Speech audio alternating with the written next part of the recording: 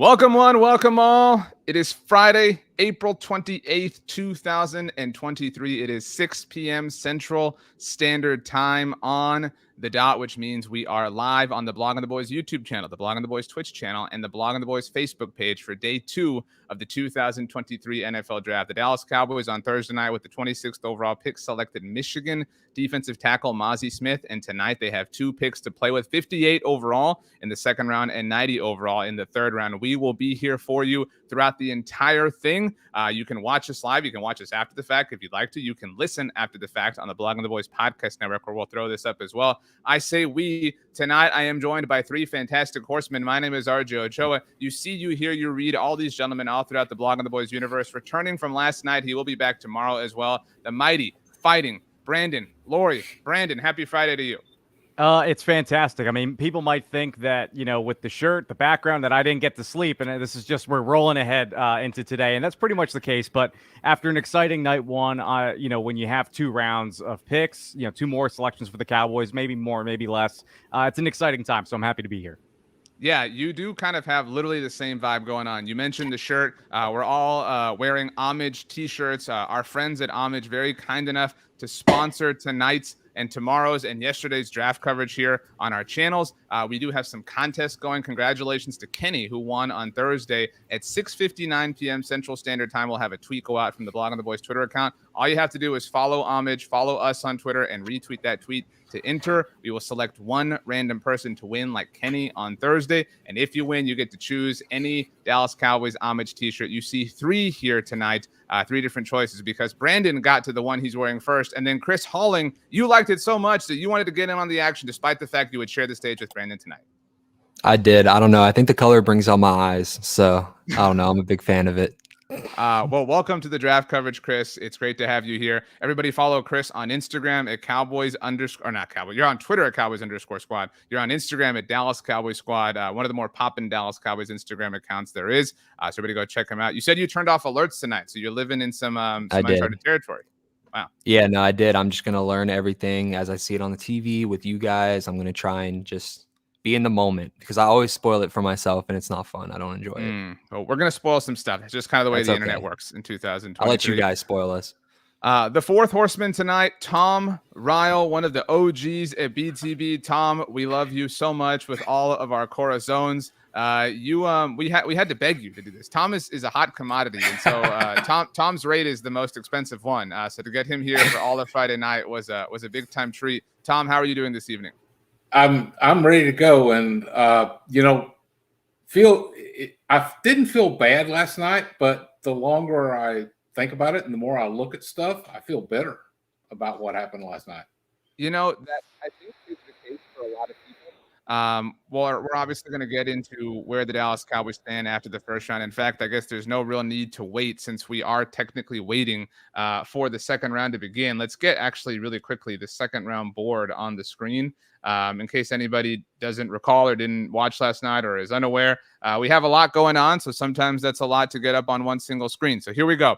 The Pittsburgh Steelers are on the clock at the moment with the 32nd overall pick. This is the pick that they picked up from the Chicago Bears by way of the Chase Claypool trade. So we'll see what ultimately happens here. We'll keep you updated on everything you need to know. But Tom, you mentioned last night on the live show, not trying to pat myself on the back, Brandon, you were here, but I was kind of the only one who didn't feel like my Cheerios were peed in. Mazi Smith, the pick for the Dallas Cowboys, 26 overall, defensive tackle out of Michigan, had his press conference today with Jerry Jones, Mike McCarthy, Stephen Jones. His family had an awesome moment with his mom. Just seems like a great young man, somebody we're really going to enjoy rooting for. Chris Halling, it hasn't quite been 24 hours, but your next day thoughts. I know you were a little bit, not bummed, but you were a little bit like, hey, I'm glad it wasn't a tight end, but this could have been better, et cetera, et cetera. Have you changed your mind after it's marinated a little bit? I think you might be muted. Yeah, you're muted. Sorry, man. I was trying to be respectful. Okay. I know. I got you. So I was a little bit, I wouldn't say disappointed, but I was a little bit underwhelmed, going to bed last night because, we did pass on some great prospects who I didn't believe were going to be there at 26, like Nolan Smith, Joey Porter Jr., even some other guys. So, but at the end of the day, we did feel a need, and that's why I kind of went to bed. I didn't react the way that I did with the whole Tyler Smith thing because that was really bad in my opinion.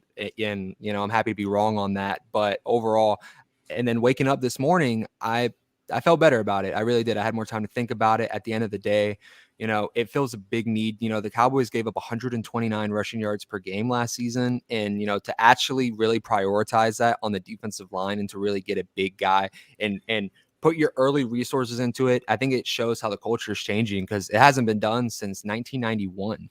So, it's a big deal. And I really think Dan Quinn is coming in and he's changing the culture. And, I'm excited about it. I'm excited to see what we do with these next 2 picks. I'm thinking we might go offense with these 2 picks we have tonight. I think we would all be fans of that. Now, Tom, I mentioned you are a BTB OG. So you have seen all of the commenters forever, all of the front page writers lamenting how the Dallas Cowboys have refused to not just take a defensive tackle in the first round, but to devote any serious resource, any serious capital, any premium value. The idea of it being associated with the defensive tackle position has been scoffed at. We don't want high-priced DTs. We want Henry Melton. We want Cedric Thornton. We want Jason Hatcher. Oh, he had a few sacks, and now he's going to get expensive? No, thanks. Washington, you can have him. Or we'll throw some third-round picks at guys. We'll feel a little bit rich for our blood, and we'll spend a second-round pick on a dude that Rod Marinelli is absolutely in love with. But a first-round pick? No way, no how. So, Tom, this is what we were begging them to do, and they finally did it, and then some people still got pissed off. Yeah, and it wasn't just the fact that they finally did something about a position that, by the way, has hurt them badly the past couple of years. If you look at the overall run defense, one of the things the Cowboys and most teams aim for is that they want their first-round pick to be a walk-in starter. And if you look at the whole defense, defensive tackle is the only position you're looking at a walk-in starter. If they'd taken the defensive end, who is he going to take the place of? I think at the point they got to their pick, there weren't any really great offensive options, which maybe they had to take a little while to convince Mike McCarthy of that. It's kind of hard to tell from what's going on in the war room, but this really is a great pick for fixing what ailed the defense over the past couple of seasons. I know you've written about this before, Tom, as well, that, I mean, we talk about this a lot with the first and second round. You want to get starters, and you shouldn't just, the Cowboys need a kicker. Let's draft a kicker in the name of drafting a starter. I recognize that's a bit of an extreme, statement to make, but, and I'm not poo-pooing the idea of Nolan Smith or Joey Porter Jr., who is still on the board, just for the record, but neither of those players walks in here and starts, Chris. I mean, that's something that is very much worth mentioning. When we would love to sit here and say, what's the best value, who's the best player, et cetera, but that's why you do have to marry value with roster need, roster construction, because it all ultimately, you can't have 11 athletes as much as you want. You have to have 11 particular athletes. Yeah. Oh, yeah. No, I completely agree with that. And some people were, myself included, I was a little bit curious about passing on Brian Brzee, who we had that interview on, on the Blogging the Boys YouTube channel. I was a little bummed, but I spent more time and I thought about it. I think that the Mazi pick makes more sense for us because he's a better run stuffer than Brian Brzee is. He brings kind of an athleticism to the pass rushing ability, but we really didn't need that as much as we needed a pure run stopper. So I think overall Mazi fits better with our team. So yeah, no, I 100% agree with you. While it would have been cool to get a Nolan Smith or a Joey Porter Jr., I definitely think that it's better for us, I think, right now in this, in this win now season we have up ahead. Well said. Roger Goodell is on stage right now. So the Pittsburgh Steelers now officially on the clock. We are 8 seconds into it, at least according to my screen and my audio. So we'll, again, keep you updated on what is happening. Let's kind of set the table for what we can expect tonight from the Dallas Cowboys. We'll bounce and talk about Mazi a little bit as things reach a little bit of a lull. A lot of people thought the Cowboys would take a tight end last night, Brandon, because, well, they let Dalton Schultz walk. What's going to happen, et cetera, et cetera. By the way, actually, before we get going, thank you so much to Watsamata for the super chat. So let's start this party off right. Tonight's brew at the Watsa House is Brooklyn Lager, but you guys crack a cold one of your choice on us, the grateful commenter fam. So hand heart to you, Watsamata. We love you very much. I hope the Brooklyn Lager is hitting just right. You deserve a nice and chill Friday night. So that being said, tonight, what are the Cowboys going to do? Everybody, as I was saying, Brandon, last night thought, well, it's going to be Michael Mayer. Yeah, they got sniped for Dalton Kincaid, but Dalton Schultz left in free agency. The Cowboys must have forgot about that. They went and addressed every other position except for tight end. Tight end apparently is in high levels of consideration. You've got a tweet up here. Shout out to Brandon for getting this up. The Dallas Morning News' David Moore tweeting just a moment ago. My sense of what the Cowboys are thinking going into the second night of the draft: tight end. Cowboys will take one before the night is done. Iowa's Sam Laporta and South Dakota's Tucker Kraft are two names to keep in mind. And a running back, UCLA's Zach Charbonnet, would likely have to be number 58. We've talked about a lot of different options. There's a lot of people who love Deuce Vaughn, Brandon. There's a lot of people who love Roshan Johnson, guy who's got a great set of initials, if you do ask me. So do you agree with this, Brandon? Are we going to see, offense tonight? Let's kind of keep it that simple for now. Yeah, that's how I thought night one was going to go. Chris mentioned it earlier, how he feels like that both picks should be offense. And I think when you look at the defensive side of the ball, the defensive tackle position was really like the only glaring need. Now that you have that solidified with Mazi Smith and with an elite run defender, now you can kind of change your focus to the offensive side for these sort of meat and potato rounds where you can still get a lot of great value. We mentioned, and even the names that David Moore mentioned, those are still high caliber players. And I have a feeling that if the Cowboys were wiped out at 26, Sam Laporta was a name that they were considering potentially taking there. So I do think that that's an interesting name. Tucker Kraft, of course, is a unique name. Both guys who present a little bit different skill set. Tucker Kraft is a little bit more raw. Sam Laporta, again, coming from that lineage of a Hawkeye tight end. I mean, George Kittle, Dallas Clark, Noah Fant, and he might be the best of all of them. He has the school record for receiving yards in school history. And then you have Zach Charbonnet, where he's a big back out of UCLA. Really, really good. The Cowboys met with all of these players in the pre-draft process, so it's intriguing names. And then, of course, again, David Moore mentioned at the final part of his tweet last night that we read off, that defensive line, the interior might be something that the Cowboys look at. Steve Avila for offensive line, and quarterback, maybe Darius Rush as a name that could kind of pique their interest maybe in the third round if he's still there.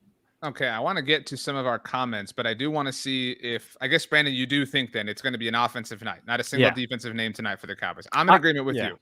Chris, Tom, or Brandon, go ahead, follow up. I was just going to say, if the value's there, like we saw last night, if a Nolan Smith type caliber player for rounds 2 and 3 slips, and then they really start getting into that debate of, okay, is just the value too good to pass up on? You might see that, but I don't think that'll be the case. Yeah, but generally speaking, like most permutations of the universe are human beings. You're not envisioning the one Doctor Strange multiverse that was like the origami characters walking around or whatever the case may be. Okay, so Chris, Tom, just some head nods. Do you agree that we're going to see some offensive names and only offensive names tonight? Tom, I've got a head nod from you. And Chris, you say we should. Okay. We should, but if like a great defensive talent falls, I could see us maybe doing it, but it should be offense. All right, let's see here. I love recreational service. Again, it's a family show. You're entitled to what you want to do, but again, we have some rules we have to comply with on our end. But we love you. I love says we good on Dalton's. The Cowboys did not draft Dalton Kincaid last night. Rick Ursulani says, hi guys, day 2 LFG, offensive line, cornerback, wide receiver, tight end. That corner I think would have to be like the one, like we're all talking about somebody kind of falling. Watsamata, fresh off the Brooklyn Lager sip, I imagine, says still no tight end, please. Still need an offensive lineman, far more than that. Also a receiver or running back, still come before tight end. I think we all agree, Tom, that I really, and I'm speaking for myself, I don't care what it is. Go get a toy. Go get a receiver, get a running back, get a tight end, get a toy. You've got to do that with one of these two picks tonight. Yeah, and you need to look at what you're looking at. I mean, if there's a tight end who is clearly their highest player on their board, that fits a need. I am not overconfident about Jake Ferguson and Peyton Hendershot. We need to have somebody else brought in to at least give us another option in that room. And, if you thought tight end was too rich in the first round, is that really still true in the second? That seems like a much more viable place to go for a tight end. I do like the tight end, OL, offensive line, running back, wide receiver as the quartet. I'd love to see him get 2 of those 4 positions tonight. So we do have the pick. I'm getting it up 1 second here. Does anybody know who it is? Anybody know? I don't. Chris does know. I saw it, yeah. That's okay. We're not going to – this is the second round. We're not going to waste time the same way. The pick is in from the Pittsburgh studio. So the Arizona Cardinals on the clock. The Steelers have selected Penn State cornerback Joey Porter Jr. Smart. I said last night, I don't have the same beef with the Pittsburgh Steelers that a lot of Cowboys fans do. This is really cool. Like, I mean, if the Cowboys can't get him, like, this is super cool. I mean, I think we were all kind of bummed, like, how he was falling, because you just kind of hate to see that for really good players. But Chris, this rocks. Like, gets to play for the same team his dad played for. Obviously gets to stay home local. Like, the story here is really, really, really great. Oh, yeah, no, for sure. I definitely wouldn't have mind the Cowboys getting him, but, you know, just as a fan of football and storylines and all that, like, I couldn't have asked for a better situation for him. That's super cool that he gets to follow in his dad's footsteps, and I bet his dad is super happy about it. Is that Alan Faneca announcing this? I couldn't quite tell. But, man, that is awesome. I don't know. What would the equivalent be? I mean, for us, like, I'm trying to If imagine. we drafted Emmitt Smith's son, you know, he's a running back right now in college. Yeah. You know, if he came up, would we enjoy that? I feel like the pressure on him would be vast, and it would not actually be enjoyable. It would be awkward, wouldn't it, Tom, to like talk about him if he had flaws? Yeah, I mean, you're coming after one of the greats in Cowboys history, one of the great running backs. He's, you know, way up there statistically. You know, you can argue about where exactly he ranks, but he's definitely one of the top running backs in the league's history. Yeah, how do you walk in and fill those kind of shoes? That would be a tremendous amount of pressure. It might be better if he does go pro, if he lands somewhere else. Does anybody feel like they wish Dallas had done that even a day later, even after Brandon, after the Mazi marination has kind of percolated? And now that Joey Porter Jr. has a home, would you trade lives with the Steelers right now? I guess. No, yeah, unfortunately not. And for me, I know we talked about this last night. You said it almost seemed like somebody peed in our Cheerios. I think for me, it was more the equivalent of I was expecting Cinnamon Toast Crunch and I got Captain Crunch. Like, we're in the same wheelhouse here of defense. We're in the same crunch, but I just wanted a different cereal, and that's fine. Like, I'm still happy with Captain Crunch. I'm a more Cinnamon Toast Crunch guy. But I look at the fact that, you know, the Cowboys needed a defensive interior lineman. And when I think Danny Phantom, who was on the broadcast last night, he said, listen, the Cowboys needed a starter. And when you look at corner, when you look at Nolan Smith and Joey Porter, they're probably second, third, more rotational guys. Even with Deron Bland, I know it was reported that the Cowboys might be interested in a nickel corner. It's like you have all those positions kind of solidified. So where do they fit in the overall scheme? It's not out of the realm of possibility to have depth at those positions. But Mazi Smith steps right in day one as the starter. I think he's better than Hankins and certainly can learn from him. But you pair him next to Osa and you have your defensive tackles for the season. So I'm happy with the pick looking back at it, you know, almost 24 hours later. Watsamata says, after an hour or two, I am totally about Mazi. I guess as we wait now for some things to happen, like I do think that there have been some about faces made for Mazi Smith. I think that there are some people coming around. I mean, you know, everyone by now has learned, if you didn't know, that he is number one or was number one on Bruce Feldman's freak list, and it was because of things like this.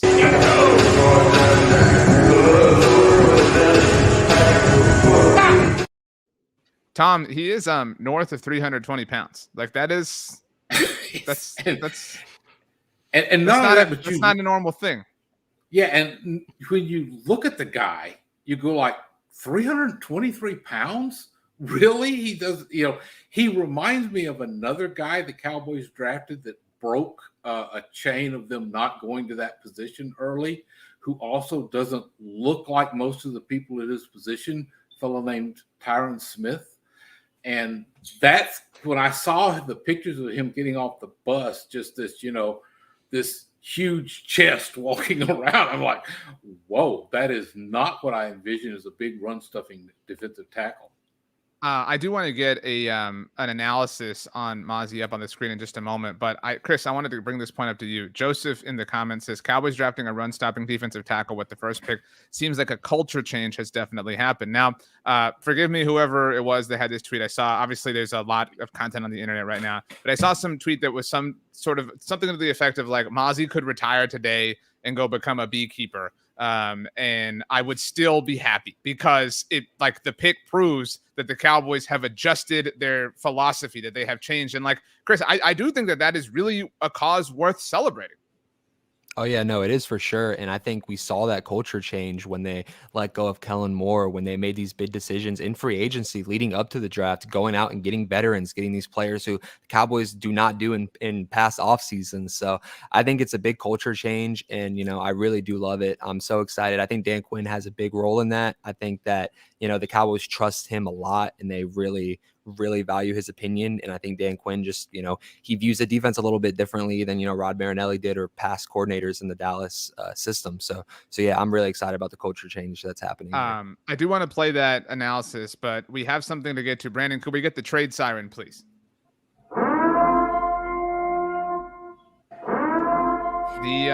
The Arizona Cardinals have traded out of the 33rd overall pick with the Tennessee Titans, and there's only one reason to go up this early, and that is to get your quarterback. The Titans have traded up to pick number 33 overall to take Kentucky quarterback Will Levis. Loves mayonnaise in his coffee, eats the bananas. Everybody knows all the jokes and blah blah blah. I mean, this is I know we have no real attachment here. I guess Chris and Brandon, you're kind of wearing some Titans colors right now.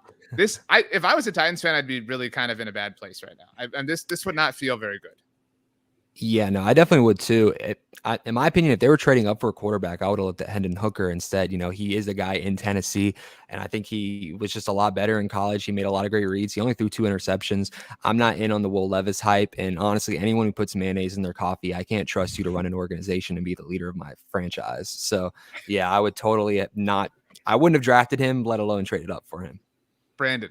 Yeah, I like the pick. I mean, I said last night that he's like a Ryan Tannehill clone, a younger version. So he can do almost anything that Ryan Tannehill does. And now you wonder if with him, Malik Willis, and now Levis on the roster, if one of the quarterbacks gets moved, Arthur Smith is in Atlanta. They have Desmond Ridder, but after a big night last night, you wonder if they're going to trade maybe for somebody like a Tannehill to get them to kind of be the quarterback of the offense. But Mike Vrabel, apparently there's been a lot of speculation like Malik Willis really wasn't a guy that he was interested in drafting, might have been more of like a general manager pick. So now that their guy, John Robinson, is no longer the GM, it makes sense. You have a new GM come in. They have their guy that they want. You draft your quarterback of the future. Maybe you move both of them and you bring in somebody else. But I think, you get a left tackle or left guard in Peter Skoronski. You have your quarterback. It's similar to what the Texans did last night with drafting Stroud and Anderson. It's like you have now pillars of your franchise on the offensive side. We've said a lot that the Cowboys deserve the benefit of the doubt. The Titans have kind of burned theirs for me. Like I used to kind of look at the Titans as like a sort of well-run team. But you draft Malik Willis in the second round or third round last year. Now you trade up to draft Will Levis in the second round this year. It's just, and you're still in this like awkward Ryan Tannehill place.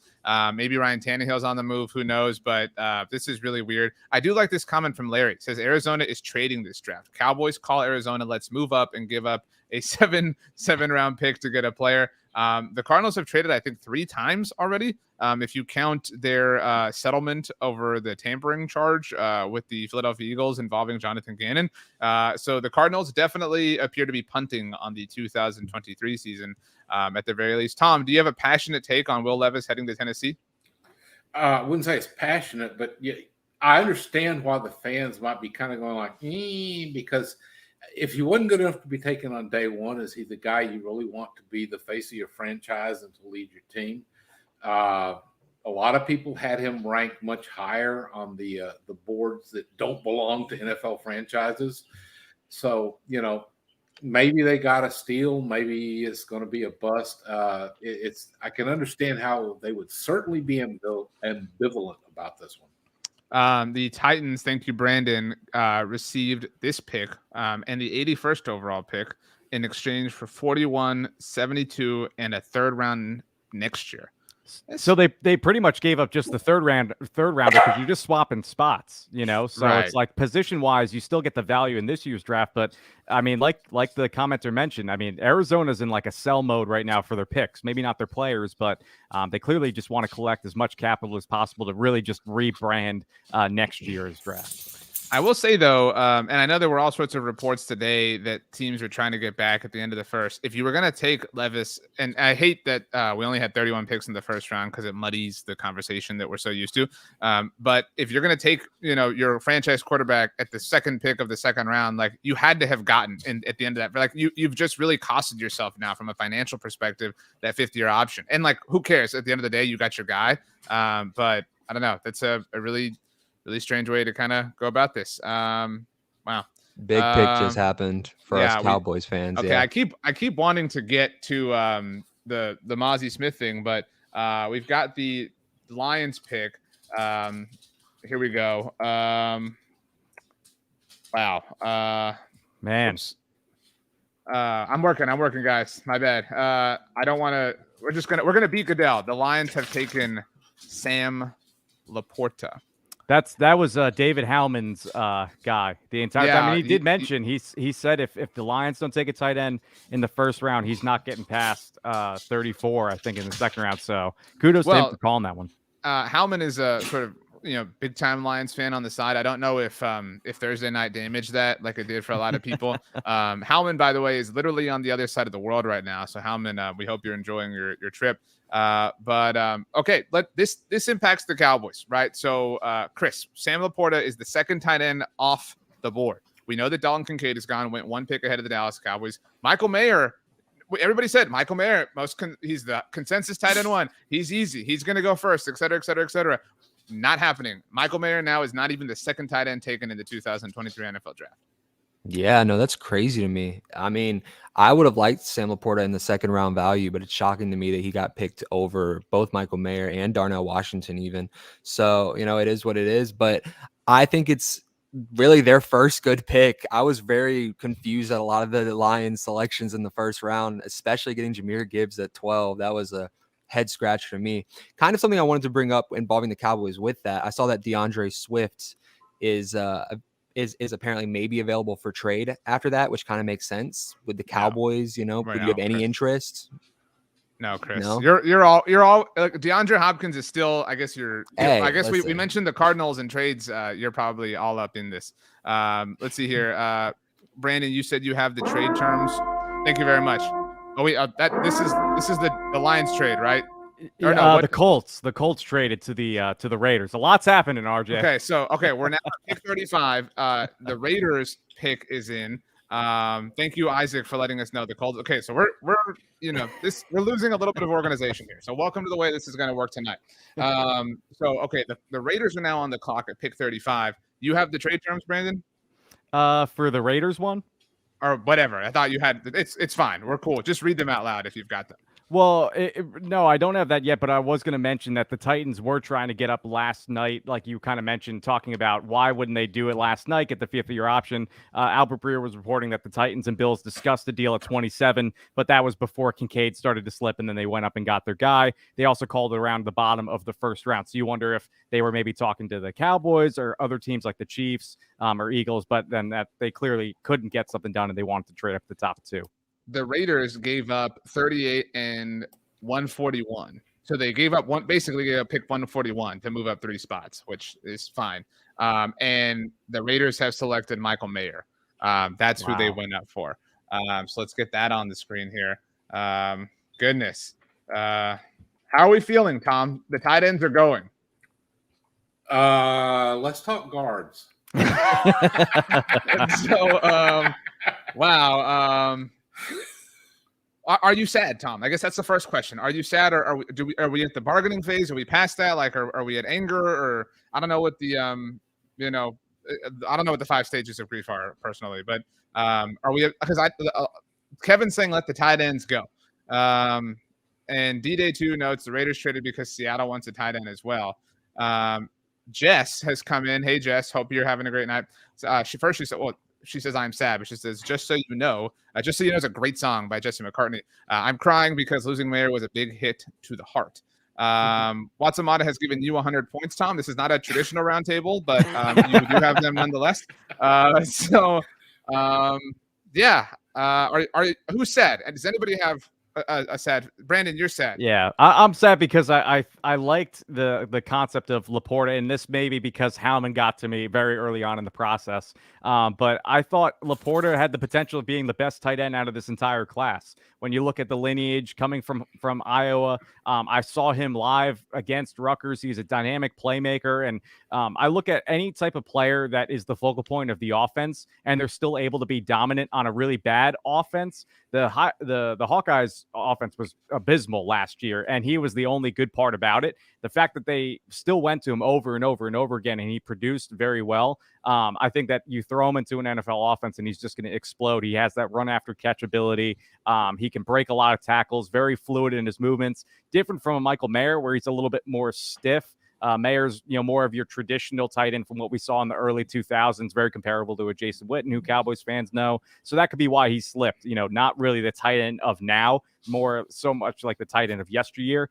So that's why I think going back to back, he was clearly the only tight end left on the board. But these are two guys that, now the Cowboys, do they think about trading up if they think that there's going to be a run on these, second round tight ends? I will say this. The Cowboys made their peace with not getting Michael Mayer when they didn't select him at 26. Like, oh, cool. We were going to sit here and have a little bit more hope for like 17 more minutes, maybe. You know what I mean? Like this, he was never going to fall to 58. Like maybe Sam Laporta was going to fall. Fine. But I do want to posit something to you, Chris. And I've been remarkably positive here, which is a bit of a turn for me. I'm normally somebody that I feel like is a little bit more negative and cryptic on the Cowboys. But I mean, the Cowboys, Chris, pushed the narrative hard that they wanted a tight end, but they really weren't that bummed. I mean, like maybe they really aren't that. Maybe they're like, you guys have fallen into our trap. We got you right where we want you to think. Like, we're super sad that Sam Laporta, and I'm not saying that they're not sad to any sort of degree, but like this could be part of the, like, I think we're all willing to admit that the Cowboys, and we're giving them props for this, played us to a degree. Like they have gotten better at the public part of this and gotten better at holding their cards. So that being said, like maybe they're not as bummed as we think, Chris. Yeah, I think it's become evident that was a smokescreen, and they were really targeting other guys. I may be the only one in here who's not really bummed at all that these tight ends are going, because I'm a believer in Jake Ferguson. So I kind of want to see what he can bring next year. And there's one tight end left who I really would be interested in, and that's Darnell Washington, just because of his size and his run blocking ability and his upside. But if he goes before pick 58, then I'm kind of content with not even going tight end in these next couple of rounds and going on a more impactful guy, maybe at wide receiver or a guard or even linebacker. So yeah, I'm perfectly cool with the tight ends. You not a Musgrave fan? Not really, no. Tom Dallas appropriately has said on Facebook, it's going to be Avila if he's available. The good news here is Steve Avila is falling. And if we escape here in the next, I don't know, whatever hour, and the Cowboys have a brand new, 3-tech monster defensive tackle and left guard, I mean, who cares who your tight end is? You know what I mean? In that world. Yeah. And frankly, I would put the guard position ahead of tight end. Actually, that's my right now number one need in my mind. That's what they need to solve. We still got a long ways to go, so I'm not counting my Avilas before they hatch. So we're just going to have to find out how it falls. But strange things can happen. It's been kind of a weird draft already, so let's just keep our fingers crossed and see where we go. Well, Tom, I'm sorry, and I'm sorry for bear barking in the background. The Rams have selected the aforementioned Steve Avila. So now, I liked your pitch, though. I thought it was awesome. All due respect to you, Bear. Now we're starting to reach our pets' heads are falling off territory. Just a little bit. Still options, like there's still no real total need to panic, but I think what's happening, Brandon, is all the names that we know are gone. So now we're in some uncharted waters, right? Now it's a little bit more foreign territory, which is why people push back against somebody like Mazi Smith, because they know a name like Joey Porter Jr. Well, and I think it's the case of what we talked about last night, and you were a big proponent of this when we were all sad last night on the broadcast. You said, listen, the depth might be better at other positions in the second and third round for the Cowboys to address. Like, if the fourth tight end is better than what you could get as the fourth defensive tackle, like take Mazi Smith in the first round. If you're not going to be able to come back around in the second round and take him, you need to take him in the first round, especially when you're picking at the back half. You have that fifth-year option. Like, those are things that the Cowboys have come accustomed to accepting, and they use it to their advantage. There was a clear interest in Mazi Smith from other teams, so it's not like he would have come into even day two to even think about maybe trading up for, giving capital. So you have defensive tackle solidified, but, looking at where things stand with other names on the Dallas Cowboys 30 visit list, like Darnell Washington is still there at the tight end position. That's somebody that Mike McCarthy, when he talked about describing his prototypical tight end, he said, I want somebody that can block and also catch, long story short for what he said. So you have a player like that, Trenton Simpson, Jalen Hyatt, you figure these guys are going to go. It's just going to push other guys down the board. And I think the Cowboys are still going to land a quality player. So a couple of things here. First of all, Sack Baby Jr. asks on YouTube, would Mazi still be on the board now? And I will answer that question and say no, because Chris, your boy Brian Brzee went to the New Orleans Saints. What was it, like 3 picks after Mazi? Yeah. That would have been Mazi had the Cowboys not taking him. So that's that answer. I do want to address this because right now, again, we're all a little bit upset. Let's just everybody be calm, be cool. And where is it here? I lost the comment. I'm trying to find this.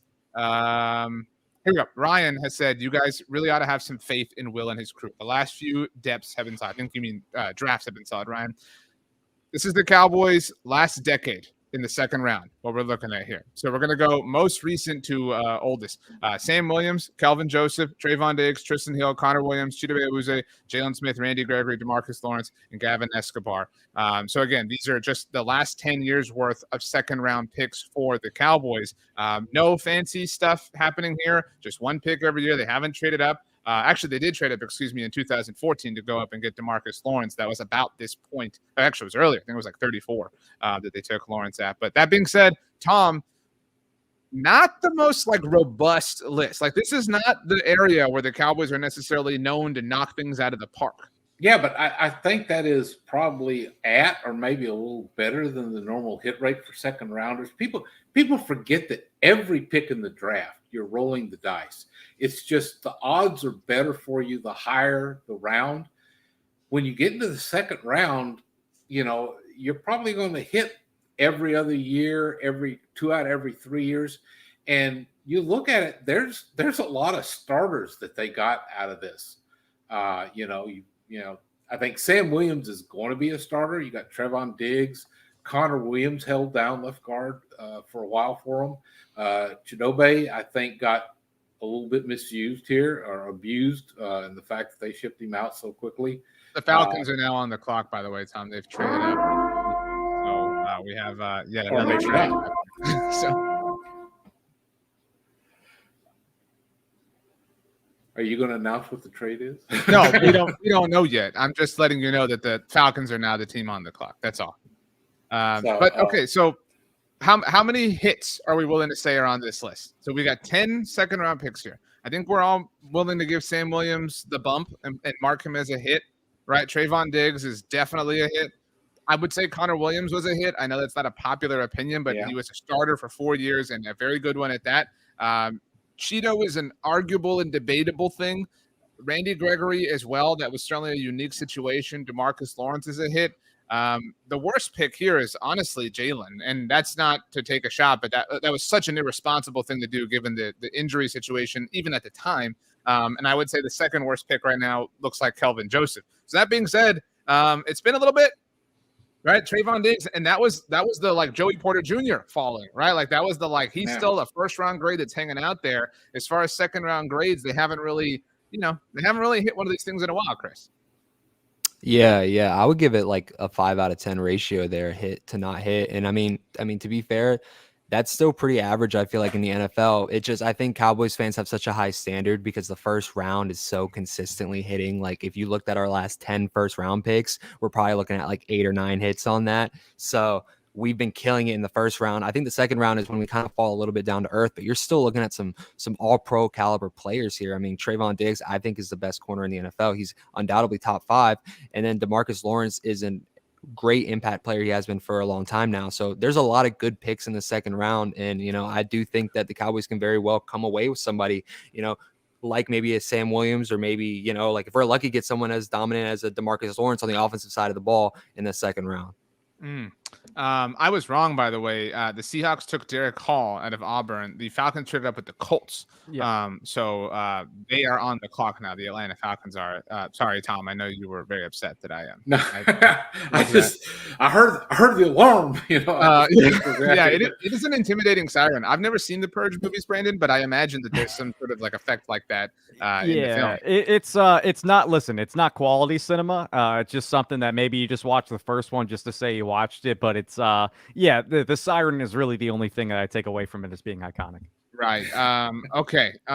So the Cowboys still not even on the ticker yet for NFL Network screen, at least. So we still have a little while to wait. Has anybody's confidence level taken a hit with what we've seen? And if you're just now joining us, the tight end run has happened. Sam Laporta has gone. Michael Mayer has gone. Steve Avila has gone. So we've seen some big time names connected to the Cowboys go very early. We still have 20 picks to go until the Cowboys are on the clock, Chris.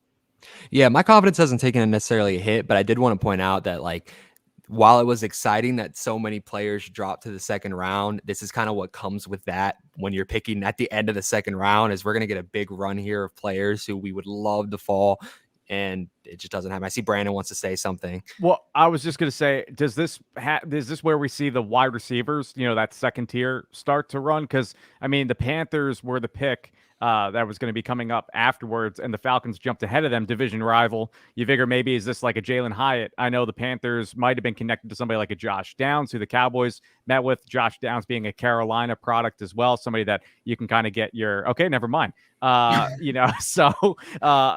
again, Bergeron was somebody that the Cowboys showed interest in, potential first round pick last night, tackle, guard, flex. He's actually a Canadian born player. He actually just was a walk-on for Syracuse, and from day one, he was a starter on their offensive line. So his background is actually very unique, and just kind of it's a circumstance where he's a big guy and just naturally gifted at just playing sports. So the fact that he was able to be sort of a staple for their offensive line was pretty impressive. Osiris Torrance is still hanging out. There's a name worth getting excited about as I fight off a sneeze. Let's see here. Let's put together some names, right? Are you able to pull up your board, the ESPN? I am, and I'm still fighting off this sneeze. Nobody has wished me good luck. Brown water is something future, you think bless about, you. and then exactly. What? What's this brown water thing? So it's a thing where if you say something weird like banana or brown water, it makes people think about something else, and their sneeze goes away. Did you know this, Tom? No, that's a new one on me. I did not know that. Okay. It's a young man's game in the sneeze game. Wow. Okay. We learn something new every day. Okay, give me 1 second. Looks like it worked because he hasn't sneezed yet. Yeah, it really did work. So, okay, this is what we're looking at here is ESPN's best available players. This is their rankings. Number 1, Brian Branch. Number 2, Luke Musgrave. There is a tight end option. He has been connected to the Cowboys a lot. Hendon Hooker. I think we can throw. Brian Branch and Hendon Hooker are awesome players, but those aren't realistic options for the Cowboys. Keanu Benton isn't at this point in time. Jonathan Mingo is a favorite among a lot of Cowboys fans. Darnell Washington, and Tyreek Stevenson is an option too. If we're, talking about the corner that falls, the corner that's there, and Osiris Torrance, looking at this list of 9 players, there's a lot of confidence there for me. I don't know if you agree, Tom. Yeah, well, the only thing I can think is we're still a little bit too far away. We need to, wow. Okay. There's no telling how many of these guys could go, but you don't know what's going to happen because look at what happened with Levis. I can't even say it. So and Porter, nobody expected them to be here on day 2. So at the moment, there's still too many things that can happen, and we just have to wait and see because the names have to go off, and we just have to keep hoping that people make weird decisions just have completely different needs. Who got taken? Come on. I think. Hang on a second. I'm making sure that I think I'm not even going to worry about the banners at this point in time. It's happening too quickly. I think that the Panthers just took Jonathan Mingo. So that is one target off of the board. I'll get the banner up here. Wow. Does that bum you out, Brandon? No, because I mean Cedric Tillman's still there, the other wide receiver from Tennessee, and there aren't many big-bodied receivers in this draft, so I think you're going to see a lot of these guys go. When you think about a Josh Downs, a Marvin Mims, like these guys are smaller, they're slight. That's the one thing that coming into this draft everybody was talking about. So Mingo, Johnston, Tillman, these are like really the three guys up at the top of the board that are these big-body guys, your prototypical wide receivers. And you also look at the lineage of being an Ole Miss wide receiver. Looks pretty good with A.J. Brown, not so much Laquan Treadwell, but DK Metcalf as well. So that's a potential name that the Cowboys were linked to. But if you still have Tillman on the board, they need that big-bodied guy. I think that you'd be happy with that. Chris, how would you feel if, because Tom is right, we have a long ways to go, and there is a long way to the top if you want to rock and roll. What if it was Cody Mock? What if we got to that point? I mean, how, let's kind of, oh, there we go. DB Cooper is the comment I saw. Cody Mock, he can play any offensive line position. What if that's the world we end up in? I mean, if he's going to be the guy who we push into the left guard, I think we need to look at interior offensive linemen specifically kind of at this point, especially too with what the Eagles have done. They just got Jalen Carter as well. I mean, they got a really ferocious looking interior defensive line. So I think that I'm okay with some offensive line, but I think we have so many tackles right now. I think Tyler Smith should stay at tackle.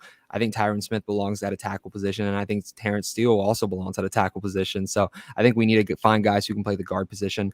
I'm gonna be honest, I don't know enough about Cody Mock, but if he's able to slide into that left guard position, then I'm all game for it. I saw a tweet a moment ago, and everything's happening very rapidly, that the Saints could take Zach Charbonnet. So we'll see. Opera Doc, thank you, by the way, for the super chats. Is to get a plug-and-play guard, we'll have to move up. Otherwise, we have to delude ourselves that Tyron enough can play left tackle all season. I don't know that we have to delude ourselves because the Cowboys are seemingly preparing for a world where Tyler Smith does have to play some left tackle. I agree that it's not an optimum situation. I would love for the Cowboys to have a more stable swing tackle option in place. But, that's not the world that we're living in at this point in time. So let's see here. Brandon, thank you for getting this tweet up. This is about Matthew Bergeron, who went to the Atlanta Falcons. David Moore tweeted out that he was one of the players under discussion at 26 when the Cowboys took Mazi Smith. This is in no way a shot at David Moore, but does anybody buy this? Does anybody really think the Cowboys thought about it, Brandon? So I think so, because when they were talking in their post-draft press conference, they mentioned that there was a lot of discussion with big men. So, of course, that takes, Nolan Smith out of consideration. Maybe that takes Joey Porter Jr., but when you think about big men, it's offensive line, defensive line. So I think, honestly, that like the big three would be Bergeron, maybe Avila, of course, Mazi Smith, and maybe the one to throw in there would be Brisset. These guys on the offensive and defensive line, like clearly those were the two places that they needed to address. So I think when you look at the glaring needs, interior defensive line and offensive guard, both of these guys fit that mold. Mm-hmm. Tom, do you buy that the Cowboys were seriously considering offensive line at 26? Because to your point about establishing a starter or mining a starter out of that premium asset, that wouldn't have necessarily, I mean, again, unless you kick him to guard, that would have been a more contentious utilization of the resource in that respect. Yeah, but I don't think it's out of the question they were thinking that way, because a lot of people think Mazi Smith was a little bit of a reach, and some of the other guys I don't think would have been seen as much more of a reach. I'm just curious to see what name we can sit here and really talk about for a few minutes and make sure they're the next player taken off the board. So, RJ, I have the 30 visit list from Blogging the Boys, and if people want to check that out, of course, it'll be up there if you just search, Cowboys pre-draft visit tracker. There are a few names still available that are on there that we wrote down that the Cowboys actually met with. So, Stephen Jones mentioned that those are names that they usually pull off of this list. They mentioned it with Mazi Smith, of course, who visited them as well. But Darnell Washington is a name, Trenton Simpson, Jalen Hyatt, Byron Young, the defensive end from Tennessee. I know there's two of them in this draft. He was thrown out as a possibility to kind of keep an eye out for today as well. And then, of course, Tucker Kraft, Jaquelin Roy, Zach Charbonnet, Stevenson, and then Mingo. That's where you kind of end your second and third round. So there are still probably about 6 names on there that they could consider. The Saints, just quickly, Brandon, just took Notre Dame pass rusher Isaiah Foskey. So now we have the Cardinals, unless they want to trade out with the Cowboys, who knows at this point in time. That's where we're at. But yeah, I mean, that's like, again, I know it kind of feels like let's panic, let's freak out, et cetera, et cetera. But the reason for not doing so, to your point, is there's a lot of names left that the Cowboys really like, a lot of names that they have been connected to. And those are, it's important to note because of where they're located. Obviously, players who they did not meet with by way of Dallas Day that are local visits and things like that. Like those are names. That's an important part because those are names they really like. They bring players in for 30 visits who they really believe have a chance to ultimately be drafted by them. So is anybody panicked, I guess, now that we kind of put the whole package together? Brandon. I was just going to say I'm a little bummed with Jonathan Mingo. I just found out that his hometown is Brandon, Missouri. So a little bummed out about that. Or Mississippi, rather. Was it Brandon and a Branson, Missouri? Yeah, I think so. Is that true? I don't know. Can anybody verify that? Are we sure it isn't Branson? It's misspelled. Also, is anybody from Branson? I guess isn't it more of like a vacation spot? Like I always remembered that DeMarco Murray was from Las Vegas because that was the first time I was like, people are from there. You know, like I thought like like people just visited there. So it is Branson, Missouri. Let me see here if it's Brandon, Mississippi. Yeah, That's Brandon, Mississippi. Yeah, so Branson, Missouri, Brandon, Mississippi. I was about to say that would be such a difficult thing for like the governmental offices in the state of Missouri, like, you know, in their facilities, like dealing with Branson and Brandon. It's just an alphabetical nightmare. Let's see. DB Cooper says great fishing. Marie Osmond lives there. And Ryan notes that there is a ventriloquist act in Branson. So, I mean, certainly piquing my interest a lot more to visit. Yeah.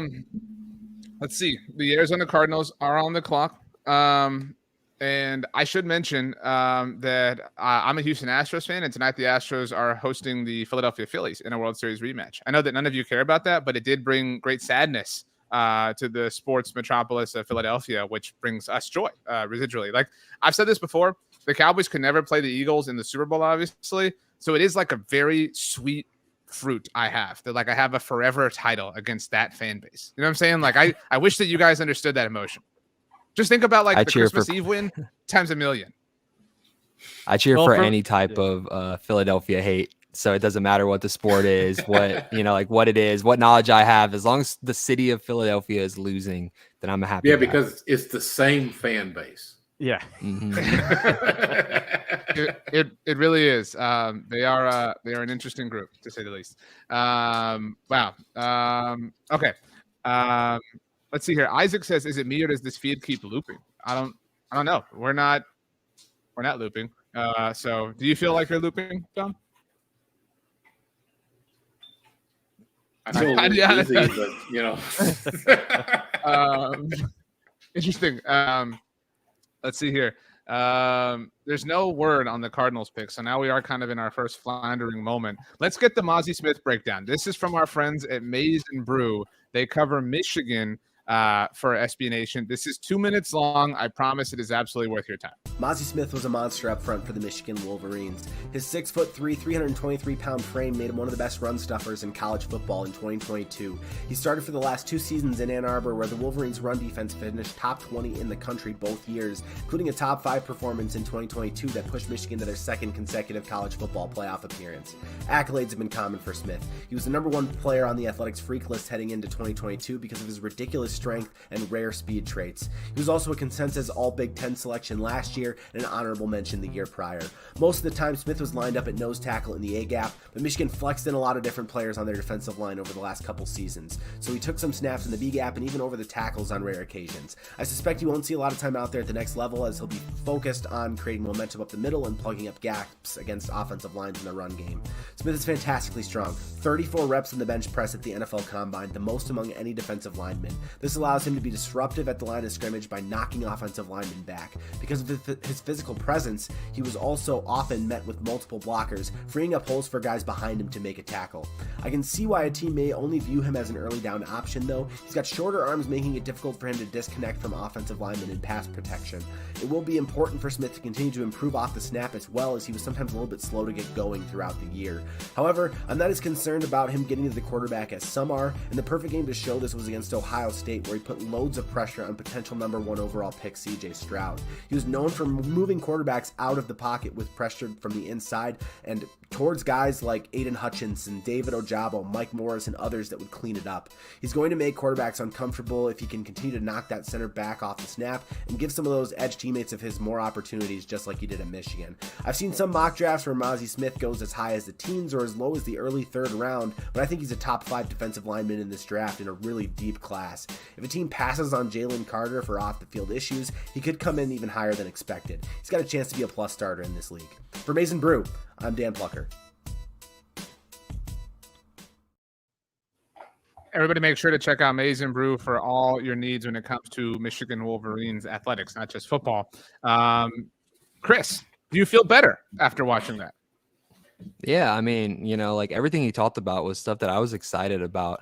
I really do. Like, he's going to really fill in such a need for the Cowboys. Those games where we just get gashed up the middle running the football, and it's not even just that. Think about how much more pressure the edge rushers are going to be able to get just having him on the field. He's probably going to require some double teams. Micah Parsons is going to get more pressure. DeMarcus Lawrence will get more pressure. Sam Williams, Durant Armstrong, all these different players. So I really think it may not be the sexiest pick, getting a defensive or an offensive lineman, but it really is one of the more valuable picks that a team can make in the draft.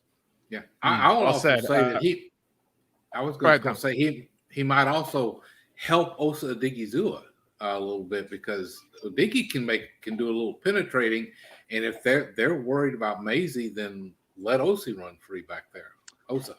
So to catch us up here, while we were playing that, the Arizona Cardinals took BJ Ojulari, and the Green Bay Packers have just made their pick, and it is Oregon State tight end Luke Musgrave. So if you have been holding on a little bit, is that you teetering, Tom? Maybe now we are. That's me waving bye-bye. Okay.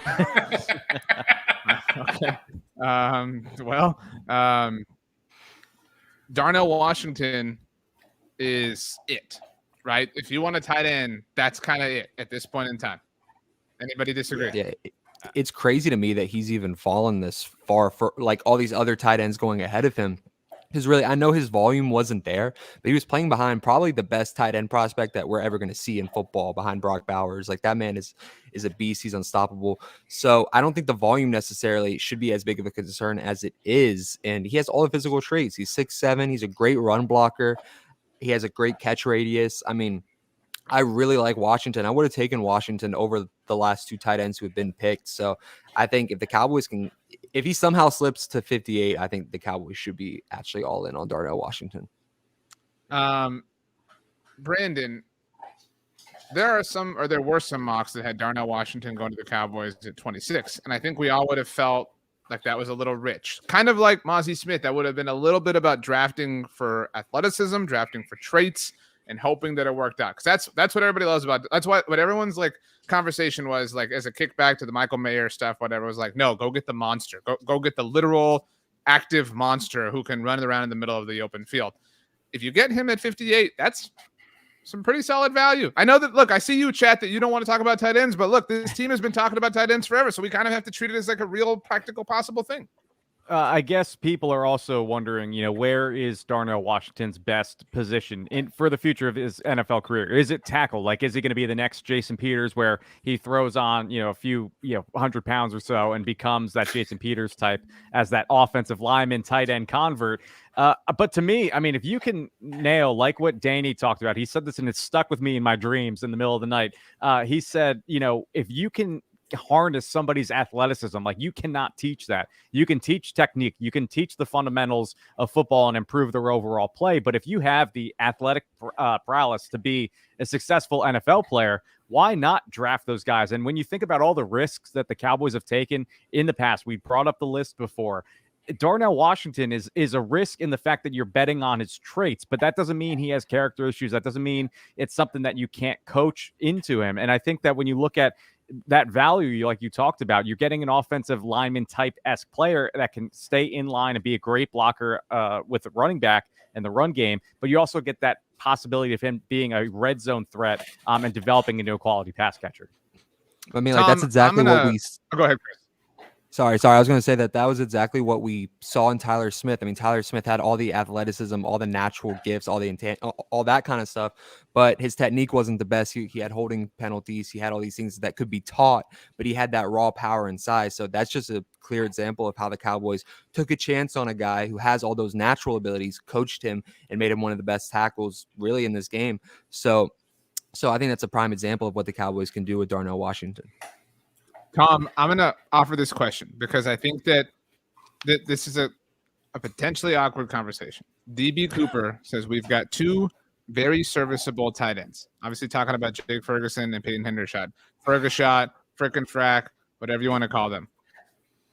Is it fair to call them serviceable, or are we being a little generous with that, Tom? I think we're projecting a little bit with the Hendershot especially. I can see saying that Ferguson is serviceable, but Hendershot barely saw the field. He had some splash plays, but he just wasn't out there a whole lot. And I hate assuming that a guy is going to step up, especially in the second year, especially as an undrafted free agent. I would feel much better if they had, a second round talent come into that room. But it is possible this is going to get washed. The question is, are offensive line and wide receiver going to get washed at the same time? Could the Cowboys have to go back to defense because they just don't have anybody on their board to take? I hope not, but that is something that, could happen. So I think this is a conversation that's worth having. All right. If we look at last year, which is unfair to say 1 year, whatever. But I mean, Jake Ferguson and Peyton Hendershot were both, only in the NFL last year. Does anybody know how many receptions they have combined on their NFL careers? Anybody know? Off the top of their head? I would say under 30. What would you, if we set the over under, we'll call it 30.5, just for the purposes of over under. What would you take, Tom, Chris? I think I might go under on that. Combined, I'll go under probably. Holy crap! Everybody, buy whatever lotto numbers Brandon's got. It's 30, like exactly, literally 30. So Jake Ferguson has 19. Peyton Hendershot has 11. So you're talking about literally 30. Does anybody want to guess how many total receiving yards they have combined off of those 30 receptions? You want me to pull up the other lottery numbers I got? No, I don't. I want you to guess now. Let's go with an actual guess. Yeah, no, man, combined, I'm going to say... We'll play Price is Right rules. If you go over, you bust. So okay, I'm going to say 142. Tom? 298. Chris? I'm going to go 117. What was yours, Brandon? 142. You won because Tom busted. It's 277. Okay. You guys a little bit. So, Price is Right rule. Okay. You were a little too bullish, Tom. So Jake Ferguson obviously had 2 receiving touchdowns, and so did Peyton Hendershot. And Hendershot also had the rushing touchdown off the sweep play on Thanksgiving Day. But so my point is, like, we're sitting here and we're like, we got serviceable tight ends because we remember those 4 moments, those 4 touchdowns. We remember the hurdle. We remember the sweep. Remember the game I'm thinking of, the whack-a-mole celebration. You know what I mean? Like, and that's it. Like, so we're good, right? Like, that's a really big stretch of a thing to say, I feel like. And I feel like nobody's comfortable with that. I mean, if we look at the Cowboys' offensive depth chart, I mean, everywhere else is filled with legitimate talent. And I believe in Jake Ferguson and Peyton Hendershot, just like everybody here, but it's so severely lax relative to everyone else, right? Like if this was a heat chart, right? Or whatever kind of chart it was, if it was a percentile chart, right? Like every other position on the Cowboys is some level of green. Tight end is only red. Does that make sense? Yeah, and I also I love how oh no, okay, I see Michael Gallup there. I was going to say I was only looking at the bottom, but I think you could argue that tight end and then backup running back, behind Pollard, that's sort of like 1A and 1B. But one of the many reasons why I love Tom is that he is wise way beyond his years. Is that that's sound logic. I mean, it's all potential, right? We're betting on the potential and to grow into that position. But when you think about it, the Cowboys in the playoffs, who is their most successful tight end? Somebody that they went to, Dalton Schultz. And you can look at the Tampa Bay game. Don't worry about the San Francisco game. He wasn't that great in that game. But I do think that the Cowboys have confidence, right? They have confidence in Lunda Wells to develop these guys. Peyton Hendershot might be the person that they're more fond of to be that sort of pass catching threat. But why not take a risk on somebody in the second round? And I was advocating for the first to just promote competition, like Tom was talking about, like just bring somebody else in just to make everybody better. The whole room loves having that sort of brotherhood. It's not like you're going to hurt anybody's feelings, but I do think that if you bring in somebody, if they're the starter, it's like, that's great. You have two quality guys behind them. And during the years of Jason Witten, you couldn't really say that. So the fact that you can use all of them interchangeably is great. And I think if you look at Ferguson and Hendershot in this draft, they might be the 8th or 9th tight end on the overall board. So why not take any guys above them? Chris, David says the tight end talk just will not die. Did we not just prove why it's fair though? I mean, like, yeah, 100%. like that's the whole, like, it's a real thing. Like, just because it's not as fun doesn't mean it isn't real and legitimate. Yeah, for sure. I think that's definitely our weakest position in terms of depth on the offensive side of the ball right now, maybe outside of our left guard position. But I mean, Jake Ferguson brings some excitement. I mean, like, that hurdle was awesome. That was super cool. Like, he has like the cool agility, he has a cool celebrations and everything. But he's a football lineage. Everybody's heard about his grandfather and everything, right? Like, yeah, totally with you. Yeah. I mean, it's all cool, and like, I think we all want him to succeed. But in a season that we're really trying to win right now, this is a win now season for the Cowboys. The NFC is wide open. A quarterback's best friend is their tight end. Like, we need a guy who has a great connection with Dak Prescott and can produce immediately. I think Ferguson could be that guy, but Hendershot, I mean, he has a lot to prove before I can consider Hendershot a reliable tight end too in the NFL. Tom, protect the sun won. So I don't know who's coming for the sun, but protect the sun. Well, stand in front of them. Says we need a tight end, but it's a far less important position, and it's a deep position. Tom, I would argue that the depth is being tested right now. I mean, if we take a look at the best available players right now, this is ESPN's consensus rankings, by the way. There's one tight end left in the top 10, and it's Darnell Washington. Yeah, I don't know how far down you want to go before you. I'd have to go look. I was trying to look and see what else might be there. But, I just am going to – I am worried that we might not get one here. That does not necessarily mean it's bad. I mean, if they have a good offensive guard prospect, I would take that over a tight end. I'll say that right now and take another swing at it in the third. The Lions, could we get the siren? Tom, whenever you speak, it incites the siren. So that makes you our leader. We're in Dune, Tom, and you're the person in the robes and everything walking around the sand pits. The Detroit Lions are now on the clock. I think that they traded up with the Packers because the Colts took Julius Brents. So the rare, and then the Jets. I was gonna say the Jets took Joe Tippmann from Wisconsin. Right. So I don't know. To your point earlier, Chris, I don't know what Detroit is thinking. It's been an interesting thing all draft long. Paul, thank you for the super chat. Says hello, BTB staff and friends. I hope everyone is well. Tom, are you well? I am well. Chris, what did you have for dinner? While we're on the subject of checking on everyone's well-being, I had pizza actually. What were the toppings? I was very happy with it. I went with very original, basic, just cheese. It was a New York style pizza, so it was like thin and I mean, I don't know. I'm not a big fan of the deep dish like some people are. I like that New York style pizza, and I just got cheese. I went basic tonight. Being somebody from the tri-state area, I do love it when other places call it New York style pizza. It's like, just come to New York, The Lions pick is in. Whoops, that's the wrong pick. That was the I was going to say, Packers wow, pick. twice. This is a notable pick. That's why we're working on it here. It is the highest player currently on the consensus board. The Lions have selected Alabama safety Brian Branch. That's of no real consequence to the Cowboys, but it does mean that Hendon Hooker is now the highest consensus player available on the board, which is, an interesting way to look at this. Are you restore the roar?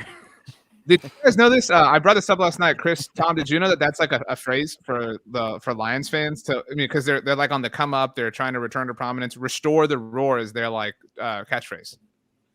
Yeah, I'd heard that just a couple days ago. Thank you, Tom. Thank you. Because nobody agreed with me. We have a couple of things to catch up on here within the comment section. First, let me scroll back up here. First of all, Tom, again, not a traditional roundtable, but Bobby has given you 5 points specifically for just being well. At my age, that's important. not for anything else, but just for being well. Brian, everybody follow Brian on TikTok at Talk Cowboys. Thank you for the super chat. Says from Kevin Sheary, you guys make me laugh all last season. Every roundtable that was let Ferguson walk. We have the replacements. Now you guys are like, we have no. I think you mean Schultz, not Ferguson. I mean, there's some context there. I think everyone wanted to let Dalton Schultz walk because nobody wanted to pay him $11 million a year, like on a long-term basis. That's the difference here. I mean, but thank you very much, Brian. Hope you're having a good night. Tom, you're on fire. Sam has offered a super chat. Thank you, Sam. 100% agree with Tom that guard is a priority over tight end. I don't think you can count Tyron when looking at the roster. I'm assuming he's going to miss time. Yeah, does anybody really believe that Tyron's going to play all 17 games?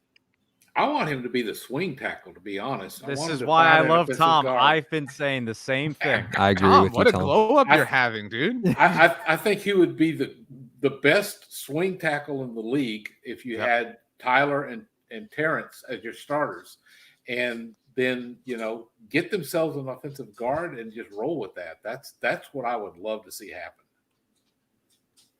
I think the Patriots pick is Keon White just went to the Patriots. Who went to the Lions? Wow. Tom, David says Tom has this roundtable wrapped up. Tom, I think you got to start, swinging this around a little bit here. Like this, you are the people's champ tonight. Sometimes you just sit here and you just bloviate and you hit a nugget here and there. That's all I can say. Wow. Okay. So, what else we got? We are, what pick are we at now? I've already lost track. 46, 47, something like that. 47. Well, once the New England pick. Oh yeah. So 47. Yep. Question for you guys. Answer. Okay. I know we've been talking about offense. If Drew Sanders is there at 58, is that a realistic? Yeah, I would have to do that because he brings so much upside, and I would love to add him to the defense. There's a few defensive players here, Trenton Simpson, like a bunch of other defensive prospects who are looking really nice at this stage of the draft right now. The Cowboys are in a good position to get a good impactful player in 58, regardless of how this has gone, losing these tight ends. There's going to be a good player on the board when we come up. Yeah, we're getting close enough. I think we can start saying there should be somebody they want that's going to be there.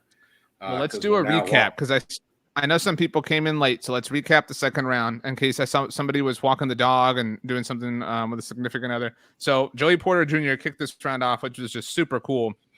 Then the Titans traded up to take Will Levis. Then the tight end run. Actually, I wouldn't even call it the tight end run. I would just call it like the death run for the Cowboys. Sam Laporta went to the Lions, Michael Mayer to the Raiders, and Steve Avila to the Rams. Derek Hall to the Seahawks, then Matthew Bergeron. Again, a little bit of a knock to the Cowboys, and Jonathan Mingo to the Falcons and Panthers, respectively. Nobody really was bothered, I think, that the Saints took Isaiah Foskey.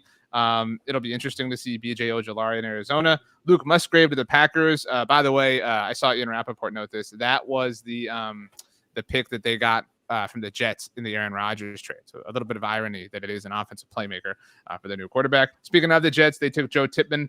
Julius Brents goes to the Colts, and Brian Branch went to the Lions, and Keon White just went to the New England Patriots, which means the Washington Commanders are on the clock. So is this a place maybe for Hendon Hooker, you think, potentially? For the Commanders? Yeah. I mean, like they do like Sam Howell, but you never know. You take a risk, a flyer on someone like Hendon, who's going to have to sit for the majority of the season anyway. So you evaluate what you have in Howell, but you're just taking a chance on a quarterback that could be your long-term future. I mean, I know he's very similar to like a Jacoby Brissett, but he could learn from somebody like him. Very similar style, just a big, tall quarterback. It's a possibility, at least in my mind, I would think. But also Osiris Torrance is a name. If they're trying to revamp that offensive line, that's somebody that I think could happen. That is what Kevin has brought up in the chat. Let's see here. Let's take a look at ESPN's best available. Hendon Hooker is number 1, and it is a positional need for the Commanders. So we'll see what they do, Brandon. Keanu Benton is number 2. Darnell Washington is number 3. I think these are, and then we've got 3 names right there. Keon White's obviously still there. The site hasn't adjusted, but Darnell Washington, Tyreek Stevenson, Osiris Torrance. If the Cowboys land any one of those 3 players, Chris Halling, you are happy or sad? Happy, very happy. Any one of the 3? Yeah, really, Just any to one of the confirm. 3. Yeah, any one of the 3. Tom, any one of those 3? You're happy, you're pleased. I think so. Yeah, I know it's a small thing. I vote yes. I vote yes. Sorry about that, Tom. Yeah. Let's see. No, Paul, yeah. thank you for the super chat, Paul.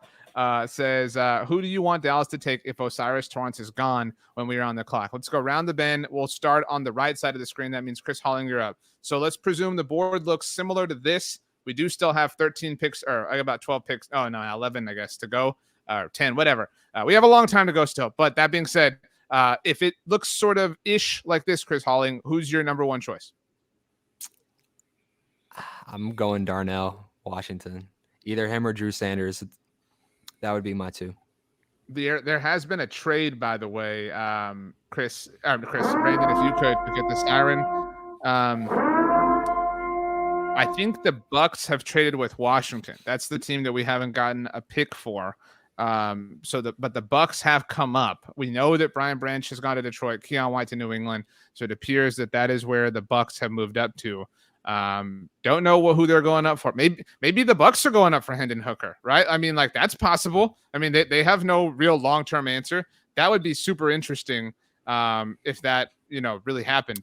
They actually traded up with the Packers. Not to interrupt you, the Commanders did put a pick in. They drafted defensive back Jartavius Martin, so they didn't go quarterback. Thank you, Chris. Okay, so that's where we're at. So 46 was Keon White to the Patriots. 47 was what you just said. The Bucks are now on the clock with Green Bay's pick at 48. So yeah, this feels like Hendon. Yeah, that's exactly because I mean you have Baker Mayfield. They didn't take a quarterback last night. You figure that again. If they want to start Baker, kind of keep that going, you still have somebody in place.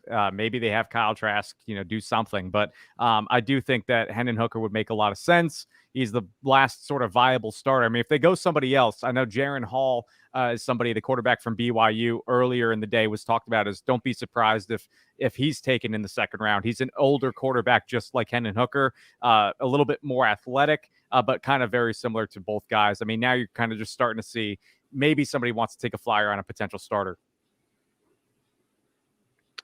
Brian Branch is doing an interview right now, so he hung around. I think I don't think there's anybody left in the green room.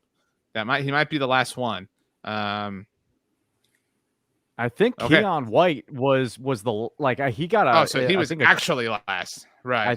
I don't know if he stayed. I know Will Levis left, but I don't know if he was still there. Nope, nothing on the Bucks yet. That's what we need to know. The Bucks are holding this up. Okay, so your pick, Chris, was Darnell Washington in an Osiris Torrance-less world. Let's get back here then. Tom, I think the top options, if they aren't Osiris Torrance, are probably Darnell Washington, Tyreek Stevenson, and maybe Jalen Hyatt. That might be we're getting to where that is a fair and legitimate conversation, I think. Yeah, I could see going Reed because it does address that issue. I think that I made the point a while back that if you're going to play a lot of 3 wide receiver sets, you better have 4 in the building because the chances are that somebody's going to miss time, and you may even have to cover for a couple of them being out for a little while. But over the course of a season, you're going to need 4 healthy wide receivers, capable wide receivers. That's doable. But you mentioned Cody Mock, and he's looking like he's going to be an available option if they don't have one of these other guys that falls down. Like Tom, I love you so much, but that was the kiss of death. The Bucks just took Cody Mock. Yay! Tom, I saw that. I swear, like as you were saying it, like I mean, just no. Wait a second here. Now I'm seeing that the Packers have selected Cody Mock. But I mean, he's off the board. Oh no, it is the Packers pick. I'm sorry. Yeah. Okay, we're good. Okay. So wow. So let's see here, Tom. You were really killing it with the crowd tonight. But David Smith has said Tom. DB Cooper has offered no. And Ryan has said y'all are jinxing things now. Hey, we were jinxing them for a while, and we got away from it. And now it's back. Of course, as the Cowboys get close. Do you feel responsible, Tom? Yeah, I take the blame for everything. Well, this is the second time it's happened tonight. You did it already once already. So, hey, go 3 for 3, you know? I want to mention there was, I believe, I forget who it was. They had a super chat. They mentioned John Michael Schmitz as a potential name. I do like him a lot Brian. Yep. He can play guard. He has also his position really is center, but I think he can kick inside, play guard. And you don't know what'll happen with Tyler Biadasz next year with regards to a contract extension. So if it's something where the Cowboys want to play the long game, like they did last night, you don't know if Hankins is going to be here long term. So you draft sort of his heir apparent, in the first round. Maybe you draft Tyler Biadasz's heir apparent in the second round, but he could play guard. Then this way keeps Tyler Smith at left tackle, and then you really solidify the offensive line. He's a great player and a great character guy too. The Steelers have selected Keanu Benton. So we are now he was the highest rated non-quarterback on ESPN's board. So we're now at pick 50 with the Packers and the pick they traded back to. So let's see here. Let's get this refreshed and up on the screen. Tom, Kevin has offered you a piece of advice that is stop saying lineman names. So yeah. Great job, Tom. We're all still big fans, but kind of a rough 10 minutes that you had. So this is ESPN's consensus big board. Keanu Benton is still on this screen, but he's gone in real life. We are now on to pick 50, like I said. So if this went chalk, and it won't, the 9th available player would be Keely Ringo out of Georgia. How would we feel about that, Chris? I'd pass on that personally. Yeah. I just think that we already have enough cornerbacks. Say it with less emotion. Oh no! Listen. I'm getting there.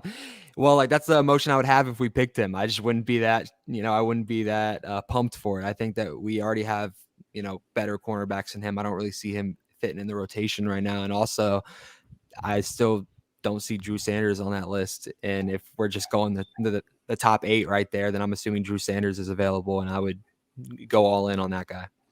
So or even Josh Downs from UNC. Drew Sanders is the more we scroll down this list a little bit here. Oh man, I need to plug this computer in. That would have been a nightmare. But looking down this, and Cody Mock is still here. Thanks, Tom. I mean, Cedric Tillman. Would this be too rich for Marvin Mims? Would anybody be upset with Marvin Mims here?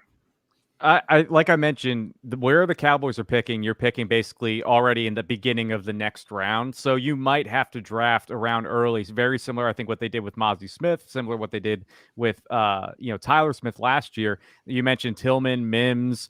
Tucker Kraft, I think, is still, again, a name that was mentioned earlier when we started this, that if they still want to address tight end, he is a very quality player.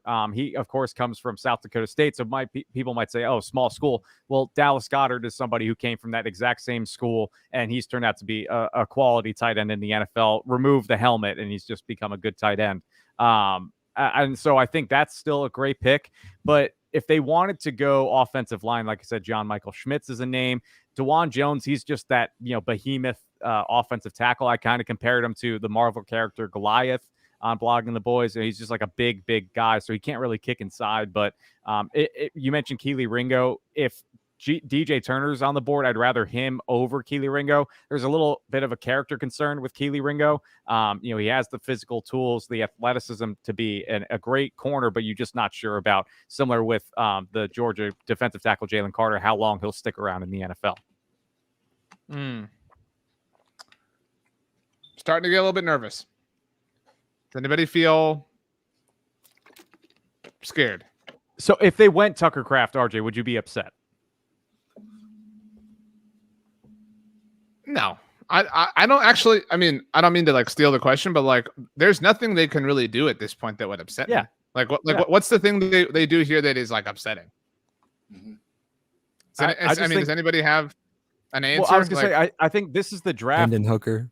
Yeah, I mean that would probably be the one, but this is a draft where like the top they had good players fall to them in the first round, but now it's like the draft is really built right now for rounds 2 through 5 to get quality players. Like somebody's gonna. What are you owing? Sorry, Brandon, hang on a second. Let me double check this. This one is interesting. One second. I'm making sure we're good to go here. On the edge of my seat right now, RJ. Yeah, he really. Nobody. You guys didn't look? No, I haven't looked yet. I'm still waiting on you. The Packers have selected a wide receiver, Michigan State's Jaden Reed. So interesting. That's a little rich for the Packers right here. He is wide receiver 10 on Dane Brugler's board. And we're talking about a world right now where who's still here?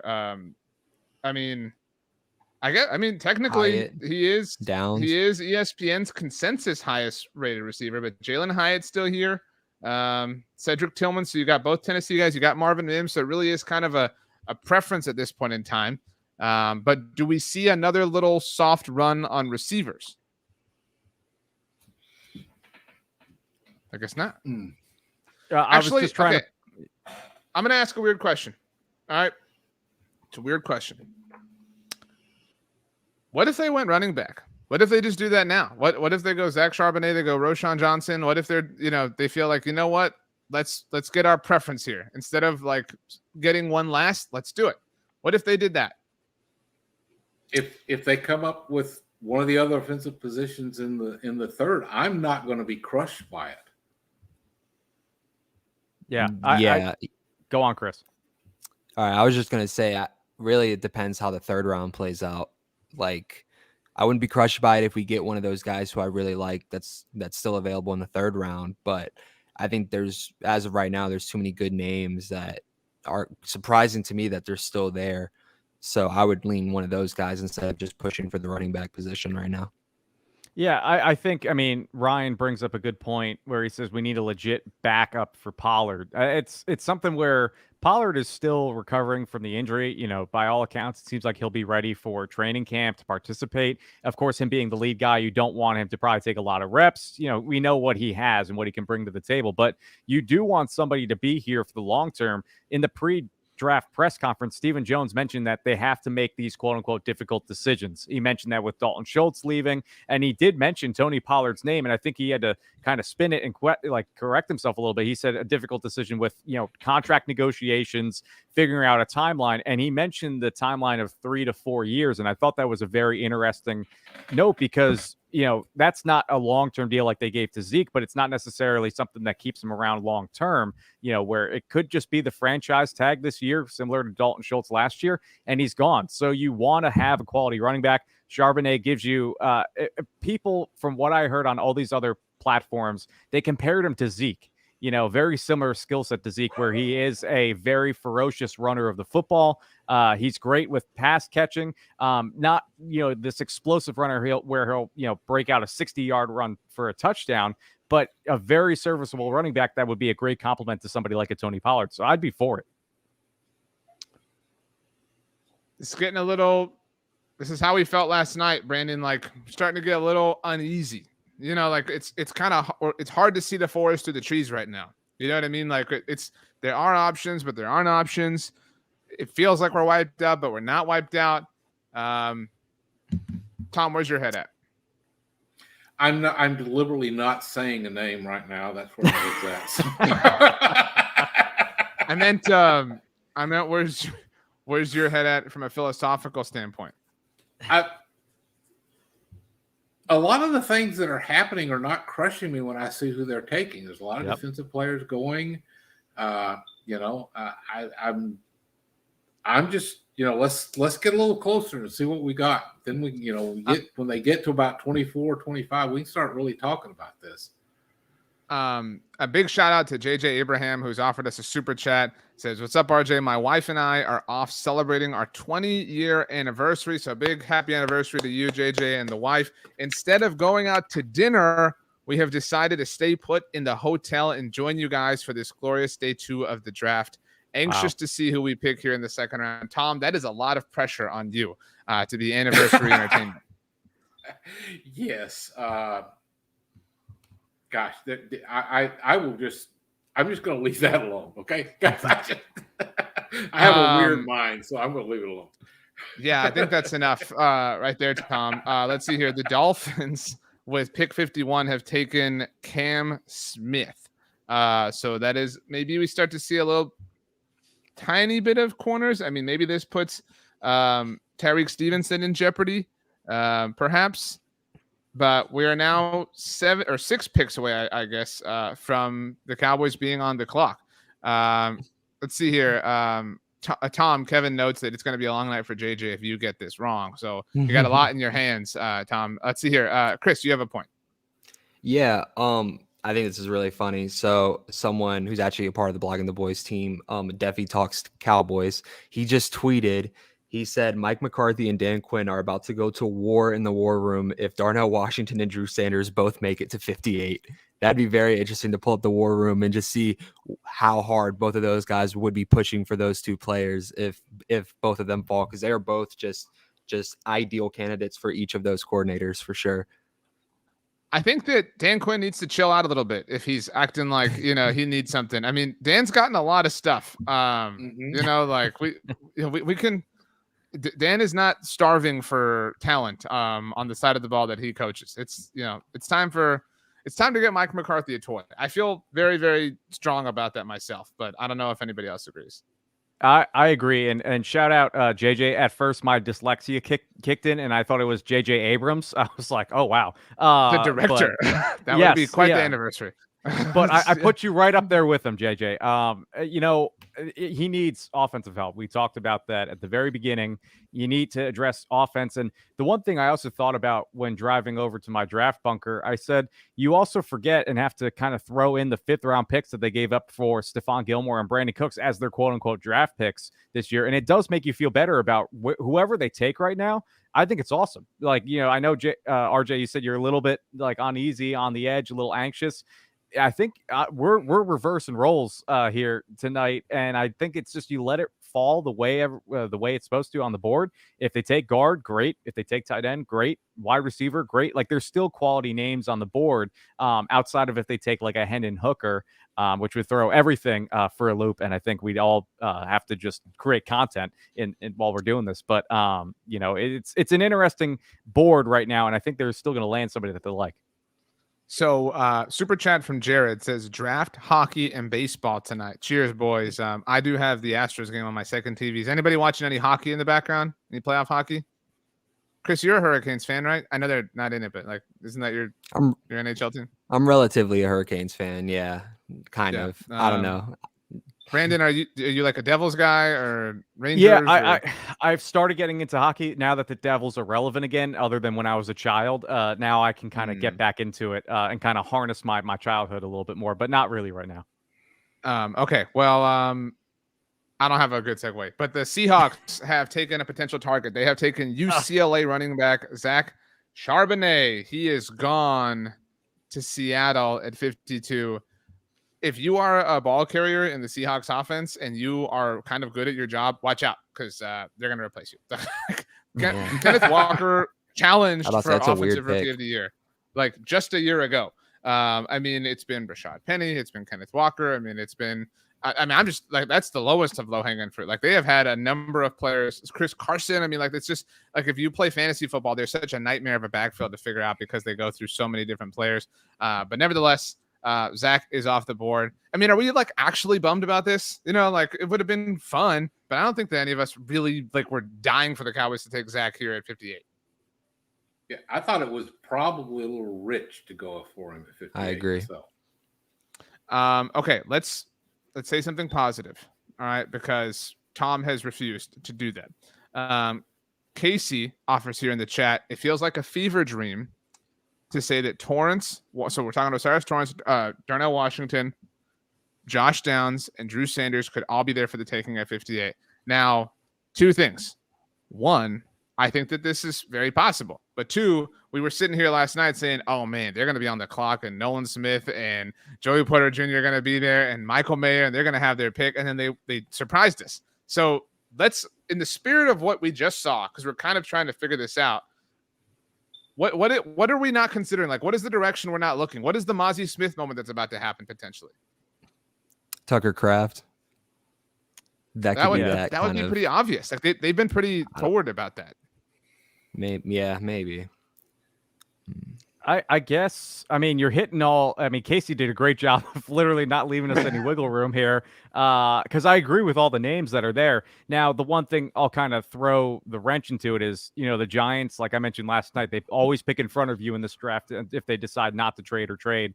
And they didn't get their wide receiver last night. So can they take somebody like a Josh Downs? Can they take somebody like a Cedric Tillman, these big-bodied wide receivers, a Jalen Hyatt, for instance, that the Cowboys might be interested in?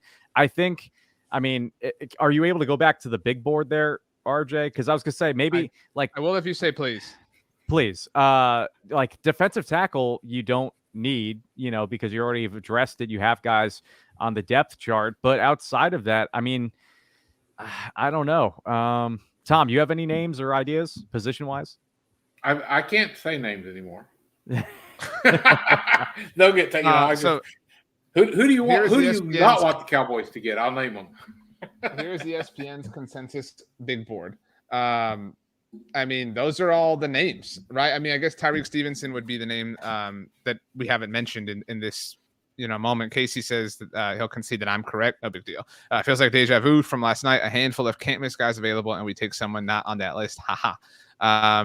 By the way, Tom Sack Baby Jr. says that you have been silenced. So yeah. I'll chime in after the pick is done.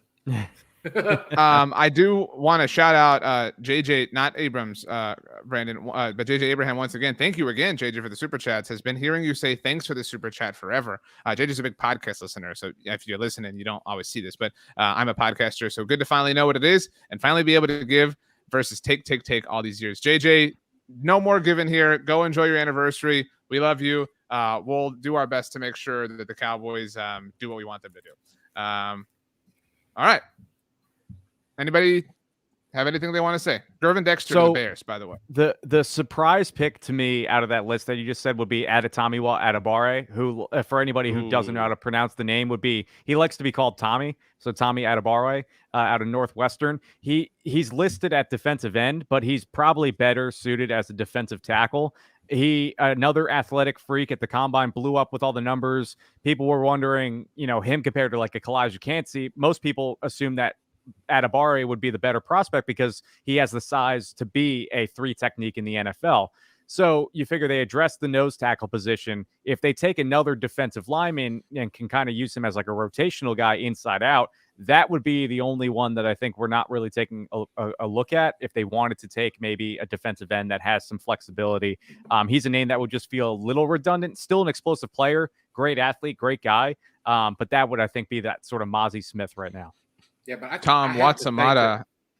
Sorry, Tom has offered a super chat for you to start listing tight ends. So now you're like that movie The Cooler with William H. Macy, where he just shows up when somebody's hot on the table and you just stand there, just cool them off. That's what you're paid to do now. Yeah, it's getting close. I like some of the options that are there, and if we get a little bit lucky, like Brendan's saying though, which way are they going to go here? What are they going to do? Are they going to come something out of left field?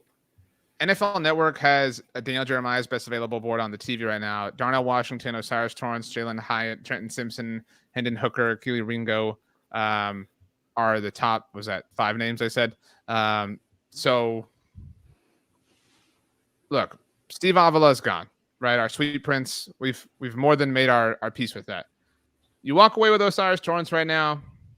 Look, let me be clear. There's several paths they could take right now where I would be over the moon, excited, get some confetti and streamers, maybe throw some cookies in the oven. You know what I mean? Like that's like, again, there are very few things they could do right now that would upset me.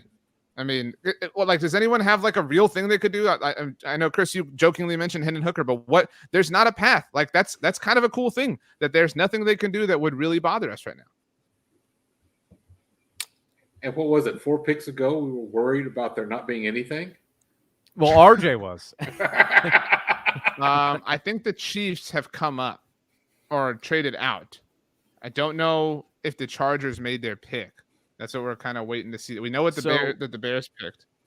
Yeah, the Bears picked. I don't know if the Chargers owned that pick beforehand. I think they did. Whenever you want me to play the trade sound, just let me know. Tom, say something so that Brandon can play the trade sound, please. Go ahead and play the trade sound.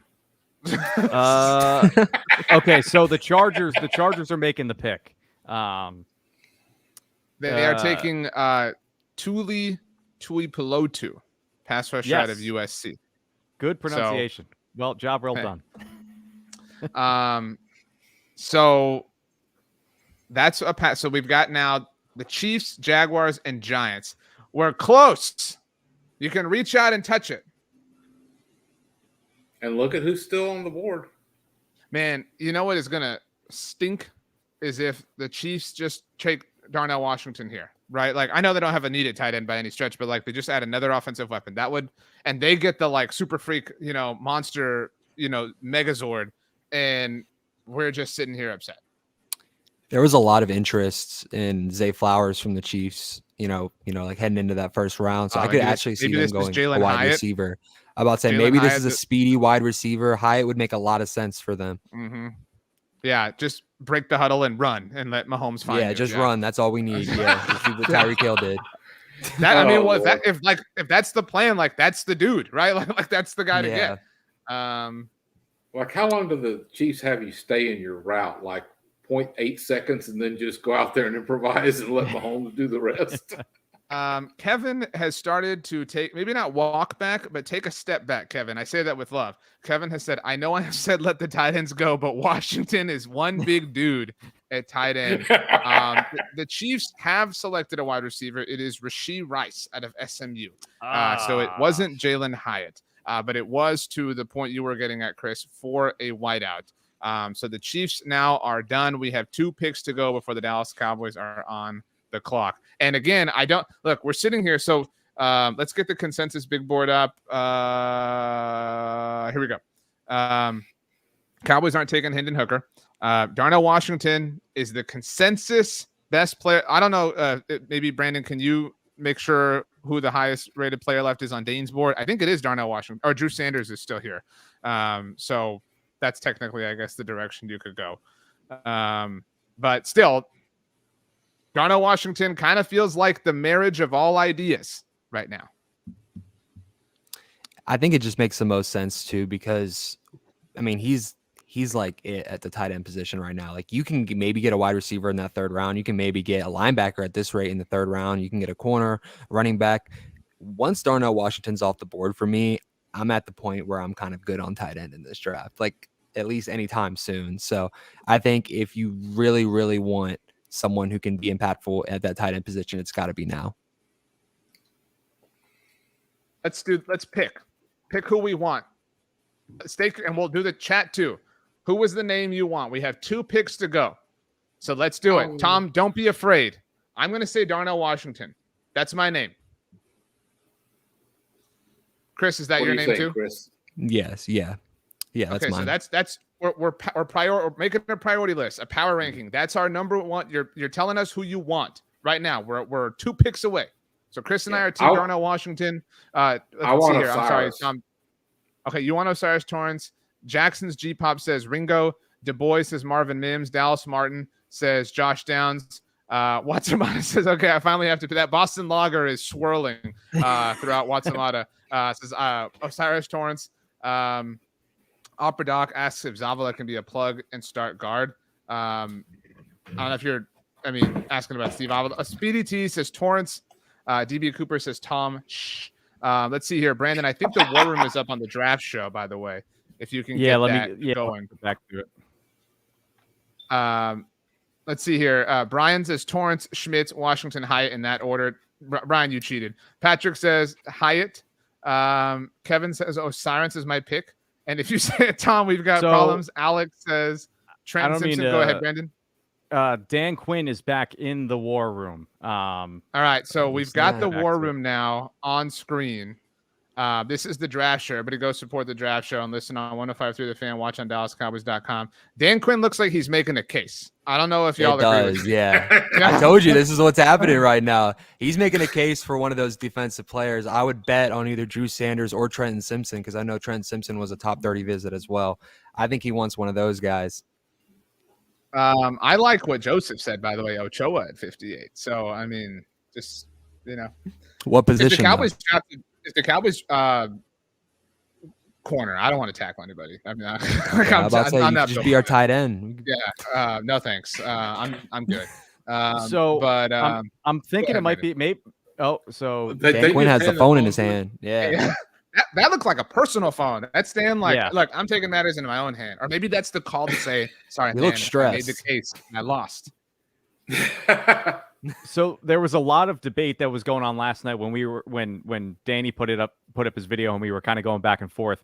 There was a lot of debate, and they said it was a spirited debate in the room. Seems like in my estimation, it's more of a, if we take this guy now, is he going to be here in the third round? Similar to what happened with Sam Williams and Jalen Tolbert last year. I think that the reason why they took Sam Williams in the second as opposed to the third is because they didn't think that they could loop around and get him again. So maybe they were asking Dan Quinn, is there anybody that you think would be here right now that we cannot get at the third round pick? That could be a Sanders. That could be a Trenton Simpson. If they want to go linebacker, they're very weak at the depth of that. You don't know what's going to happen with Jabril Cox. Damone Clark it looks like the arrow is pointing up, but you're not sure.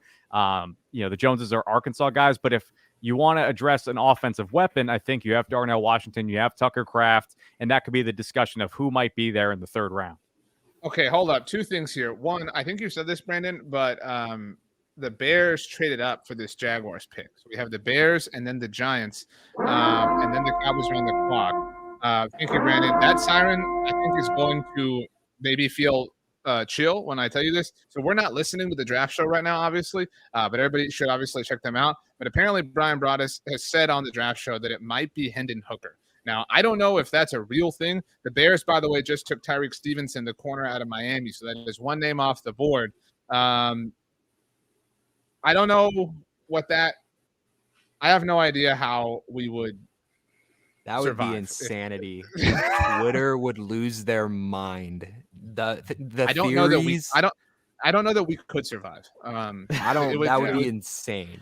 Hey, listen, for clicks, for content, great for us. Yeah. But I don't know if that's I don't even know what that does for the season. Maybe I'm alone, but that kind of makes me feel not great. That kind of put me in a bad place right now. I don't know if could you convert him to tight end? Man, and then imagine if they, if we're living in the world, right? Imagine if they did that and they did not extend him right now, because that's the whole thing with Hendon is you kind of redshirt him this year. That puts a lot more pressure on Dak Prescott. That's the pick. Well, and so I'll bring this up, playing the side of, the quarterback contracts are reaching a point now where they're averaging $50 million a year.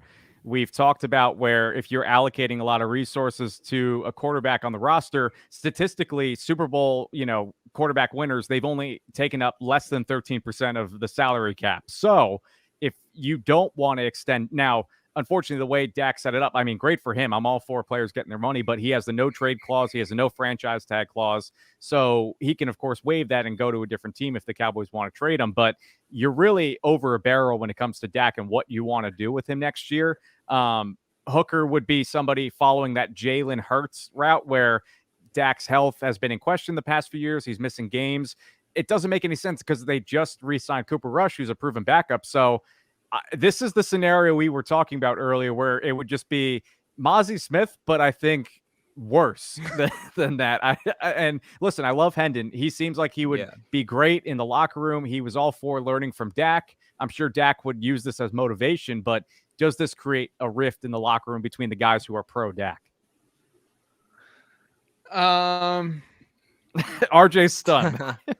I mean, it would be a very obnoxious life on the internet for a good 8 to 10 months. I think. So did we say who the Bears were picking?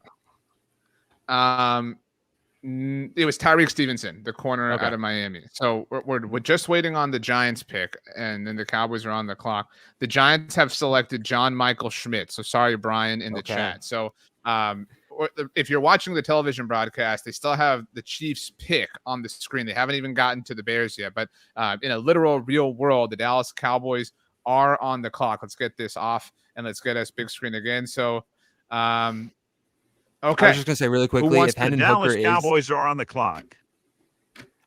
I was going to say, if Hendon Hooker is the pick, all season long, we're going to hear if Dak throws 1 or 2 interceptions in a game, or he loses a game, or he almost wins a game, it's going to be put Hendon Hooker in.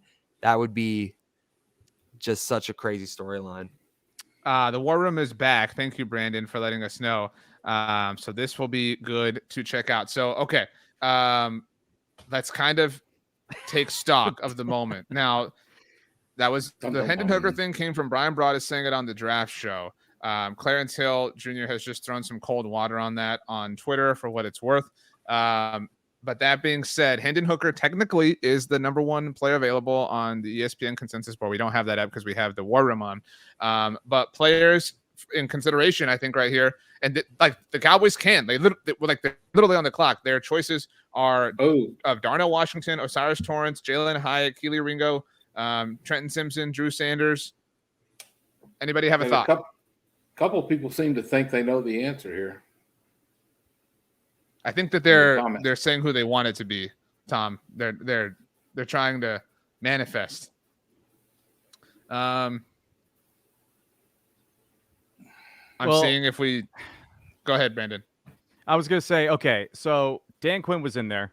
You know, he left seemingly to make a personal call. Like I said, it could be a case where last year they decided to go defense in the second round and then come back and get offense. Maybe, like I mentioned, there's a conversation of, okay, Dan, who is a guy that we can't take now but can still get in the third round because we know we're going offense? Like that could have just been a conversation. You know, something that they were just throwing out, saying, "Okay, if we get Torrance, okay, hey, let's. It's not Hendon Hooker. Give me a second. Okay. Thank you for that. Is someone good, RJ? Are we going to be happy? You are. Oops, I misspelled the word selected. Give me a second. You want me to play? I need you to play. Give me one quick more second. Hold it. Okay, let's go. Let's go sound. Brandon, please.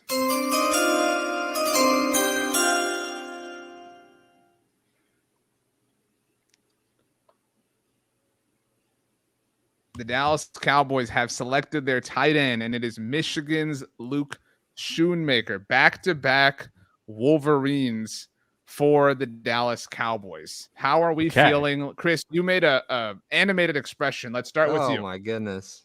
I'm not happy about that at all. There's so many better players on the board right now.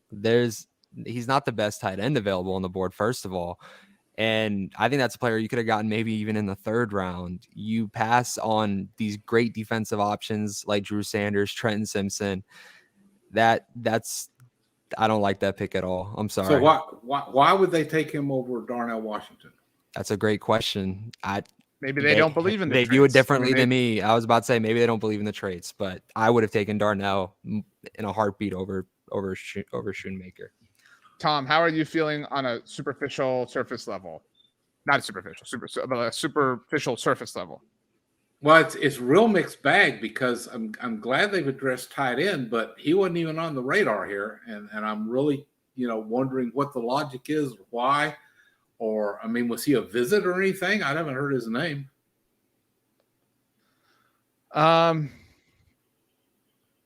It is. He's got some size though. He's 6'6". So Ian Rappaport is on NFL Network right now, and he's framing it about how the Cowboys got leapfrogged for Dalton Kincaid, et cetera, et cetera. For what it's worth, Luke is Dane Brugler's tight end 7.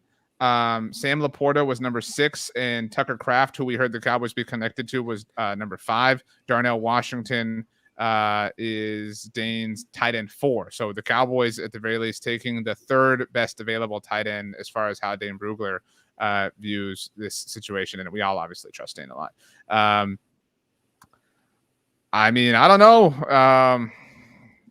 This is a head scratcher.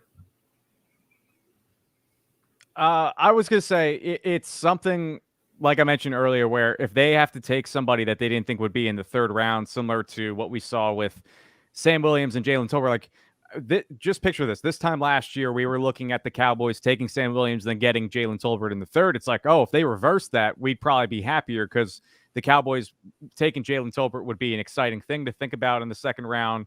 A lot of people had him highly graded. This could have been a scenario, like I mentioned, where they said to Dan Quinn, okay, we know that there are some guys still available who might still be there when we draft this guy, so on and so forth. They must have liked him enough where they didn't think that he would be around in the 3rd round when they picked. They were seeing a run on tight ends. We mentioned Darnell Washington, Tucker Kraft. Maybe Cowboys don't like picking small school guys, so the South Dakota State thing could be a pretty decent factor. Your Schoonmaker plays at a Big Ten school, big time conference, productive player.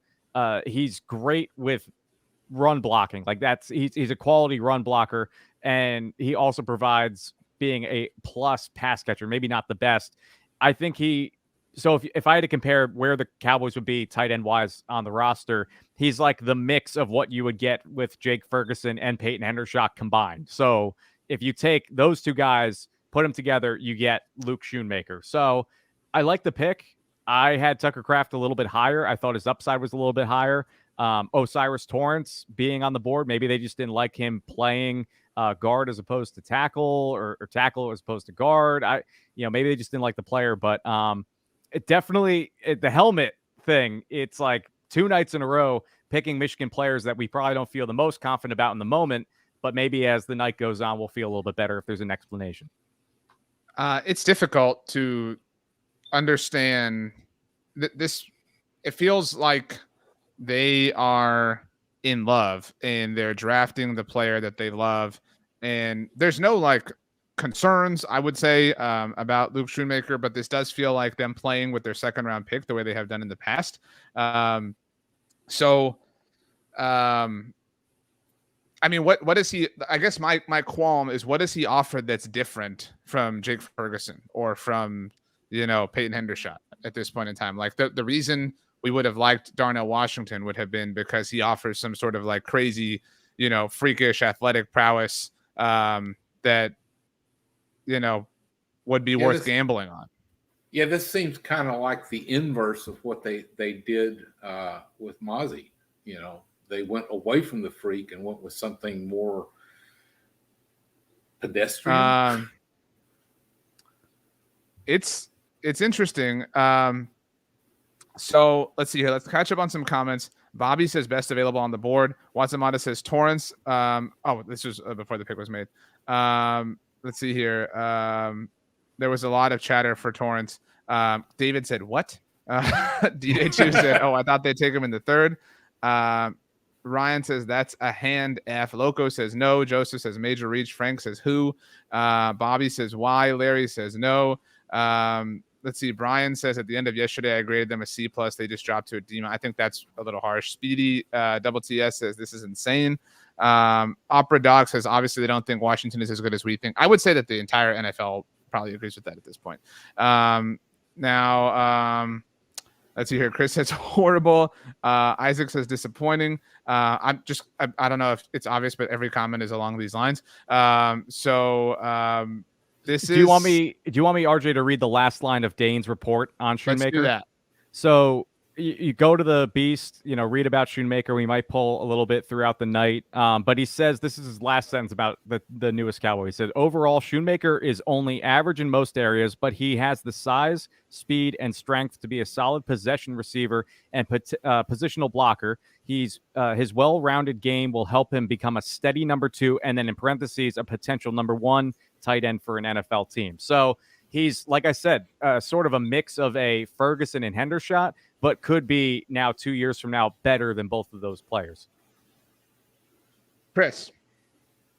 I'm sorry. I was looking down on my phone for a little bit because I was posting on my Instagram because, I have to do that as well. Which is, just give us your full thoughts.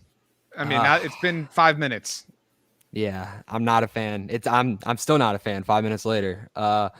He wouldn't have been my tight end of choice if we had gone tight end. I really wanted Darnell Washington. I think he has more potential and just a higher ceiling. And there were so many other great defensive options I would have taken before Schoonmaker. Schoonmaker is a guy who maybe I would have been cool with in the 3rd round. It would have been, cool. Like there's some potential there, like we feel a need. I don't know how you don't go Drew Sanders there and then try and do Schoonmaker in the 3rd if that's what you're considering, because there's no way Drew Sanders falls to the 3rd round. Same with Trent Simpson even. I think that's a very big positional need versus a talent on the board pick, and I don't like it. I feel much worse about that one than I did about the Mazi pick in the moment, and now I like the Mazi pick. I've had a lot of time to think about it. I don't see myself coming around to the Schoonmaker pick as much as I did the Mazi pick. Yeah, I mean, look, they must be not in love with Darnell Washington.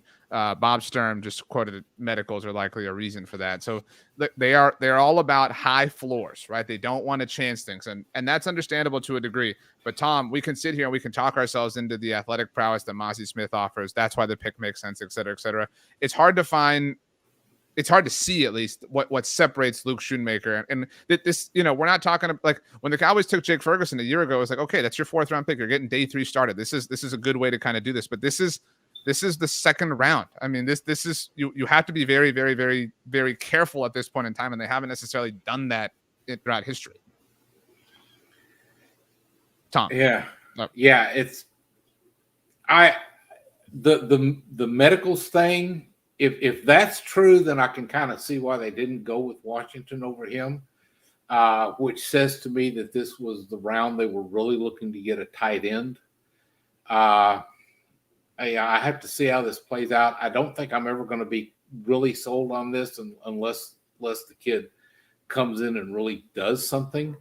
As I said, now it's going to be interesting to see what happens in the next round, because I've got a thought or two about what they might do there. But this is not one that's, I think it's going to be, I mean, at this amount of time, by the time this much time had passed after the Mazi pick, I was already feeling better about it. This one I'm still kind of going like, So I'm sorry, Tom. Kevin says media drafted tight end in the 1st rounds. Also the media, why drafted tight end? I don't think any of us are bothered that they drafted a tight end. It's just, this is a weird way to do that. Especially, but this, look, we talked about this in the lead up. Like, they have been very good at not tipping their hand. And we should keep this in mind as we get into the 3rd round. I mean, it was, oh man, they love Sam Laporta. They love Tucker Kraft. They love Dalton Kincaid. And I'm not saying none of those things were true, but like, this was, how many times did we hear him connected? Did we hear Luke Schoonmaker connected to the Cowboys at all? I mean, this was, this was a little bit out of left field. Mm-hmm. And Torrance went the next pick. So, I think at this point they have to draft kicker Jake Moody tomorrow and just make this a Wolverines team. That would be really funny. They're going Michigan right now. Man, Brandon, I know you're working on some. Well, actually, we'll give you some time, Brandon. I don't know, Chris. What did this do for the draft as a whole to you right now? It made me more skeptical about it. Honestly, at this point, it's hard to be as excited about it as I was heading into it, because I knew that we had addressed that defensive tackle need, but there maybe could still be a great option in the second round. And it feels again like there was so much more talent on the board than who we settled for. I was okay with the Mazi one because he is an impactful starter day one. I don't know if Schoonmaker is that big of a jump from Ferguson. I really don't. I saw a lot of potential in Ferguson. I don't know if Schoonmaker showed anything last year that puts him as a clear-cut starting tight end heading into the season. He'd have to really impress in camp, in my opinion. So you're getting a depth piece at tight end in the second round over Drew Sanders, who could be an immediate impact player in great depth in a situation where Leighton Vander Esch isn't always healthy. He could provide an edge rush, option. I don't know. It's going to take a really good third-round selection for me to be feeling happier about this. It's going to have to be something good. Yeah, Brandon, Danny Phantom said last night when we were kind of wrapping up that he thought that this would, at the second round at least, would be the redemption round for the Cowboys. And, this is look. Jamar84 says, RG said he wouldn't be upset with anything the Cowboys do in the second. Now you're upset. I really am not upset. At the end of the day, the Cowboys have answered a need. It was just a way that none of us really saw coming that they did this. So I think we're all just kind of like catching our breath a little bit. And that's what's made this draft so different. And sometimes I think a phenomenon happens where you do get kind of focused and owned in on a handful of names like we did for 30 minutes leading up to this. And then you just get one player, like obviously that comes out of nowhere. And so you're thrown a little bit off your game. And so I think that we're all kind of like mentally catching up to this, reality now for the Cowboys. But I think, look, the Cowboys had a needed tight end, and they're technically now a better offense. It does seem, though, that they obviously preferred Luke Schoonmaker over the field for whatever reason. And they have earned the benefit of the doubt, I think, in the overall. But in the second round specifically, they have been a little bit suspect. It's and what's going to hurt even more is that Philadelphia is about to be on the clock, and we already know that they're going to get like the best value position there, and they're going to get Drew Sanders, or they're going to get Jalen Hyatt, and they're going to get somebody who's and just add on to their spectacular value draft that they've had so far. So here's my thing on Luke Schoonmaker, and I'm stealing this from friend of the show, John Owning, who said this about, I think it was Dalton Kincaid or Michael Mayer. But I understand that he is not the same player. So I'm looking at Dane's guide right now. So in 2021, 17 catches, $165, 3 touchdowns. Last year, 35 catches, 418 yards, 3 touchdowns, 11.9 yards per reception. I mean, like, my overall point I'm getting at, obviously you're not drafting this insane elite. The Eagles, by the way, have traded out, Chris, with the Texans. So they're turning, their stuff into more. I counter jinxed it. This is exactly what I did. That was the plan. But like you just spent your second round pick on this dude, and this is true for whoever it would have been. You better use him. Like we better not, you better not have spent this second round pick, a premium resource, on Luke Schoonmaker to just stash him at third on the depth chart behind Jake Ferguson and Peyton Hendershot. There has to be a legitimate plan in place. The first playmaker who they have added throughout the draft is Luke Schoonmaker. You better treat him like that. That's my one request, and I think that's fair. Yeah, I'm trying to look up something to kind of make everybody feel a little bit better about this. How big was Schoonmaker again? I'm trying to remember his measurables. He was 6'6". 6'6". I didn't see the weight. So he's listed at 6'5", 251. Right. A player that looks very similar to me, and this is somebody. And again, Mike McCarthy didn't have a big say in what happened in the draft, but Mike McCarthy's taking over the offense. This reminds me of Jermichael Finley. He's 6'4", 240. So a player that had upside potential to be a great pass catcher, didn't really turn out to have a great NFL career. I know he was battling injuries and everything, but when you look at his final few years in Green Bay at 2011, 12, and 13, 55 catches, 767 yards, 61 catches, 667. And then the final year, he was battling some injuries. So for a brief moment in time, Jermichael Finley was averaging about 600, 700 yards a season. So if you look at replacing that, he's a big-bodied guy, something that maybe Mike McCarthy's familiar and comfortable with calling a defense. David Hellman, he said that he likes the Schoonmaker pick, much like his teammate Mazi Smith. He's a big guy. He said Cowboys are going to run the ball much more effectively if everyone stays healthy. And Bobby Belt said Schoonmaker is a great pick here, projectable difference maker who can make people move in the run game. So like I mentioned, if you look at Darnell Washington, right, and take that name, big body, like almost like a draft type player, high upside, but it's all projection. Like you don't know where his ceiling is. With Schoonmaker, you're more comfortable with the player because he's shown it and he was playing at a big school just like Darnell, but you can actually say, okay, Schoonmaker was the number one tight end in the offense. We can use that to our advantage, where Darnell, you don't know what he's going to be like at the next level with the NFL. The Eagles, by the way, sent 62 to Houston for 65, 188, and 230. So, again, just super annoying and frustrating. Let's see here. I want to get to the super chat. JJ checking in on anniversary night. Thank you, JJ. Once again, says nothing like drafting a no-name. He's definitely not a no-name tight end. This is a very popular name in the world of college football. No-name tight end to put a downer on date night. We're now reconsidering all of our life decisions. Might be time to go grab dinner by the ocean, then watch the Cowboys make more suspect picks. You should definitely go have an oceanside dinner. I mean, not to interrupt you. Go on, Chris. I was going to say, not to interrupt, but another thing that doesn't make me love this pick, he's actually older than Jake Ferguson. He'll be 25 by the time the season starts. Jess Navarro has just tweeted that. I mean, you're getting a guy who's pretty old coming out of college. I don't know. It has to be, they view it like an impact right now type of situation. That's the only reason that you would draft somebody in the second round who is that age at that position. So maybe their scouts deserve the benefit, maybe they deserve the benefit, but I'm struggling to see it right now. I'm struggling to see the logic behind it. I will say they deserve the benefit of the doubt in general in a lot of ways.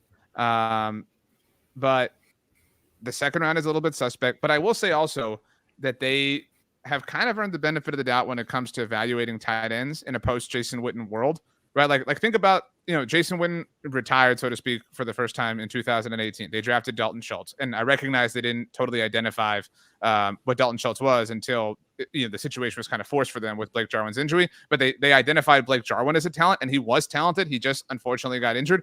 They identified Jake Ferguson as a talent, and obviously that has hit. They identified Peyton Hendershot. Like this is, we talk so much about like, oh, we totally trust the Dallas Cowboys with offensive linemen in the post Jason Witten world, which again, if we establish that as beginning in 2018, they don't miss. Like, and I say that not to say they have only drafted, Hall of Fame tight ends, but they have drafted tight ends who contribute. Now, this is the, highest level resource that they've invested, with Dalton Schultz and Jake Ferguson being 4th round picks and Peyton Hendershot being an undrafted free agent. This is a different ballgame. You're spending a 2nd round pick on this dude. He better deliver in a lot of different ways.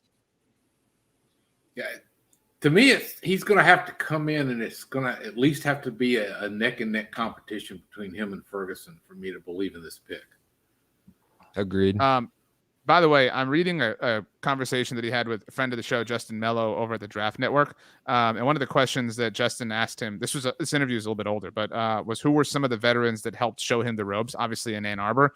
And he mentioned Zach Gentry and Sean McEwen. So obviously Sean McEwen is another Michigan Wolverine. The Cowboys now have 2 of them. And he was asked by Justin, he said, I see a sound route runner that is crisp through his breaks. Do you have a favorite route to run?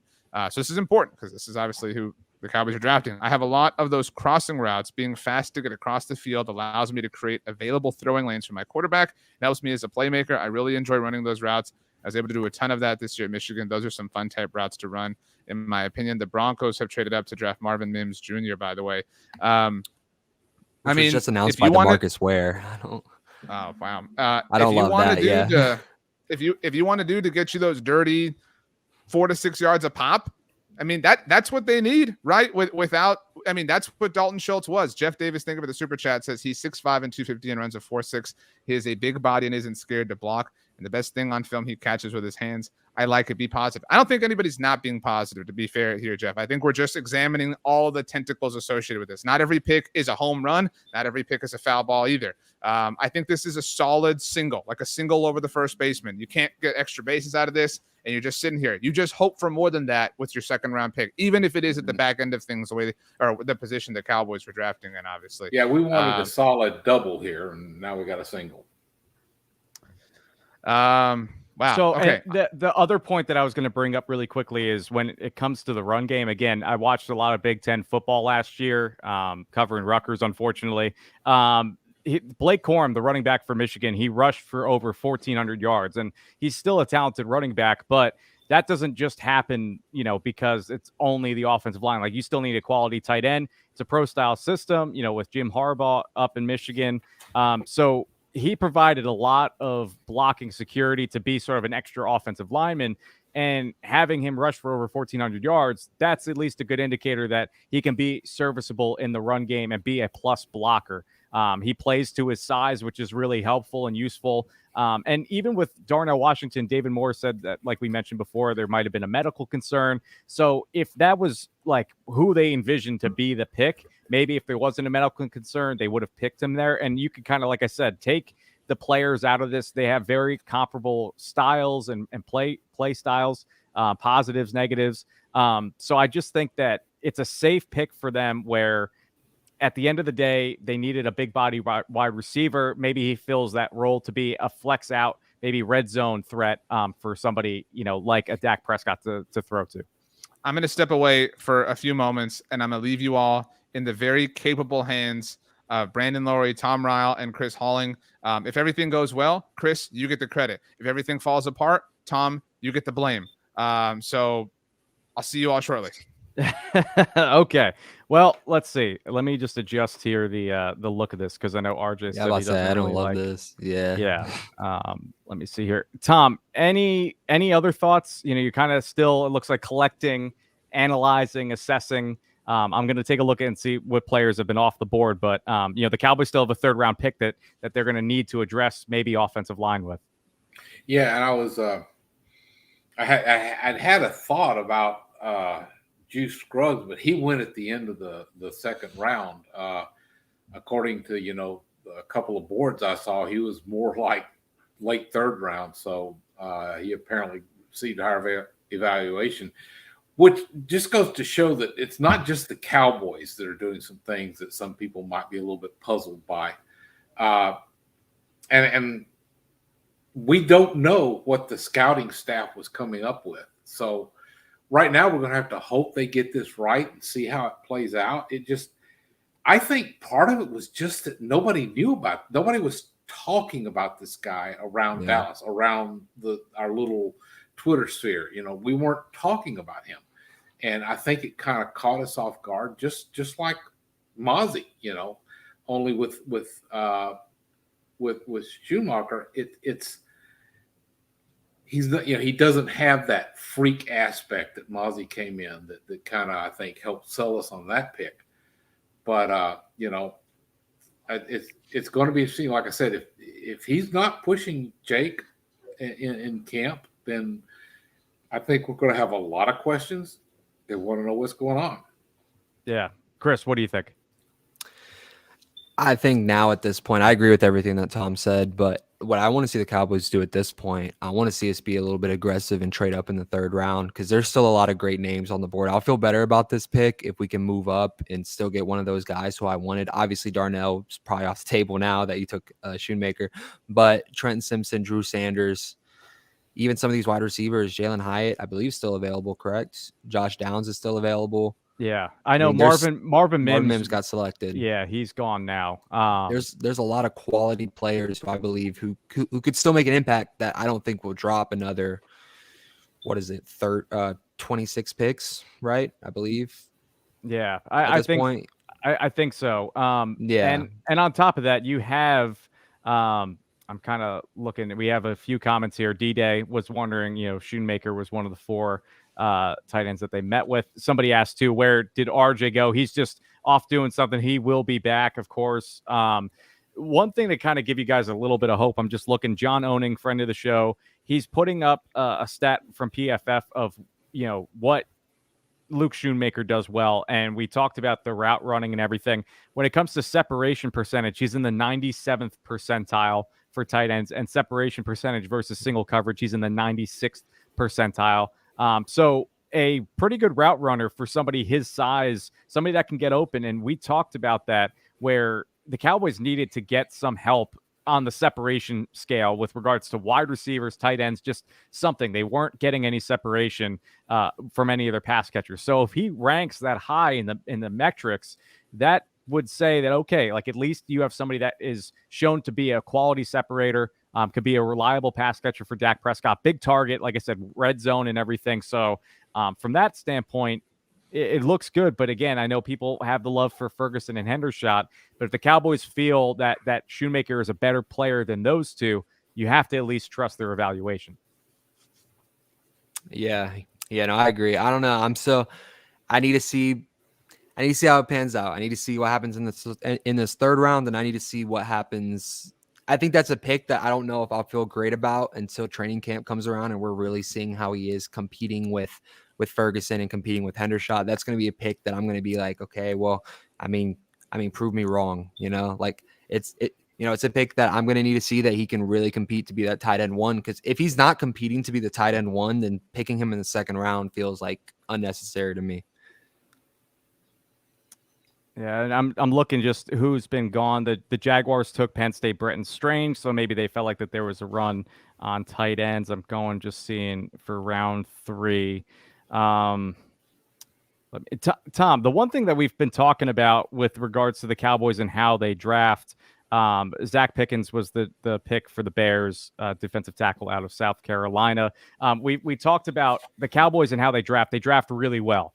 Has this draft so far, 2 picks in, we still have a few more picks left, especially one left tonight. Has this sort of put your faith in doubt with how the Cowboys handle the draft? Well, we had a lot of doubt last year, didn't we, after the first round pick? So you can't judge a draft class the day after the draft ends. It doesn't work. You can say you're projecting everything. So, we'll have to see how it all plays and how the whole class comes together. I think the third round pick may kind of influence it. If we get another head scratcher, then it's going to be like, okay, talk to me about midway through the season. We can make an evaluation on this, because right now I don't feel a lot of confidence in this. It's like, that's not to say it's a bad decision. This isn't exciting. And sometimes that, exciting can fall flat. You think you've got something, and then you get into the season and it's like, oh, well, they're not that good. So, and I think Mazi Smith might help carry this draft, but we'll have to see. Yeah, I think this third round pick is really going to be a make it break it pick right here for how this draft class is perceived, at least heading into tomorrow. Because if they have another pick where it seems like maybe it was a little rich for that position, then there's gonna be a lot of upset Cowboys fans going to sleep tonight. The Eagles pick is in. I'm very curious to see who they take here. Do you think that they could just go Georgia again and take Washington right from under us? I don't know. And even though they got Goddard, I was gonna say, do they still have the back-to-back picks? Yes, they do. Right now. It looks like. So I mean, they can get 2 studs right here. Well, and I know it's tough because, again, everybody's looking at how the division has drafted. I mean, we could say that maybe the Commanders and the Giants haven't had the absolute best draft. I mean, I know the Giants drafted John Michael Schmitz, Deontay Banks. The Commanders were Emmanuel Forbes, and I forget who else they took in the second round. But it's tough, like we said, reactionary. We're looking at this and saying, ooh, it might not be the best. But this draft overall is not an all-time great. I think you're just trying to find value at positions of, you need to fill holes. They needed help at the tight end spot. I just think that, and yeah, like Bobby just says, draft is a shoot anyway when it comes to a lot of these things. So you want to trust your evaluation, trust how you handle things. Mike McCarthy must have, like I said, trusted that Schoonmaker would be a quality player for his offense. Trying to wait and see. Yeah, not to interrupt you, but I did see the Eagles pick. Who they picked? They picked Alabama offensive lineman Tyler Steen. Okay. Yeah. So Quality that's not a player. pick. Yeah. I mean, it's quality, but it's not a player that really has me sitting here like, oh man, you know. But Yeah, he was probably a player that on some boards would be a third round, so kind of fits right into that mix. He has potential to be a plus starter at offensive guard and offensive tackle as well. do you think that they could go running back here with their next pick? Because I mean, they did just lose Miles Sanders. It seems like a spot where they could get one of these better running backs that are still on the board. It feels like it. Now 3 picks in, Tom. Are you worried about the Eagles still? With everything that they've been doing so far. No, I mean, because coloring that is the fact that I think that the Cowboys drafted Mazi Smith specifically to stop the rugby scrum plays with Jalen Hurts. Yeah, I think that was a big part of it.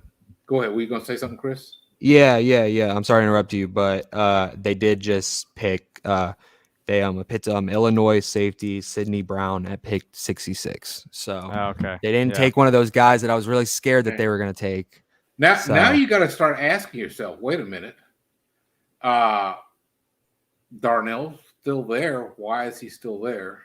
Yeah. I think David Moore tweeted that he wasn't even in consideration at 58 for the Cowboys. Apparently, he has a medical red flag. Yeah, which might be which would make sense. If he's why he's dropping. Yeah, and so sometimes we do have to admit they know a whole lot more about these players than we can ever dream of knowing. They've X-rayed them. Performed all the little exams that make us go ew when we go to the doctor. They've done all that stuff, and so we're gonna have to wait. Yeah, we have to wait and see how it goes. We may look back on this in a couple of years and say that was a good pick. But if they get a guy that comes in and he's like he and Ferguson are like neck and neck as 1 and 2, then okay, it was. We agree they needed to get a tight end at some point. I know some people are saying no, we didn't, but I think they needed to get a tight end to add into this. And so they've done that. It wasn't a name that I think any of us were expecting. Once again, because as we've mentioned, the Cowboys seem to have learned how to play this game a little better, so they're not telegraphing stuff as much as they used to. Yeah. So I'm looking right here at the big board. Seeing, I know Marius says, get me Zavala and I won't storm the star. He's certainly a name that I think when you look at offensive guard, Chandler Zavala out of NC State, he's certainly a name that I would appreciate the Cowboys taking. It's somebody that I think a lot of people don't really know about. A very, very, I think he hasn't allowed a sack or pressure. I forget what the statistic was, but a very, very good pass blocker. You still have Jalen Hyatt on the board. You still have Trenton Simpson. A lot of Tennessee guys. And that's the one thing, like Tennessee, people understand that offensive scheme, the way that they run it at Tennessee isn't really pro style. It's like, it's more suspect to potentially being not a great thing for evaluation. I'm seeing, just trying to catch up on Twitter and see see here. Yeah, and again, I mean, it's unfortunate when the Cowboys take 2 Michigan Wolverines. People immediately say, okay, this is like the Taco Charlton, all over again. But again, it's a different coaching staff, different evaluation. You can't use that as like sort of the sort of back in your mind, like that's the one that you have to keep thinking, saying, oh, it's always going to be Taco. It's always going to be Taco. Mazi Smith, by all accounts, is a great athlete, better player, and Schoonmaker plays a completely different position. Looks like Denver selected Drew Sanders, linebacker from Arkansas. So he is off the board. That's great for them. Yeah. Taco, I wanted to say Taco. I don't know if you saw, but he tweeted about this whole Mazi comparison. He said, "Me and my situation in Dallas is totally different than what Mazi is walking to. So stop comparing us. I'm sure he'll be a great player for the boys. Give him time." And we can put some quarterback drama to rest because Detroit just traded up and drafted Hendon Hooker. Okay. So there you go. yeah. There you so go. no Hendon Hooker to Dallas. Well, and I think, I mean, they wanted to get in. I think the Rams were after them, so maybe they felt that the Rams, Matthew Stafford, his health not really certain. 3rd-round pick, you're kind of just taking a flyer. Once you get into this range, you hope it's somebody that develops into a plus starter. But maybe they just wanted to get in front of LA and say, you know what, Jared Goff, we don't know where he's going to be long term for the team. They certainly have confidence in him right now, but it's somebody that can sit for a full year, and then you can reevaluate everything afterwards as well, too. Man, talk about a great first draft for Sean Payton. The last pick in the 2nd round gets Marvin Mims, and then in the 3rd round he gets Drew Sanders. I mean, way to make the most of a situation where you gave up a lot of capital for Russell Wilson. Well, and that's I'm trying to even keep in the back of my mind, other teams are in different positions where the Cowboys, they're picking in this spot because they were successful during the regular season. So you're picking the players who are going to be at the bottom of most people's boards when the Cowboys are taking the players, So it's like, yes, is Schoonmaker the guy? Maybe not right now. We have to see come training camp and everything, he could develop into a great player. Same with Mazi Smith. But me personally, it's like, as much as this kind of stings right now with where people are initially reacting, you have to remember the Cowboys have had regular season success that has put them in this position. So I'll take that over getting these blue chip players being at the top of the draft. Like, you're not going to have every year be a Micah Parsons type draft where you get a quality guy. And the Cowboys, they have their own evaluation. They've been really good at drafting players in the past. So me personally, I have to keep reminding myself, like, yes, it may not be the best right now, but they have the regular season success that's put him here, and I'd much rather be in that case. Yeah, that's valid. Now, okay, time to look ahead, guys. Where do you think they're headed? Because I still feel like, okay, they ticked off one of the offensive groups. So do you feel like we're now going to be looking heavy at running back, wide receiver, and offensive guard? Maybe invert that order? Yeah, I think that what they've proven so far is that they're going positional need more than best player available. That's what I'm seeing. So I think it's got to be one of those positions. I mean, there are a lot of great running backs available. Yeah. Spears is a great option. He's very agile. But Johnson from Texas would be a enticing one. There's a lot of options there. Miller from Kansas State, correct? Or TCU, the running back. That would be Kendre Miller. Yeah. So I mean, there's a lot of options. Wide receiver, you could get Jalen Hyatt still. I'm surprised he's still there. Josh Downs is still there. Dell from Houston is still there. So there's a lot of options. I think that it's going to be one of those offensive positions at this point. Yeah, I was just looking ahead, although it kind of starts to fall apart a little bit at this point. But, like somebody was mentioning Zavala, it would be, I think he might be a real good answer at that point. They said there's a group of running backs coming up and a couple of wide receivers scattered in there. So, yeah, I'm just trying to see. So we know the Cowboys need, let's see, offensive guards. So Zavala right now, according to ESPN, is the number one guy. Anthony Bradford is a name that I kind of took a look at, somebody who would be a quality player if it kind of got to them. But it is getting to the point now where, the Cowboys, if they want to take an offensive guard, it's getting to that point. Yeah, we're still here, folks. Yeah, we're still here. There we are. What happened? What's going on? Are you guys all right? Who broke what?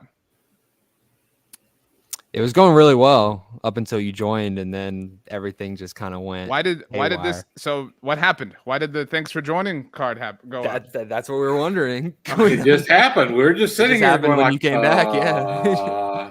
Okay. Well, don't worry, everybody. Well, thank you for joining, but we are back. Or I'm back, and we're fine. Nobody's leaving. Nobody's that upset. The Lions just drafted Hendon Hooker. Did y'all know this? Yeah. Yes. Okay. What else happened? How about you guys tell me that? How about you catch me up at this point? Well, Drew Sanders went to the Denver Broncos. The Philadelphia Eagles kept their back-to-back picks. They drafted Tyler Steen and Sidney Brown, the offensive tackle from Alabama and defensive back from Illinois. They had a clear need at safety. They lost a few guys, of course, Chauncey Gardner-Johnson, and the one player that went to Las Vegas. So that fits for them. And we mentioned that potentially the Rams, they were maybe looking at Hendon Hooker. That's why the Lions kind of jumped them. I think now the Texans are on the clock. It looks the Texans like have taken Tank Dell. Okay. Yeah. So Tank Dell is gone. Okay, let's get the so Darnell Washington's still on the board, right? Yes, we were just discussing. He is, yeah. Why is he suddenly sliding? Yeah. So Kevin has noted here that he's falling because of medical red flags. So first of all, this is okay. Well, Tom, I'm catching up. I mean, let's be cool here. So that's awful for Darnell Washington, to be clear. But does that make anybody feel better here? Because at that point, and by the way, I was out shooting a video that's up now on the Blog on the Boys YouTube channel that's discussing the Luke Schoonmaker pick. If it came down to Luke Schoonmaker and Tucker Kraft, do we not feel better? I don't feel as good about it because I still think that they reached on a positional need over best player available. I think that it's not necessarily even as much. Did they? I mean, like they could have still addressed their guard position, and they could have gotten Torrance. They could have gotten. We identified these. We identified these as early draft goals. Anybody who watched the show early Thursday before the Mazi Smith pick, and these weren't in order, but find interior line help. We meant that from an offensive standpoint, but they did accomplish that, at least with Mazi Smith, right? Granted, the other side of the ball. We said add an offensive playmaker. They have done that by way of Luke Schoonmaker. Now, I'm not going to sit here and come back all, roses and sunshine because I brought a diet root beer to the table or anything like that, but they have done the things that we added or that we asked them to do. Now, maybe you're sitting here saying, well, the third one there says don't reach, and I feel like they reached on Luke Schoonmaker. But, I mean, again, if it was Luke Schoonmaker or Tucker Kraft, they kind of had to do something. They had to get somebody. I think that we could have gone the guard position there. Sorry to interrupt you, Tom. I think that, with what the Eagles have done with their interior defensive line, it's still not having a clear-cut left guard at this moment in time. I think that passing on Torrance was the wrong choice if you were going to go offense there. Tom, it does seem apparent that they weren't that high on Torrance, I believe. I think I saw something about some people thought he might strictly be a right guard, which would create a problem if why he might not be a fit for them.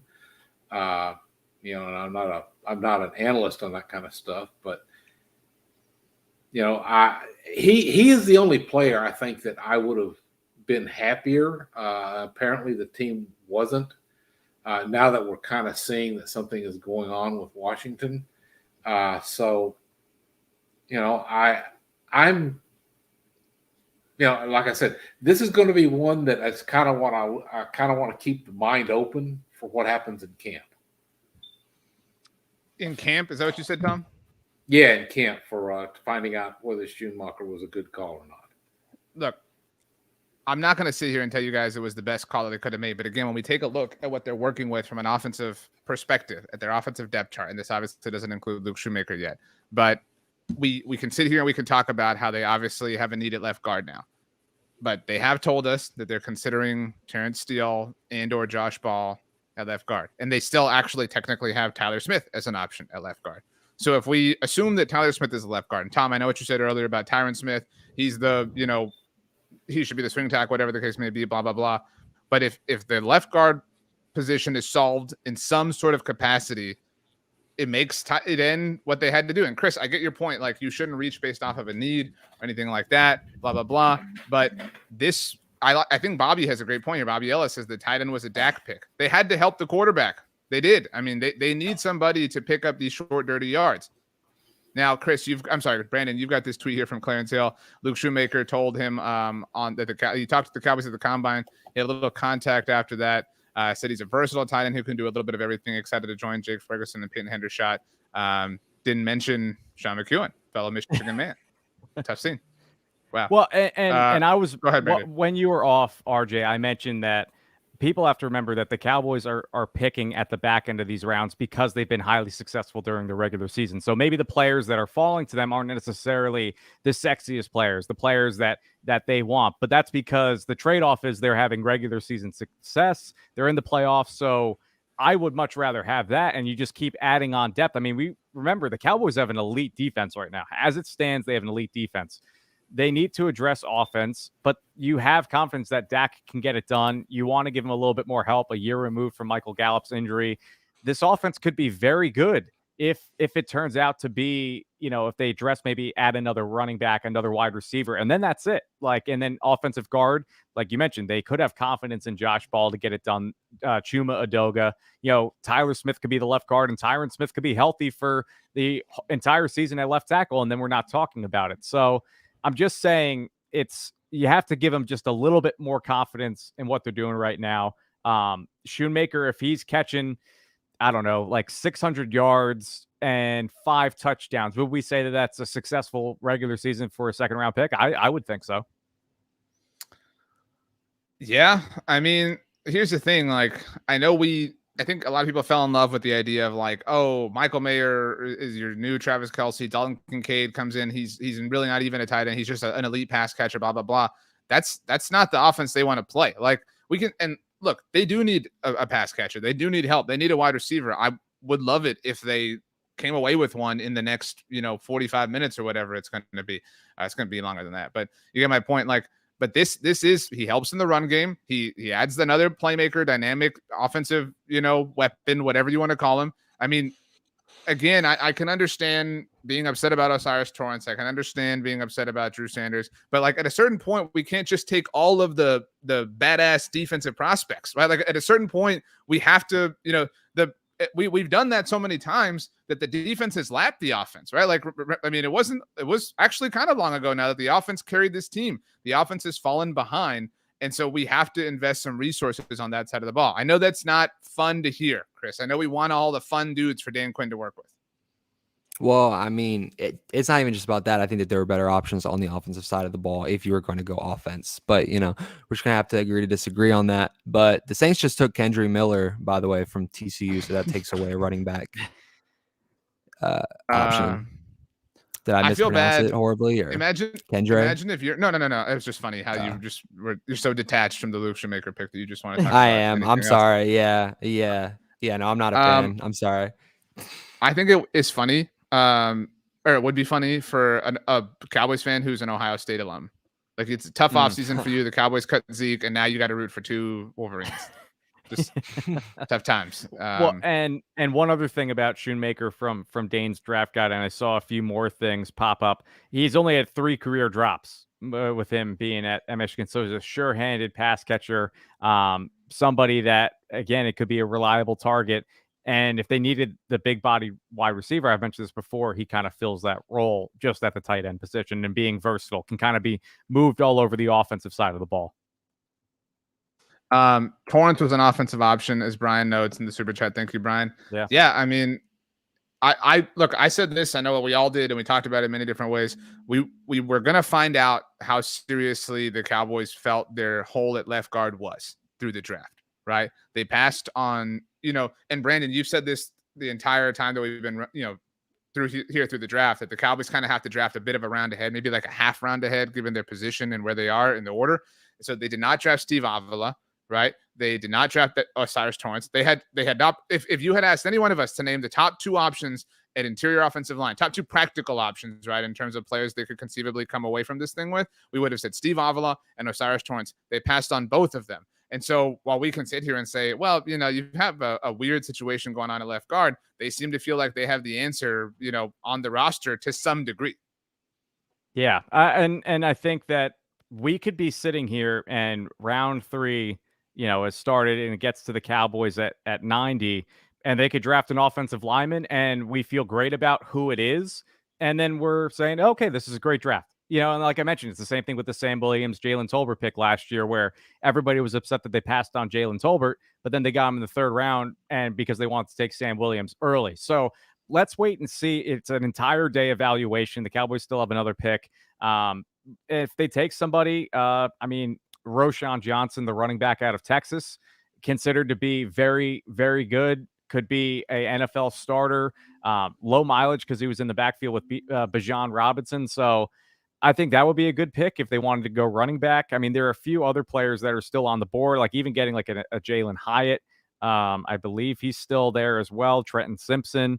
So there are still a few other guys, even like a Deion Henley, the linebacker out of Washington State, like really, really good linebacker that immediately, boom, would come in as a day one starter, in my opinion. So I think just let's wait and see what happens at pick 90, and then we can really just evaluate the entire day. So, Chris, let's put some wind in your sails. And then, Tom, by the way, welcome back. Tom went and signed the Declaration of Independence while we were gone.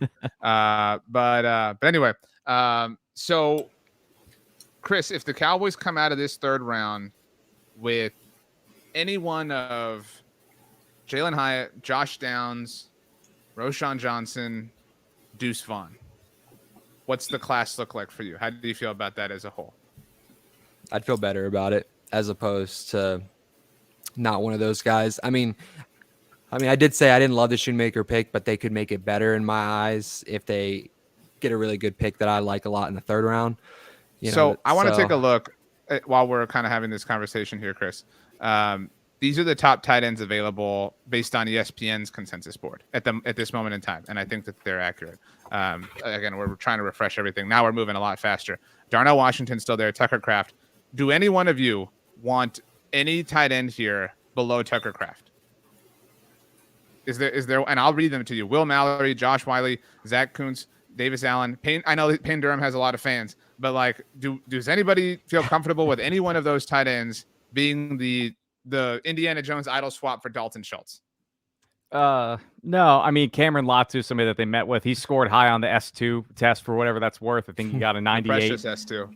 Yeah. I mean, Zach Kuntz, he's also an outlier with his size. Very, I think his nickname is like a baby giraffe. He was the one that was running. I think he's 6'7", but did really well, tested well at the combine. But again, small school. Me personally, Schoonmaker, Tucker Kraft would be the only one. But like you said, below him, I'm okay with where he is.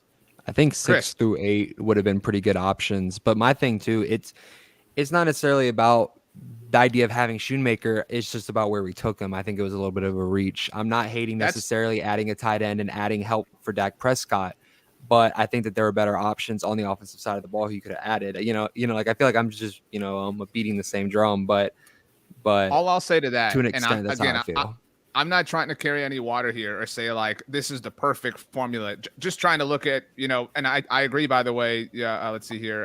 Where Mike Lilly's comment is, and looking at last year, the Cowboys were right to take them in the order that they did.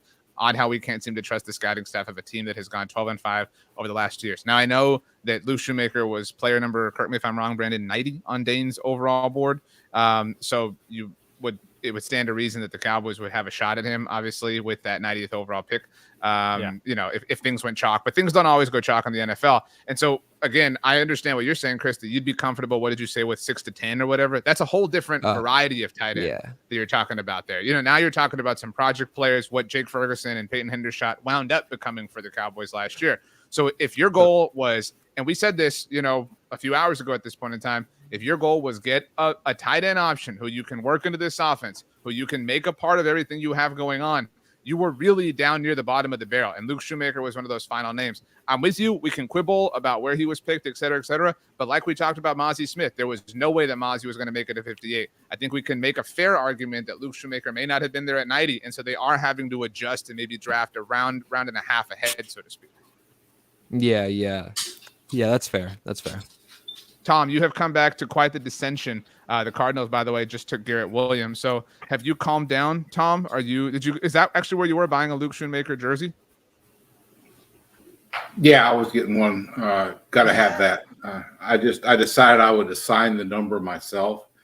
I think I was going to have him be 82. I think the number he wants is available. He is number 86. So, okay. you know, yeah, we should be good. And I was kind of, I don't know that I ever got that worked up about it. This was just a case of he kind of, nobody was thinking about him. And we got hit with somebody that just wasn't on our mind. And, you know, and I don't know enough about him really to be able to say he's good, bad. A lot of what has been discussed here makes it sound like he might work out pretty well. It's just, you know, we can't make the decision right now. We kind of need to wait. The New York Giants, as many of the commenters have noted, selected Jalen Hyatt. So Jalen Hyatt is now a member of the New York Giants. That stinks. Good thing the Cowboys traded for Stephon Gilmore. I mean, the Cowboys secondary is going to be tested a little bit more in their games. We could view this draft class in a much more positive light and think that we technically spent 2 of our picks on Stephon Gilmore and Brandon Cooks. So that's what I said earlier. About to say, if we want to look at it in more of a positive light, that's kind of cool. But the Browns just took Cedric Tillman, by the way. So the next receiver run may be happening. Josh Downs is now the highest consensus receiver left on the board. Kind of hard to see him making it all the way. Sounds like we should just move that 3rd round pick for DeAndre Hopkins. That's what it sounds like to me. Wow. Well, this was a weak wide receiver class, so this may not be what the Cowboys want to do in the draft. I'm going to say one last thing. Sorry, Tom. Just like seeing Darnell Washington's name sitting there, it feels like Jelani Woods last year. Like I really thought so highly of Jelani Woods, and I really thought he was going to turn in. And what did he go in the 4th round? Was it to Indianapolis?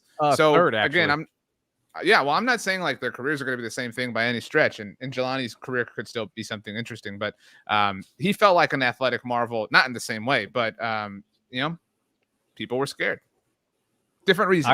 I saw him in person at the East-West Shrine game. He is tall. Like it's crazy how some of these guys, when you see him in person and you just stand next to him, or even you see them from field level, it's like a completely different ball game. So I mean, you're betting on athletic traits. You're betting on a guy's size. Like I mentioned, the only thing I can kind of come up with is that Schoonmaker is a combination of Ferguson and Hendershot. You know, and maybe Mike McCarthy knows something that we don't. We haven't seen him with his offense, so maybe this is like a match made in heaven for him. Okay.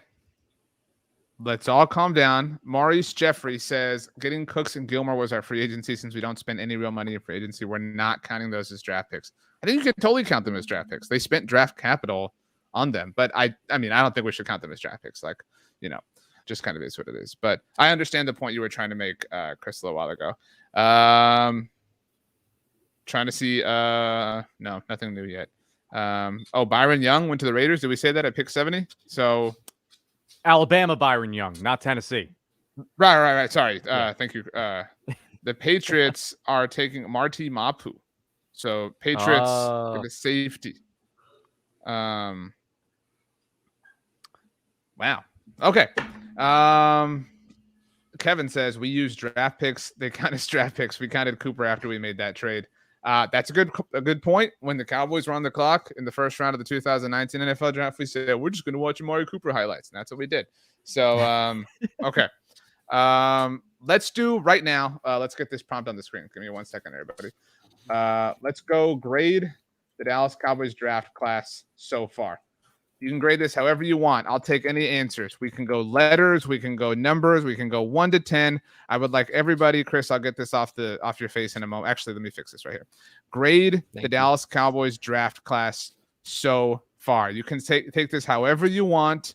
Let's start with you, Brandon. Again, letter, number, word, color, whatever you want. I'm going to give it a B. And I say B because or do you want me to just say the letter or explain? I want you to say whatever's in your heart. I want you to be open and honest and actually vulnerable is what I want. Well, this is a very comfortable shirt to be vulnerable in. So, I have to say it's a B because I was low on Mazi Smith coming into, last night and coming out of last night, but then waking up this morning, I said, okay, it's a good pick. I'm higher on Schoonmaker than I think, as I was last night with Mazi Smith. So I'm kind of just breaking even a little bit. And again, I'm hoping for the upside. The fact that the Cowboys picked two players that they didn't think would come back around to them.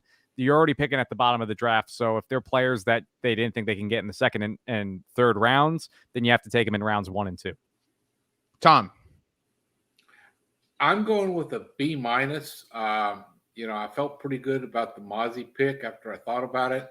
Schoonmaker, I just got to see more at this point.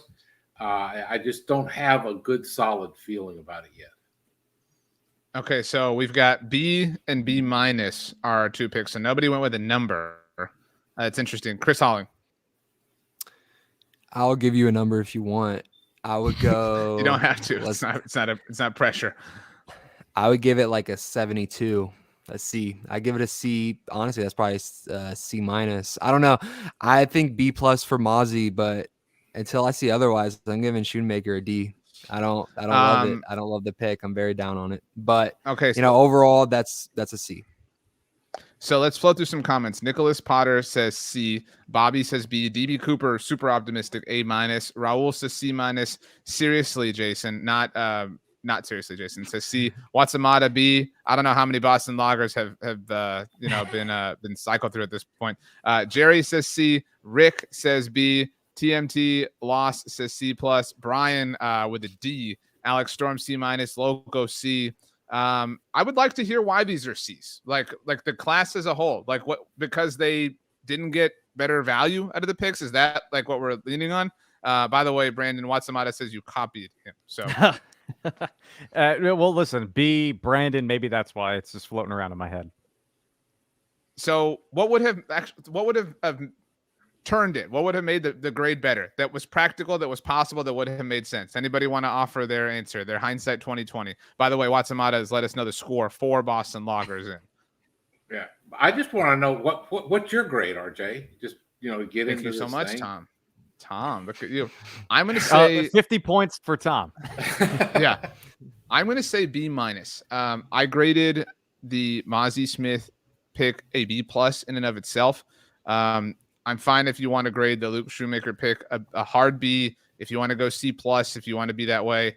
I think anything below C+ is being unfair, given that we identified tight end as a position of need and that they drafted a tight end. So we're now like ignoring that data point just because it's not the player that we wanted it. That thing that we said was true all the way is now no longer a true reality. But so, I mean, consensus average then would be B- for me. I think that's the whole class. Would I have preferred a different combination of players? Probably. I mean, and am I now a little bit slanted by how much I've come around on the Mazi? Not that I was even down, but I've become really in love with the Mazi Smith pick. So it's really hard to weigh that down for me. There is some like willingness to give them the benefit of the doubt. There is some willingness to understand that, they are clearly playing a different game of chess than we're used to. And I think that's partly what's ruffling our feathers, that we're so used to kind of, it being a chalk proposition in terms of the way they've laid out the way that they want the draft to go. So these things are they feel really random, and because they feel so random, we're associating them with being negative. And they might wind up being negative. They might be wrong. These picks might both suck, right? Like we can be fair about that. Like that exists well in the realm of possibility. But they have addressed. I love. We spent 24 hours talking about this at this point in time. They have changed their philosophical approach to drafting a monster 3 tech who is a supreme athlete. And now they have gone and gotten a tight end that plays their style of football. That isn't just their style because they have a new offense and that's what they're adopting in the here and now. No, this is like vintage Dallas Cowboys tight end, Y tight end out of 11 personnel football. So, I mean, I'm okay with it. B- for me. I think that's fair. I would like to say, in my fairness, I know the whole tight end thing, how I gave it a poor grade. I'm not backtracking at all. Actually, I'm actually defending this. I will say that I did write an article saying we don't even really need a tight end because I believe that much in Jake Ferguson. I was only willing to take a tight end if I was really in love with the prospect. And I guess there are red flags in Washington that I don't see. So it was really the only way I would have been very ecstatic with a tight end would have been in the second round, and if Kincaid or Mayer or someone took a tremendous fall.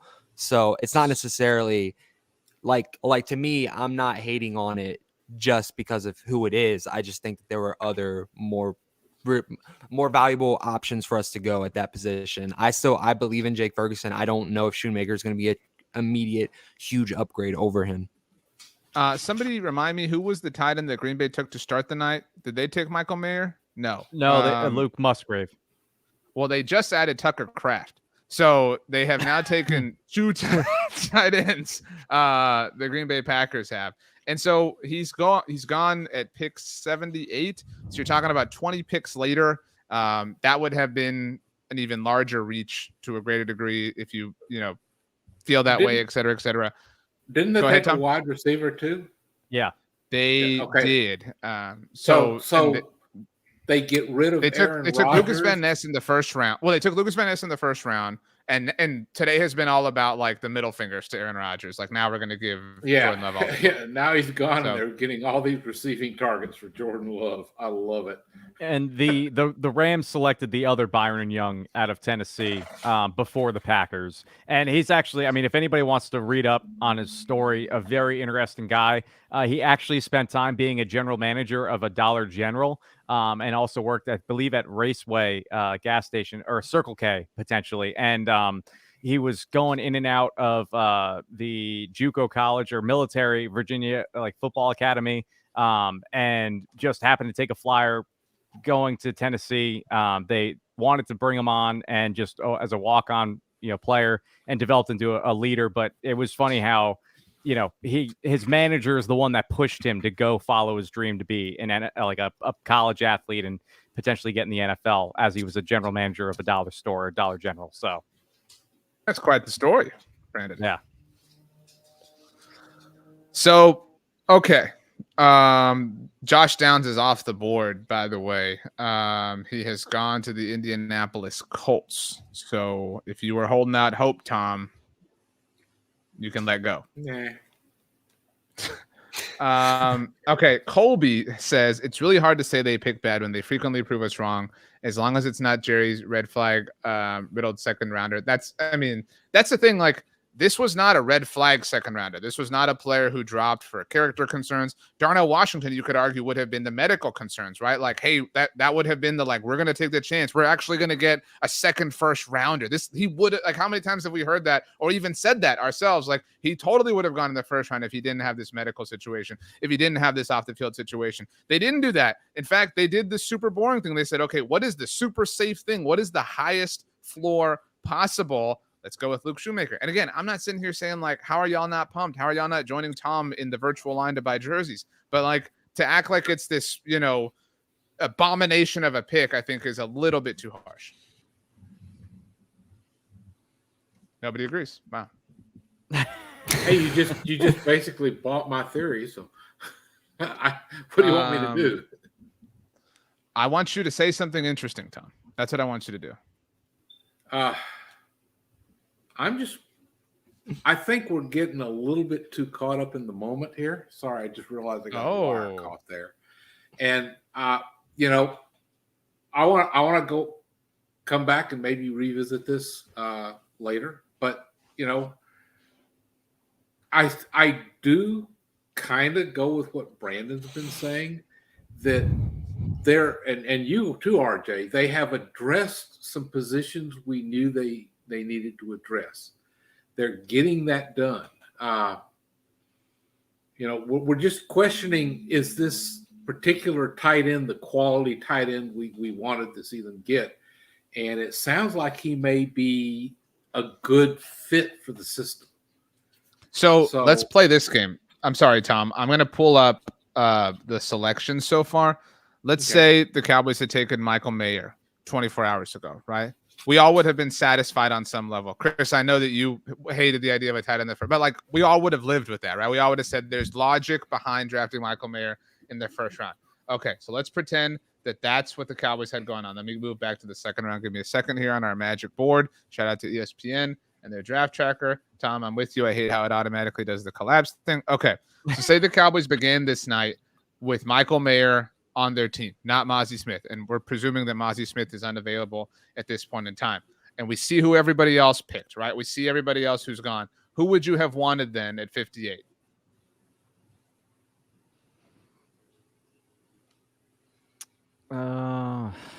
Schmitz was a name like addressing the offensive line. Torrance he was gone.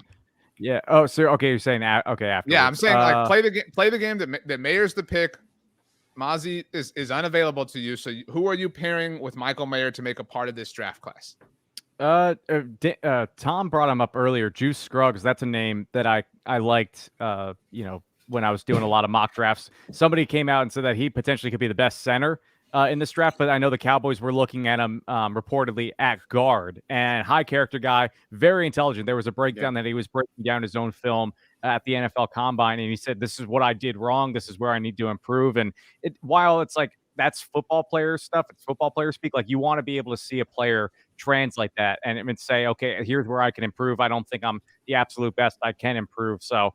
I was a big fan of his. So if they drafted him, you figure that could be a plug and play left guard. So then your maybe combination, Brandon, is Michael Mayer and Juice Scruggs. Go ahead, Tom. Yeah, I was going to say Scruggs was a converted guard too. He was just went to center this past season. So Tom, are you echoing that? Is that who you would have liked to have paired with Michael Mayer? Yeah, from what was sitting there, if they had Mayer, I would have probably thought with what was available, Scruggs would have been the best one. Chris, we've got 2 votes for Juice Scruggs. Who would you have taken if Michael Mayer had already been the pick for the Cowboys? I would have said Torrance. Personally, I think we need that interior offensive line depth. Okay, so then the possible permutations that aren't what the Cowboys did in real life are Brandon and Tom's, which is Michael Mayer and Juice Scruggs, and Chris, yours is Michael Mayer and Osiris Torrance. Does anybody prefer any of those two to the actual duo of Mazi and Luke Schoonmaker? Would anybody swap the two of the Cowboys? And I'm not saying this facetiously. I'm legitimately asking. No, I think that Mazi is better for the team than Mayer would have been. So that's what I'm saying. So like it's give and take, right? So to get Mazi, you have to. So like people, I'm so pissed off the Cowboys don't have Mazi Smith and Dalton Kincaid. How stupid of them. You know what I mean? Like that was not practical. You have to measure the practicality of what can and cannot happen. And I think that that's a fair thing to say and to measure. And I think that context will be a little bit more available in about 45 minutes when the Cowboys have made their 3rd round selection. I do want to catch up on some super chats. Watsamata says, I want linebacker Henry to Ochoa. Hope I got that right. And now just so we can hear Jerry try to pronounce that at the presser. That would be very funny. Brian says, thank you, Brian, for the super chat. We are putting our season in the hands of a merry-go-round offensive line that will shuffle the moment Tyron goes down. We're hoping on Josh Ball, Chuma Edoga, Matt Will-Let's-Go, bad plan. We needed offensive line. I still slightly disagree with that because they're not. I mean, for all we know, they are relegating Tyron Smith to swing tackle duties. I think, Tom, like, how have we not learned that they cannot be trusted in a very good way, right? Like, oh, we want Sam Laporta, we want Michael Mayer. They passed, right? Like, right? We want that. Nothing they have said has bore itself out to be true here. And they're telling us that they're going to play Terrence Steele at left guard. They're going to play, Josh Ball left guard, whatever. Like they have learned how to keep their mouth shut. So like, I don't know that we can say, oh, they're planning on this with Tyron Smith. I have a hard time reading them now. I don't know that anybody else disagrees. And wait a minute, we still got a pick coming up. They may come up with a good solution here. Chris, how do you feel? Yeah, I mean, I don't necessarily think that the whole analogy of because we got Mazi, it evens out because we ended up getting our tight end in the 2nd. I still think we could have just not gone tight end, still gotten Mazi and gotten the good caliber player somewhere else, like the offensive guard, which is, I think, is what we need. I mean, going back to his super chat, Brian's, I mean, I don't love the depth that we have right now at that interior offensive line position. I really think we could have used one of those players instead of the tight end there. But at the end of the day, we are just about 9 picks away at this point, I believe. 8 or 9, 8. I don't know. So we could do something interesting here, and it could get very interesting. So, I'm going to hold some judgment. I'm going to wish for the best, and hopefully their 3rd round pick can make me feel a little bit better about this whole situation. Brandon, you feeling any better? Yeah. Like I said, I saw a lot of Schoonmaker. He's just a quality tight end. I need to see just how he fits into the offense, and then I can kind of develop a little bit more of a perspective. But like Tom was mentioning, getting to know Mazi, seeing him and all the evaluation and how it's transpired, I think that you can't justify the fact that the Cowboys were going to get him in the 2nd round. Just wasn't going to happen. And seeing all of his athleticism, the traits, and all these things that they can build around, and it's solidified a need. People had defensive interior like almost top 2, maybe the number 1, position of need on their board. So the fact that the Cowboys addressed it with probably the best run stopper in the draft, like, sign it off. And I'm looking at the rest of the board now, or where it stands. If you get past pick like 11, 12, 13 with all these names that are left, it's like after the 3rd round, there's not going to be a lot of great quality players that are household names that people might not like. And then it gets into the, so I think just this draft in general hasn't been the absolute best, as Tom mentioned. So we're just trying to find a little bit more value at this point. I think the one thing, and I saw Brian mention this, RJ, is, who would you want at left guard? And we can maybe talk about this before the Cowboys are on the clock. With where they're at right now, as it stands, you figure if they don't draft a guard in this draft, what would we want that position to be filled with? Let's play this game along these lines. And thank you for the super chat, Brian. Who is your starting offensive line, left to right? We can all answer this, the chat included, please. I'll go first. And so you get to pick. You can put Tyron Smith wherever you want, Tom, in this world. I'll say, for me, Tyron Smith, Tyler Smith, and then the rest is chalk. I think we all agree. Like, the true questions are along the left side. We all agree Tyler Biadasz is the center. We all agree Zach Martin is right guard. And I think we all agree that Terrence Dill's playing right tackle. And I like my answer for who's swing. So I guess it's a 2-question sort of proposition. How are you handling the left side of the offensive line, and who is your swing tackle? And my swing tackle effectively is Tyler Smith, because that left tackle spot is what's going to have to be played. And in that world, I kick Tyler Smith outside. I play Matt Farniok. I play Chuma Edoga. I mean, those are the options that I live with. Let's go, Chris. I would have liked to have maybe gotten a guard early in this, and then that would have changed my answer. But as of right now, if you're asking me what best 5 we can put on the offensive line, it's Tyron left tackle, Tyler left guard, center and right guard, right tackle, all the way we think. And I guess that swing tackle, I would agree with you, RJ. So, essentially the same answer as you. Tom.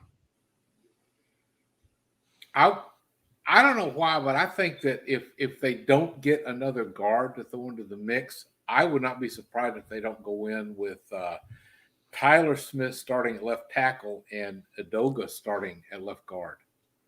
I think he is serviceable, and I just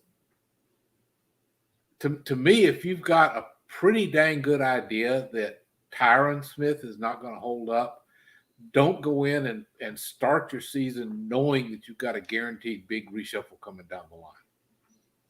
Brandon, who are your starting left side offensive linemen? I'm going to say I'm going to go Tyron Smith, Tyler Smith, and then the swing tackle, actually, I'm going to put as Matt Waletzko. And okay. I think because so I'm looking in my mind, the drop off from left tackle to depth and then left guard to depth. I think the drop off will be greater going from Tyler Smith to an Edoga, a Ball, a Farniak, as opposed to Tyron Smith to a Matt Waletzko, who, by all accounts, the Cowboys have complete confidence in to be healthy. They finally fixed his shoulder subluxation problem, which sounds horrible, by the way, that he had to deal with that. And they like where he's at. Mike McCarthy talked about it. And by them kicking ball, playing inside, maybe they just want Waletzko to be that swing tackle guy and then just see what happens. But I think Tyler Smith at left guard, if this is where it stands, where they don't draft anybody, I think that might be okay. And who knows, maybe they trade for somebody afterwards. So let's see here. Where was this? Tony Catalina has joined the chat, by the way. Says left tackle, Tyron, left guard, Tyler, Tony. Did everybody see? I think Tony got I don't know what kind of. I'm blanking on the name. What is it called? The type of grill where you make like the flat top. What's it called? I'm blanking on the name. Like the stone top, black top. What's it called? Tony got one. It's like you make pancake. It's like a big flat thing, flat top. I don't know what it's called, but Tony posted on Instagram. I saw, or Twitter. I don't know which one it was, but a griddle. I don't know. Tony, please let us know in the comments because I'm drowning here. But anyway, so Brian says, so we agree that we were changing up the offensive line midseason when Tyron gets hurt. Yeah, but like is anybody like, regardless of what the Cowboys could have done in the draft over the last 2 picks, are we benching Tyron? Is there a pick that any of you are making to where your Tyron Smith is not part of your starting offensive line? No, because he was in mine. Yeah, I mean, like, I recognize that it is inconvenient and it bothers me. I mean, anyone who reads or follows Blog of the Boys knows I killed the Cowboys last year because they made no efforts at the swing tackle position and it blew up in their face, and Tyler Smith did save them.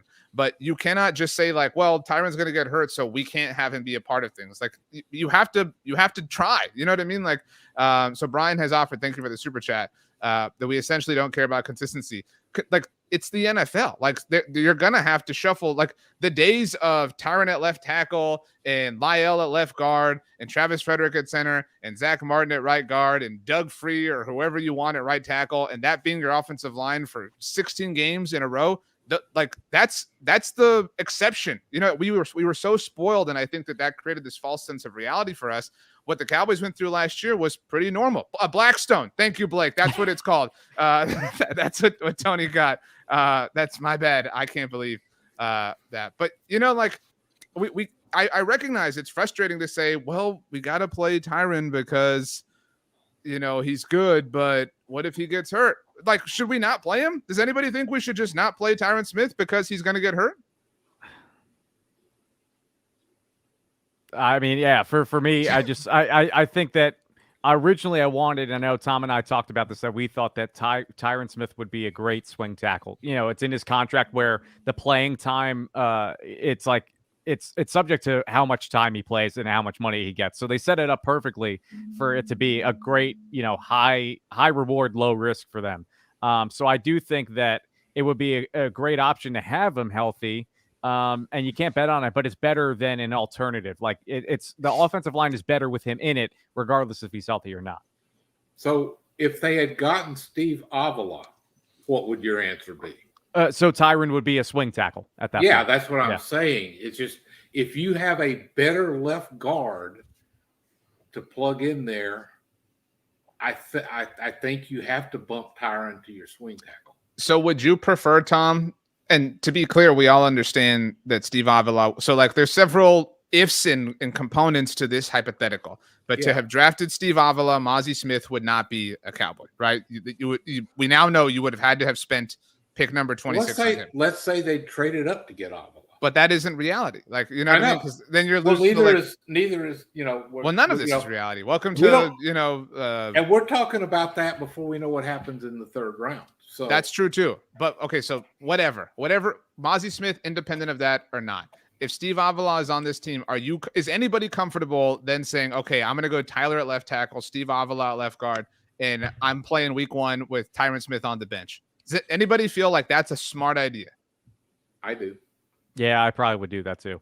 Because that's your future starting. I think you guys are operating out of a point of fear at this point in time, because you're like, well, he's going to get hurt. Also, then cut him. Like, why do you want him around now? I was going to say also from a point of like conservatism too. Like, if you have Tyron on your bench and you don't have to play him, then in the biggest moments of the season, he's available for you.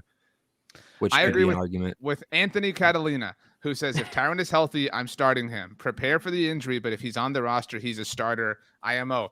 I would love if the Cowboys were in this conventional place where they had this chalk left tackle, chalk left guard, chalk center, chalk right guard, chalk right tackle, and we could just, you know, simply line it up and go play football. But they're in this unique spot because of Tyron Smith and his talent and his pedigree and his injury situation. So you have to factor that. And so I think that they have made the appropriate lemonade out of this particular batch of lemonades, is my estimation. So Maurius Jeffrey, I hope I'm pronouncing that correctly, Maurius, that says Avila starts if we drafted him and Tyron sits. And the three of you agree. So would you all rather live in a world where Mazi Smith is not a Cowboy, Steve Avila is, and Tyron Smith is on the bench? Or where the Cowboys are kind of doing some patchwork at left guard, Tyron Smith is playing, and Mazi Smith is on the team?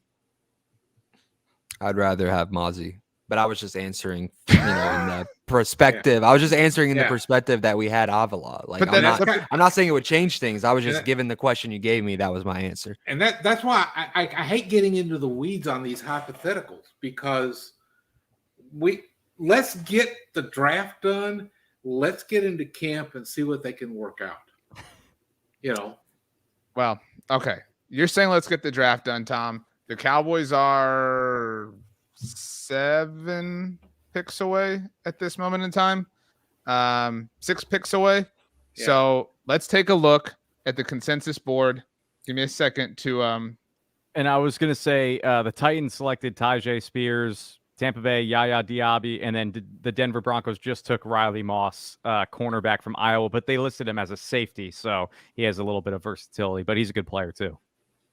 Darnell Washington's still on the board. Is anybody interested? No.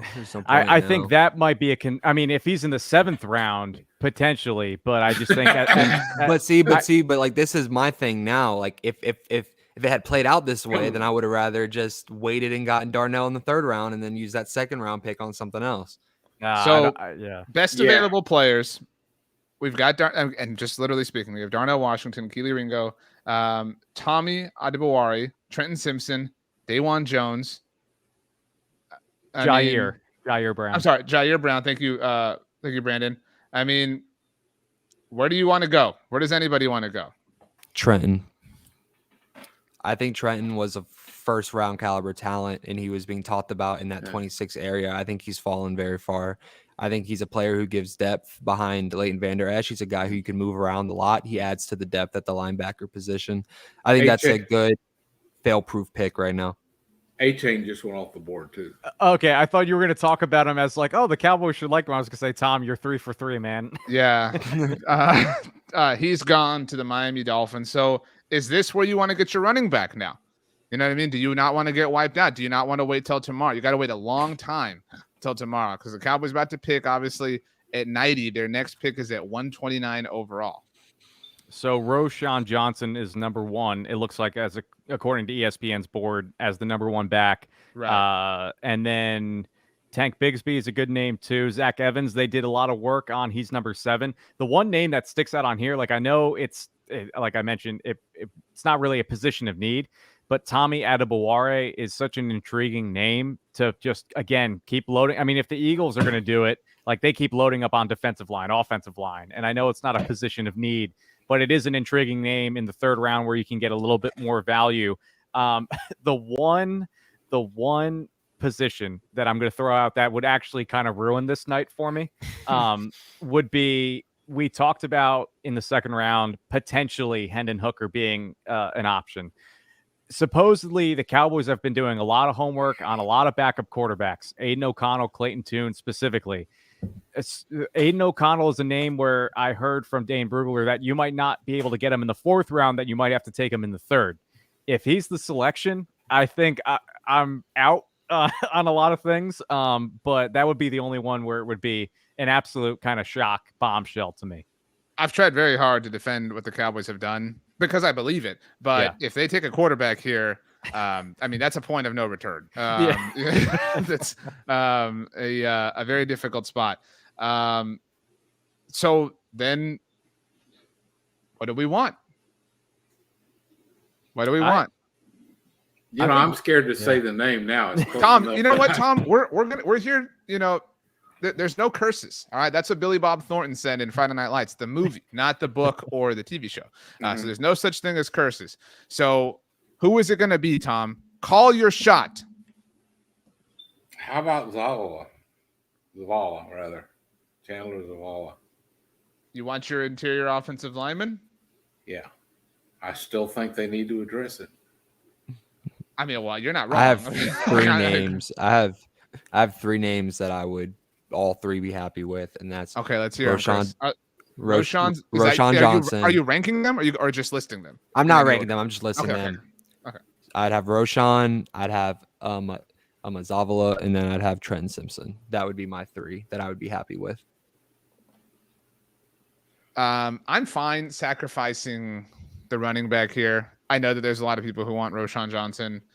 there's a lot of running backs here. Yeah. I'm not worried about that. I recognize that some people are tied a little bit to him.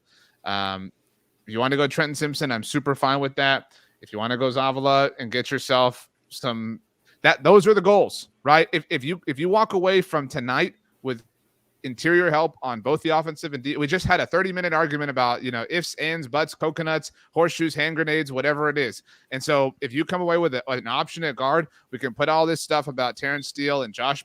Maybe the Josh Ball stuff is serious, but we can put the stuff about Terrence Steele to rest and we don't have to worry about it. And you now have your answer. So that's the direction I think we should go. Let's get in line behind Tom.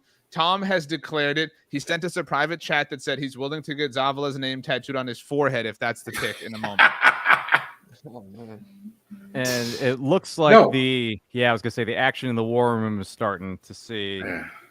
I think you misread that. I said I was willing to get the Zavala's name tattooed on your forehead, RJ. I think you missed on that. I read the message word for word, Tom. I will say that if we did get Trenton Simpson, I would feel a lot better about the second round pick because I would just flip them in my mind. Like I would just, like Trenton would be my second round pick, and then Schoonmaker would be my third, and I'd be content.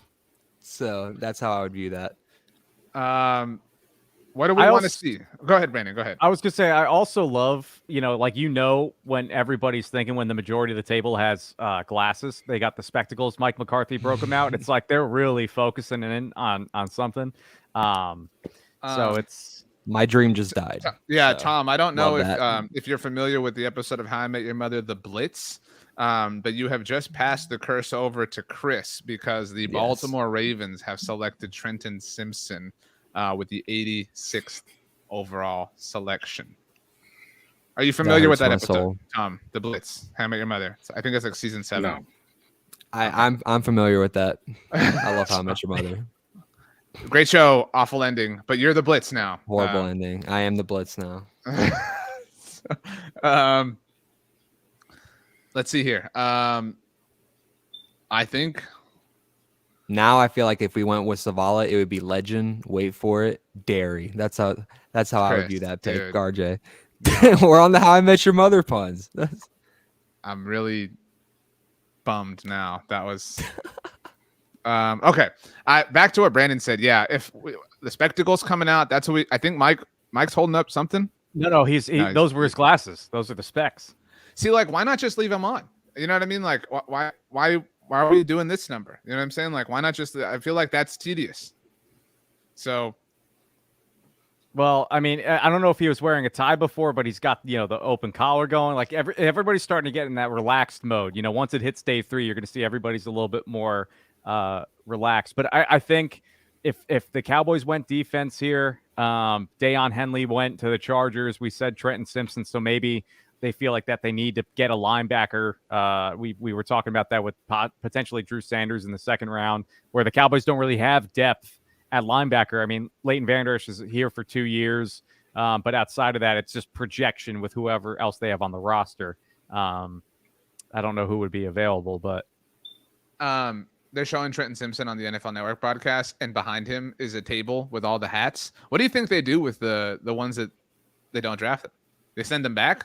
You know what I mean? Is that the protocol? Like, yeah, family members. Like, do you just give them away? Well, what you want them? Like, say you're Trenton Simpson's family member, and he's like, "Here's what the Bengals had." You know what I mean? That would be awkward. I mean, we're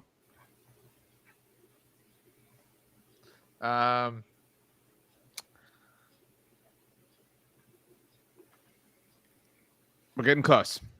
The Niners pick is in at 87, so we have 2 to go.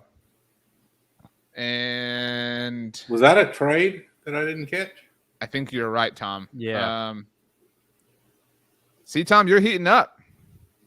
Thank you. It had been a minute since we'd had the trade siren go off. Well, I think there were a few. It's just everything was happening so fast. Right, and then we had the argument that will forever live in infamy.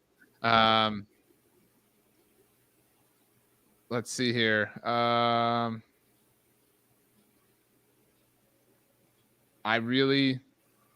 ready. We're putting all our chips in. on Zavala. Is that what we're doing? It would fill a position of need, and somebody here would be getting a tattoo of his name. So, what about you? Look, I have nothing against everybody getting their moment, but the whole like everybody who comes up to announce the draft pick thing, reincarnate Drew Pearson, everybody screams as loud as they can and goes on for as long as they can. We're good. You know what I mean? Like, we don't need this. So the 49ers pick Jair Brown, the safety out of Penn State. So again, a name that was still on the board, but not somebody that we were talking about heavily. Right. You know, the dream someone had of them drafting Henry Tua is still alive. Yeah. So Jerry's on the phone. It looks like. Could Overshown be an option here? I mean, maybe a little rich to some minds, but I know that they really liked him a lot. Now, could they potentially trade back? And that's the other thing. Like, the Cowboys love their picks. I mean, they've come, 2021? They had all those picks.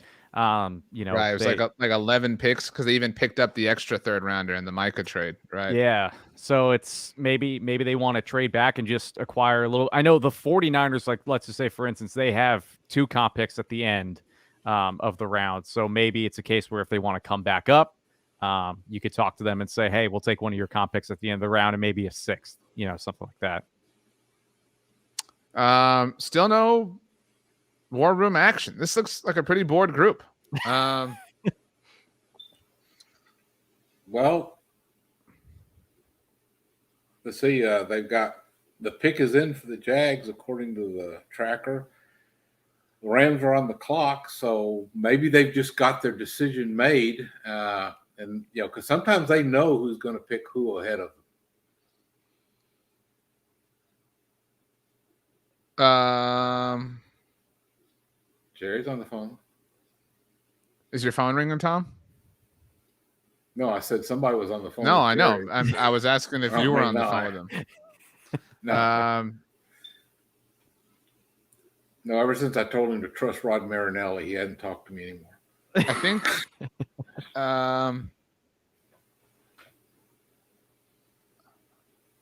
Tank Bigsby. So the running back run. It's happening. It is kind of taken off.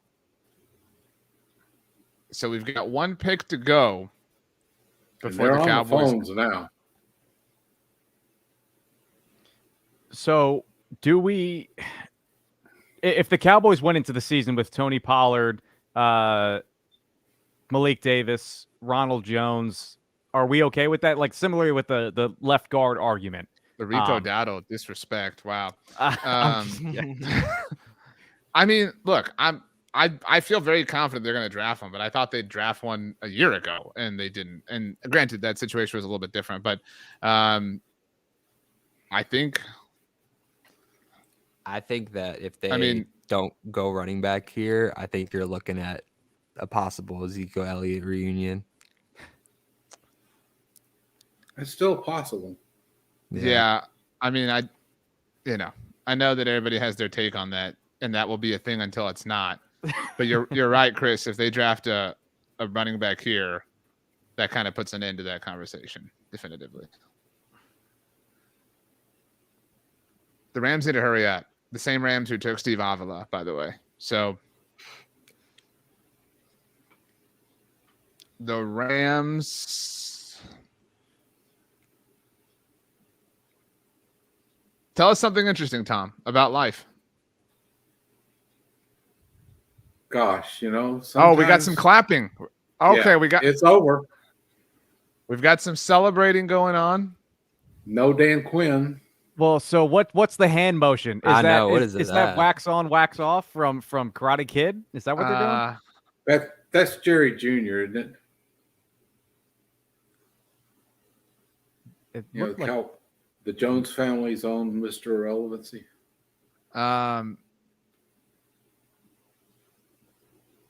So I still don't see a pick for the Rams. And Steven's on the phone. So could it be a trade? Oh, Will McClay's picking up the phone now. I can't imagine that there would have been high fives for a trade. So that would be a different level. Unless they really ripped somebody off.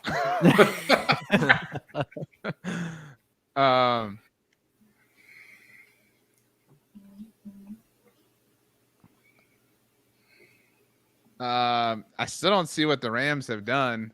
There's a lot of chatter on Twitter about Israel Abanikanda.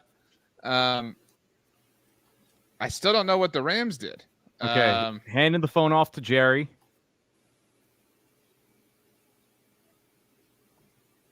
This is definitely a pick.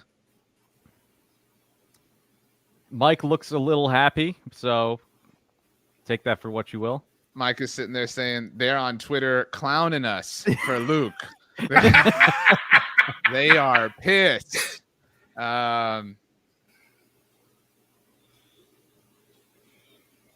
still. This is long. Now the graphic says the pick is in. The Cowboys are officially on the clock. I suppose we should probably say that here.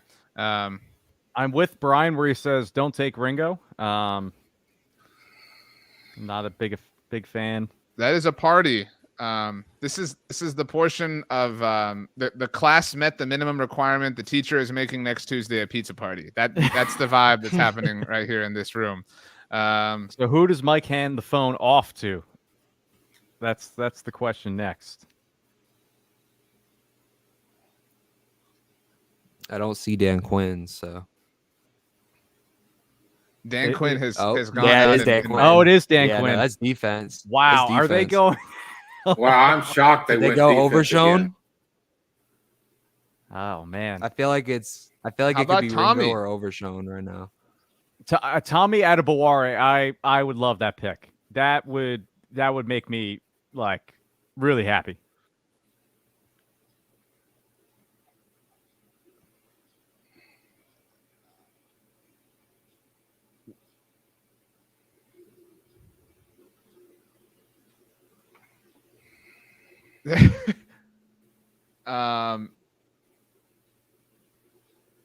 I still don't know. Oh, I guess the television broadcast is about to tell us who the Rams picked.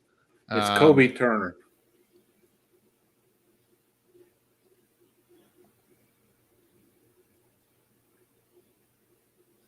Oh, thank you, Tom. That's the Rams pick you're saying. Yeah, for a second. Right, yeah. Yeah, you said, I don't know who the Rams picked. I said, it's Kobe Turner. That was a really tense moment just in the chat. I want you to know. It's like you ask a question, I answer it, and we were all here with bated breath, and you just... I answered your question. That's where are we at? I'm still trying to find something. It's amazing, all the insiders when you need them most, you can't rely on them, and nobody's posting anything. Oh, I think I know. Everybody hold. I'll let you know when we're good.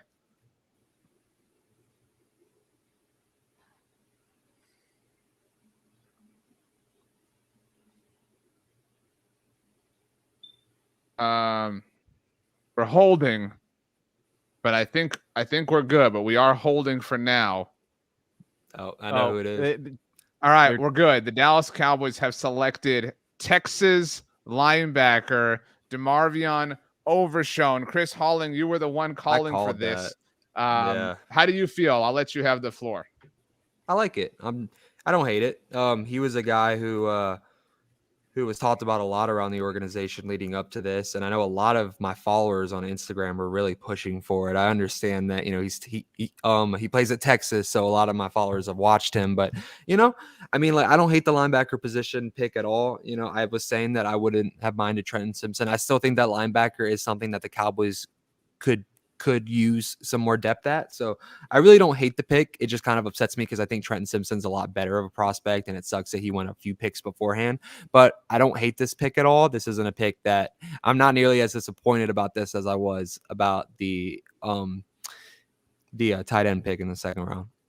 You think this might have been what they were talking with Dan Quinn about at the second round, whether they thought they could get to this guy? That's what I was thinking. Because it's like, linebacker was the other defensive position that they did have a need for depth. I don't think it was as bad as defensive tackle, but it wasn't that far behind. And, they've got, because really all they've got is Leighton Vander Esch and Damone Clark that they've got any kind of read on. And, Clark played part of the season. So, yeah, I can see this really shoring up that room. I'm surprised. I thought this was going to be a really offensive heavy draft. So that surprises me, but they may feel that they've got the talent here and they just didn't have, it just didn't fall their way to fill in the offensive positions.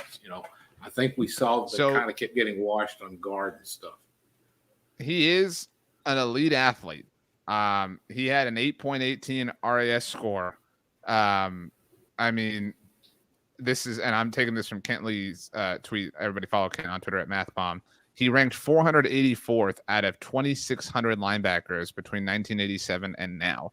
Wow. So he is a supreme athlete. And I mean, if we I know that Luke Schoonmaker doesn't necessarily fit that mold, but that is obviously what Mazi Smith was all about. And the Cowboys, that's what, we loved about Jabril Cox, right? Like, you're going to be this great linebacker in coverage, et cetera, blah, blah, blah. I mean, the Cowboys really needed linebacker depth. And I do think that they have gotten it here. Although I do think this is a signal that we kind of can't expect much from Jabril Cox. That's not the most important thing here. But this is a solid pick. I mean, you can make the case it's a little rich, et cetera, but they wanted athleticism and they have gotten it.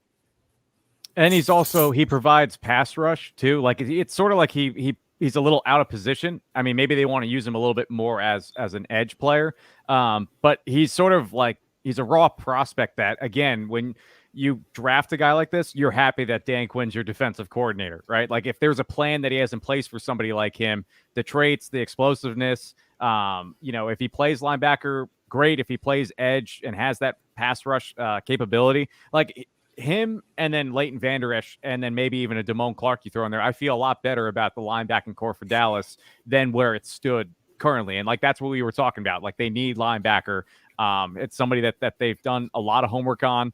And again, the Dan Quinn factor of all this is that now that he's back, you trust him because you've seen his image with all of these defensive players 3 years now going into his third year. So you trust when you draft a guy like this. I'm just shocked that it seems like Mike McCarthy taking over on offense, sort of letting Dan Quinn, like, it's like he's saying, okay, let's just take the best player. Where do we need? And I appreciate that, where he's not pressing to just draft all offense.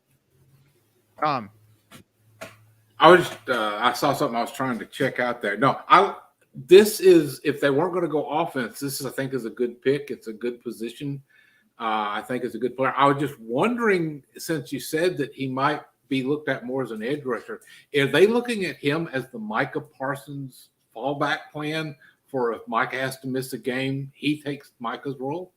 Yeah, and I think he also provides, like what we were talking about with Nolan Smith last night. Like, he's like Nolan Smith light, and it's like he could have a Micah Parsons type role, and then it's a chess piece that you can kind of move all over the place. But he still needs to be coached up, needs to be taught a lot more on how to be a pro with technique and everything. But like we talked about, that's something you can coach. He has the athleticism, like RJ mentioned, where if you throw that onto the defense, it only helps, and then everything else coming afterwards is a plus. You were talking about his RAS score. You were real impressed with that. Somebody just said, look at Schoonmaker's RAS score. Do you know what it is? I don't, but if I would love for it to be awesome. Again, we were kind of 9.66. I mean, this is, there was once upon a time, a shout out to OCC and Mark Nizacha and the old Spark days. This is, I mean, I'm fine with this. And I like where your head's at, Tom, to have a Micah Parsons. I don't want to call it a contingency plan, but I mean, the other reality is you need a linebacker. Like, are we going to just convert Micah to a pass rusher full time? Like, finally, like, can we do that? Can we say it? Can we live in that world finally at long last? And so you need that guy. And if you are dropping Micah back, to play linebacker, who's the dude floating up? And you're not lacking in pass rushers, by any stretch of the imagination. But this is very, very good depth for the unique place the Cowboys have found themselves in defensively. Yeah. Chris. That makes me feel better about the way things turned out. I don't know. I really like the athletic linebacker yeah. pick. I know. I like the really athletic linebacker pick. It makes me feel better about not getting Drew Sanders, not getting Trent Simpson in that second round. I feel a little bit better now because at the end of the day, the Cowboys did address 3 of their bigger needs, I feel like, coming into this draft. And yeah, I'm not as against the tight end pick now, but I still have questions on if he can really compete with Jake Ferguson. But that's just because I'm a Jake Ferguson guy, not necessarily because I'm a Schoonmaker, hater, So I'm happy with that 3rd round pick. I really am. Brandon. I was gonna say, yeah. Like I mentioned, we needed to see how everything played out, and the fact that they were able to address tight end, interior defensive line, and linebacker, players aside, that was like 3 of the top needs that everybody had coming into the draft. Now and then you see where the players stack up and everything. I think they got a great pick here. And again, it's a player that maybe most teams might have had in their 4th round, but when the Cowboys are picking at the back end of the 3rd, like they have to draft early. If this is somebody that they wanted, like we mentioned, maybe they were going to take him in the 2nd, and they said, okay, could he still be there in the 3rd? They were fine with taking Schoonmaker. They probably bet that Schoonmaker wouldn't have been here in the 3rd as opposed to Johnson. So or Overshown rather. So it makes a lot of sense. I will say too, we sit here and we talk about the linebacker position. Who, if we dismiss Micah from categorization here, right? We just look at Micah Parsons as a pass rusher. So the best linebacker on the Dallas Cowboys is Leighton Vander Esch, right? Who's the second best linebacker on the Dallas Cowboys? Damone Clark? Yeah. Yeah. Right. And I'm no disrespect to Damone Clark, played very well. The fact that he played at all was super impressive, obviously, last season. But like that feels kind of like a, not the best plan, right? Like and who's your option behind him, right? Like so those are your starting linebackers. Who's your next option? I mean, Luke, there was talk of like, well, if they bring Luke Gifford back, they might let Luke play some defensive snaps. Like what? Like that was the place that they were at defensively at the linebacker position. And so they have fallen into this wonderful world where they can't count on Micah all the time to be a linebacker, but now they have the depth they need. So I do think this is the probably end of the road for Jabril Cox as a serious contributor for the Cowboys. But now you don't like what I love about this pick is you don't have to depend on Jabril Cox. They've done that at different areas where they've depended on the proverbial Jabril Cox to be something legitimate for them. And now they don't have to have that because DeMarvion Overshown is a part of the team. I wonder how much Overshown is gonna I wonder how much he's going to try and pay Curse for that number because his nickname in college was Agent Zero. So, like he kind of has that nickname. I feel like he just missed it. This being the first season that you're allowed to wear that number in the NFL. So I don't know. I bet he's going to be calling J-Ron Curse, but I don't know if J-Ron's willing to give that number up so easily. Wow. So now how are we feeling? I mean, Chris, you kind of touched on it. Tom, how do you feel about the class overall now that the Cowboys have added a linebacker to the mix? Yeah, I think this bumped it back up. I had them at a B-. Now I'm feeling more B. Okay, so you're at a solid B then with all 3? Yes. I mean, and I guess the one question is the Cowboys have not addressed the offensive line, but they clearly are more confident in the options they have than we were led to believe, or we believe at least. And that's just where we disagree, obviously, with the team to some degree. I don't think this pick saved it. I think they've made smart, sensible, methodical picks and have married best player available with positions of need. I think we've seen that through their top 100 picks. These are their top 100 picks at this point in time. And I think that, that's a good thing. Chris. Yeah, my grade kind of goes from, I think I had them at like a 73. I think I had the harshest grade in the group. That's a big bump for them. I think it goes from a 73 to an 80 if I was grading right now. So I think that takes them from a C to a B overall from the class perspective. And I'm still excited. I still see some pretty good running backs on the board. Maybe we can get one in the 4th round, and maybe find some steals, some diamonds in the rough.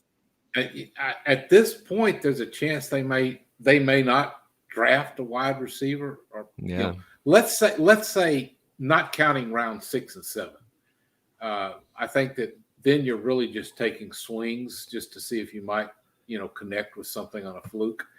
but they may not really go after a running back or a wide receiver, and they may not really worry about offensive line. They may just, we could see almost anything, I think, happen in the 4th round. I don't think we need to have any expectations going in. Brandon, where's your head at? I know you were getting something done. How are you feeling about the class overall at this point in time? Now, again, the top 100 picks have been spent.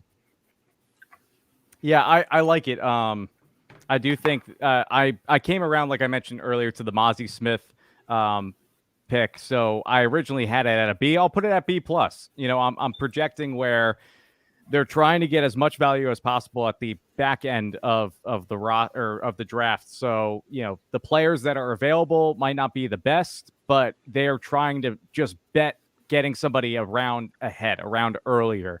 And there was clearly a run on linebackers, Deion Henley, Trenton Simpson. Like, these guys were going off the board. They needed to take them now. They might have been able to wait until the 4th round tomorrow. But again, people reassess everything. You're going to be entering a new day tomorrow. They're going to be staying late saying, okay, well, here's who we want to target tomorrow and everything. Overshown might have been somebody that players are or teams rather are saying, oh, well, he's still on the board. Like, let's attack and draft him earlier than we think other teams will put him at. So you get him now, you solidify everything this way. You enter in tomorrow where if the Cowboys want to take a backup quarterback, let's just say in the 5th round, it's a little bit more palatable because you've addressed 3 of the top 4 needs. I do think interior offensive line is still a need, but if you draft somebody like an Antonio Mafi, I don't know if Zavala is still on the board when we were talking about all this, but if that's somebody that they want to maybe trade up for, similar to what they did with Tyler Biadasz, say, oh, that's our guy. He's there. Let's just trade up in the 4th, give up a 6th round pick. You might get it done. And then we're a lot happier about everything. I agree with everything you said. By the way, the Steelers just took Darnell Washington, so that is a conversation that's over. From Dane Brugler's Beast, everybody, again, subscribe to The Athletic. Check out Dane's work always. These are his notes on DeMarvion Overshown, newest member of the Dallas Cowboys, the 90th overall pick in the 2023 NFL Draft. Explosive speed to play both sidelines, an aggressive tackler, potential to be a core special teamer. We talked about Luke Gifford, his departure, obviously leaving towards the Tennessee Titans. Can cover backs and tight ends, needs to develop strength and awareness, though. Again, not a perfect prospect, but again, somebody who I think we trust with Dan Quinn. Chris, you mentioned the number 0 and whether or not he's going to be able to get it. He does have a lot of accessories. As a collegiate player, obviously everybody can see his arms. Oh, the Cowboys equipment staff will certainly be tested. Yeah, but overall, this is the kind of player that we want to see them take up. I wouldn't say a project, but an athlete, somebody who plays a position of need, somebody who can help them, somebody who provides a high level of depth, somebody who they can trust, somebody who they trust the coordinator or the coach to obviously be able to groom. And I think that they checked all of those boxes here. I think we should all be very, very pleased with this pick, Chris Holly. Yeah, I am. I'm very pleased with the pick. And, honestly, I do really I was just going to say that too before you said it, that it just makes sense too from the standpoint that he has all the athletic tools. He's got the speed. He's very athletic. He's very rangy. Like, he has all the stuff that you can't really coach. And then all he's missing that doesn't make him a perfect prospect. It might be that awareness. It might be that those coachable things. And who better to coach that than Dan Quinn, the best defensive coordinator in the NFL? So I think it's an awesome pick for the Cowboys. And it's honestly, value-wise, it's my favorite pick that we've made so far in the draft, because I think it's really going to end up being a very I think it's going to end up being a pick that ages very well. How do we grade this specific pick? I think this is an A. I mean, I agree. Maybe a flat A. I mean, maybe go down to A-. Yeah. But relative to cost, relative to what you're getting, relative to what the linebacker room looks like now. Again, linebacker was I don't even want to say a sneaky need, because Chris, you've been on here for almost 4 hours screaming Trenton Simpson's name. But linebacker was a position that the Dallas Cowboys had to at some point address here, and they finally did that. I agree. Yeah, no, I think that's honestly, I was going to rank it at A-. So I think you took that straight out of my mouth. I think it's a great pick for the value. Tom, how do you grade this pick individually? Yeah, I can see this as an A- pick. It's and you have to kind of temper things because it's the 3rd round. The really good players are gone. Now you're dealing with trying to find good, solid players. And I think this has the potential to be a good, solid player, a good 3rd round value. Mazi Smith. Let's actually take a look. Give me 1 second. Let's get the whole draft class here so we can kind of tie a bow on this and how we feel. Here's where the Dallas Cowboys sit after their top 100 picks. They've addressed defense by way of Mazi Smith. They have their 3-tech. They have their monster in the middle, one of the most athletic players in the entire draft class. So Mazi Smith, we've talked about that a million times. Luke Schoonmaker, the pick that kind of made everybody go, wah, wah, wah. I mean, whatever. And finally, DeMarvion Overshown. I think all told, again, they've addressed positions of need, and they have obviously, found elite athletes. I mean, I like the value question is so difficult because the value is subjective in general, but it's also difficult because each team evaluates players differently. We had no idea, what smoke has or was not real with the Cowboys and what was. So I mean, we've used the phrase they deserve their flowers a million times this offseason, but I think they deserve some props for this group that we're looking at right here. Do they not, Brandon? Yeah, the one thing Mike McCarthy talked about is he wanted to get bigger, stronger, and faster. And we were reading off all the athletic testing scores. Schoonmaker tested really well. Mazi Smith, of course, is an absolute freak. And I think when you look at Overshown, he's 6'2", 229. Again, like a lot of these guys, the Cowboys want size. For so long, the defense and the entire team just lacked, strength, physicality. And these three players, just right off the bat, you could label, like, the first adjective you could describe is physical. All three are physical players. And whether that could be, maybe someone like an Overshown is too physical. Maybe he's, a little more of the awareness, like Chris talked about, needs to be improved on. But again, those are coaching things. Like these traits that you instill in a lot of these players, that strength, that physicality, you can't coach that. It's either in them or it's not. And all three of these players have that. Tom, how do you feel about the class as a whole? Yeah, like I said, to me it's a good B. The more when I saw those scores on Schoonmaker, I'm thinking maybe I need to bump it up even a little bit more. But I'm going to stick with the B right now because a B is a good grade in the draft. There's a lot of mistakes that can be made. So yeah, I'm not unhappy. I feel pretty good about this. Because you have to look at it. They were picking at the 27th slot. And it's hard to go out and just score a bunch of home runs like that. I agree. Okay, so Chris, let's wrap up your thoughts on the classes. I know we've kind of touched on this, but looking at it, are you pleased? The meat and potatoes of the draft is now over. I'm pleased. I think that Mazi was a great pick.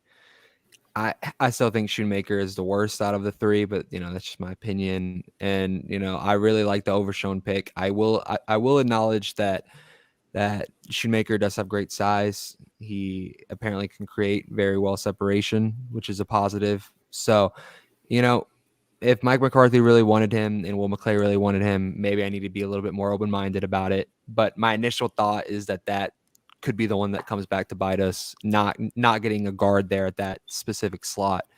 But now I don't feel as bad about passing on those linebackers who I thought was worth the second round picks by getting Overshown in the third. So overall, I really like the class. I think that, and also again, the Cowboys had such a great offseason leading up to this draft that they really they could go any way they want to in this. And we're still going to be a really good football team heading into this upcoming season. So it's hard to be too down about anything with the trajectory that the Cowboys depth chart is at right now.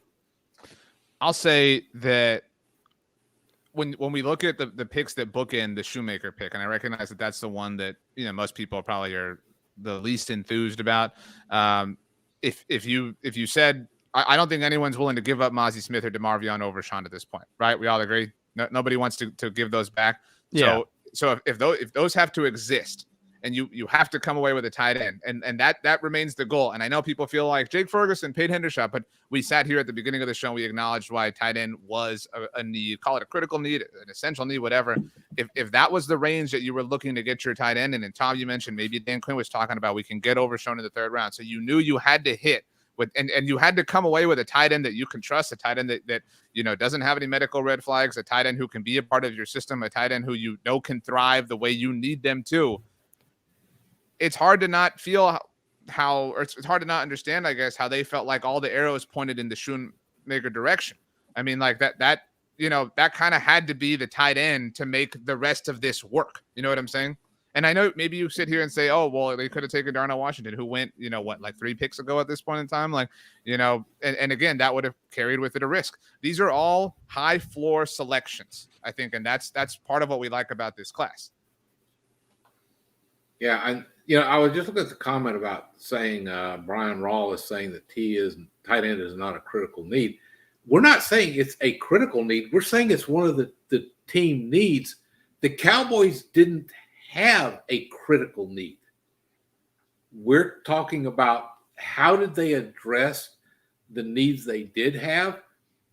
I think Mazi Smith is going to turn out to be much more valuable than we imagined before the pick was made. Because this is a division with the Philadelphia Eagles will just run it down your throat.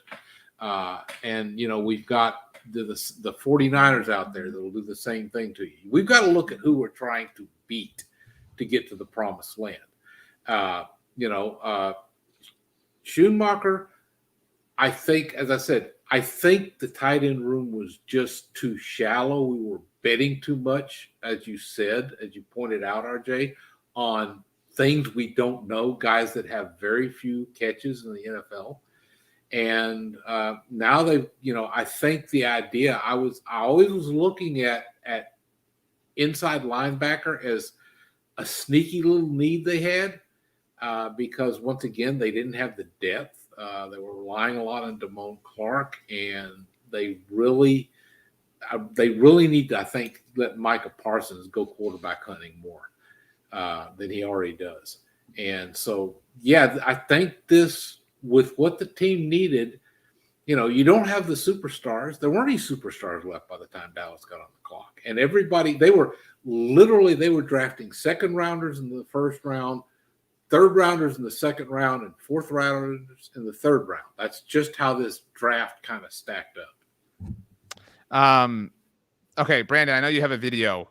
Can you explain what this is, and then we'll play it? Yeah, Patrick No-See Walker, when he was at the NFL Combine, he asked DeMarvion Overshown, what it would be like to play in the Cowboys defense, and this was his answer. What do you feel like you would be able to gain and learn from guys like Micah Parsons, DeMarcus Lawrence, and a coordinator like Dan Quinn? Being able to. The suspense on certain downs, being able to move around, have teams game plan for you basically because you're able to do so much.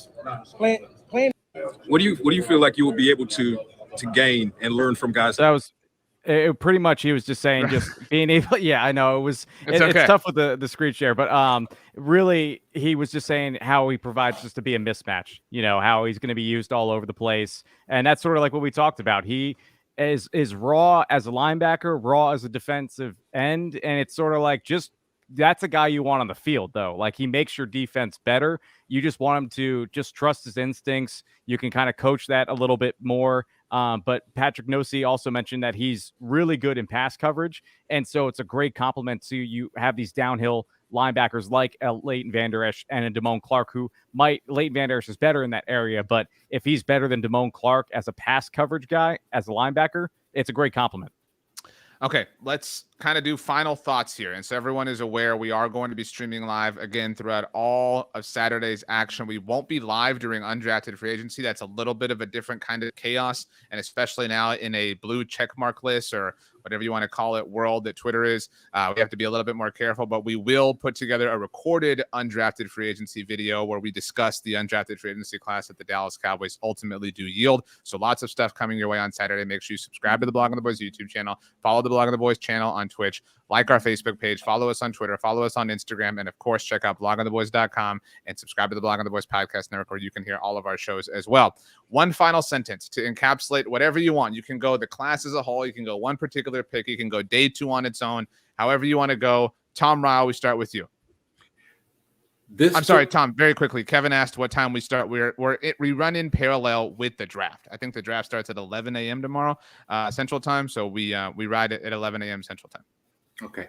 Go ahead, Tom. I was just going to say, this was a draft that kind of took some left turns, but I'm kind of happy with where they wound up. Yeah, I agree with you. I think that's well said. I forgot that I said one sentence, so I was kind of waiting for a little bit more, so that's my bad. Chris Halling, one final sentence, one final statement. Yeah, not the draft I was expecting from the offensive standpoint, but I think it's the draft that the Cowboys need.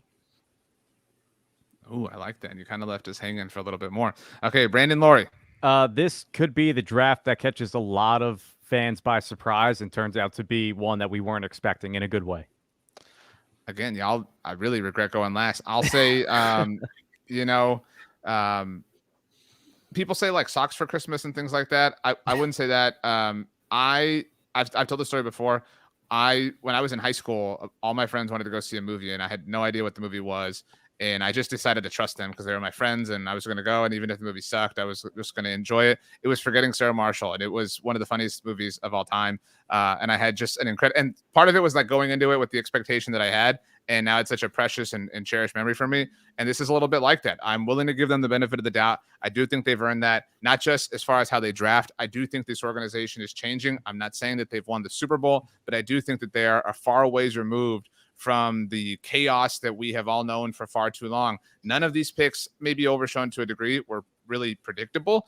They kept all these cards very close to the vest. They have screamed at us that they are willing to change one of their core philosophies as it relates to the Mazi Smith pick, the headliner, the cover page of this particular draft class. And so I'm willing to get in line and follow them. So yeah, let's not to kill the conclusion that we had, but the San Francisco 49ers just drafted Jake Moody in the 3rd round. So that's not an option for us anymore. You know what though? We got 2 Michigan men. So let's just but we don't have a kicker. Let's just get Robbie Gould. I'll take it. Yeah. I mean, well, if they don't want Robbie Gould at this point, so yeah, I'm about to say we'll take him. Okay, that was a good way to wrap. A lot of people said I didn't go with one sentence. Fine. You know what? It's been a stressful night. All right. It's all good. Tom, as we leave here, I would like you to give us one piece of life advice. Something that everyone can apply to any situation, any moment, wherever they are, at any point on the earth. They can think about the words that you're about to say, and it will make their life better. Every day you don't learn something is a day you aren't living.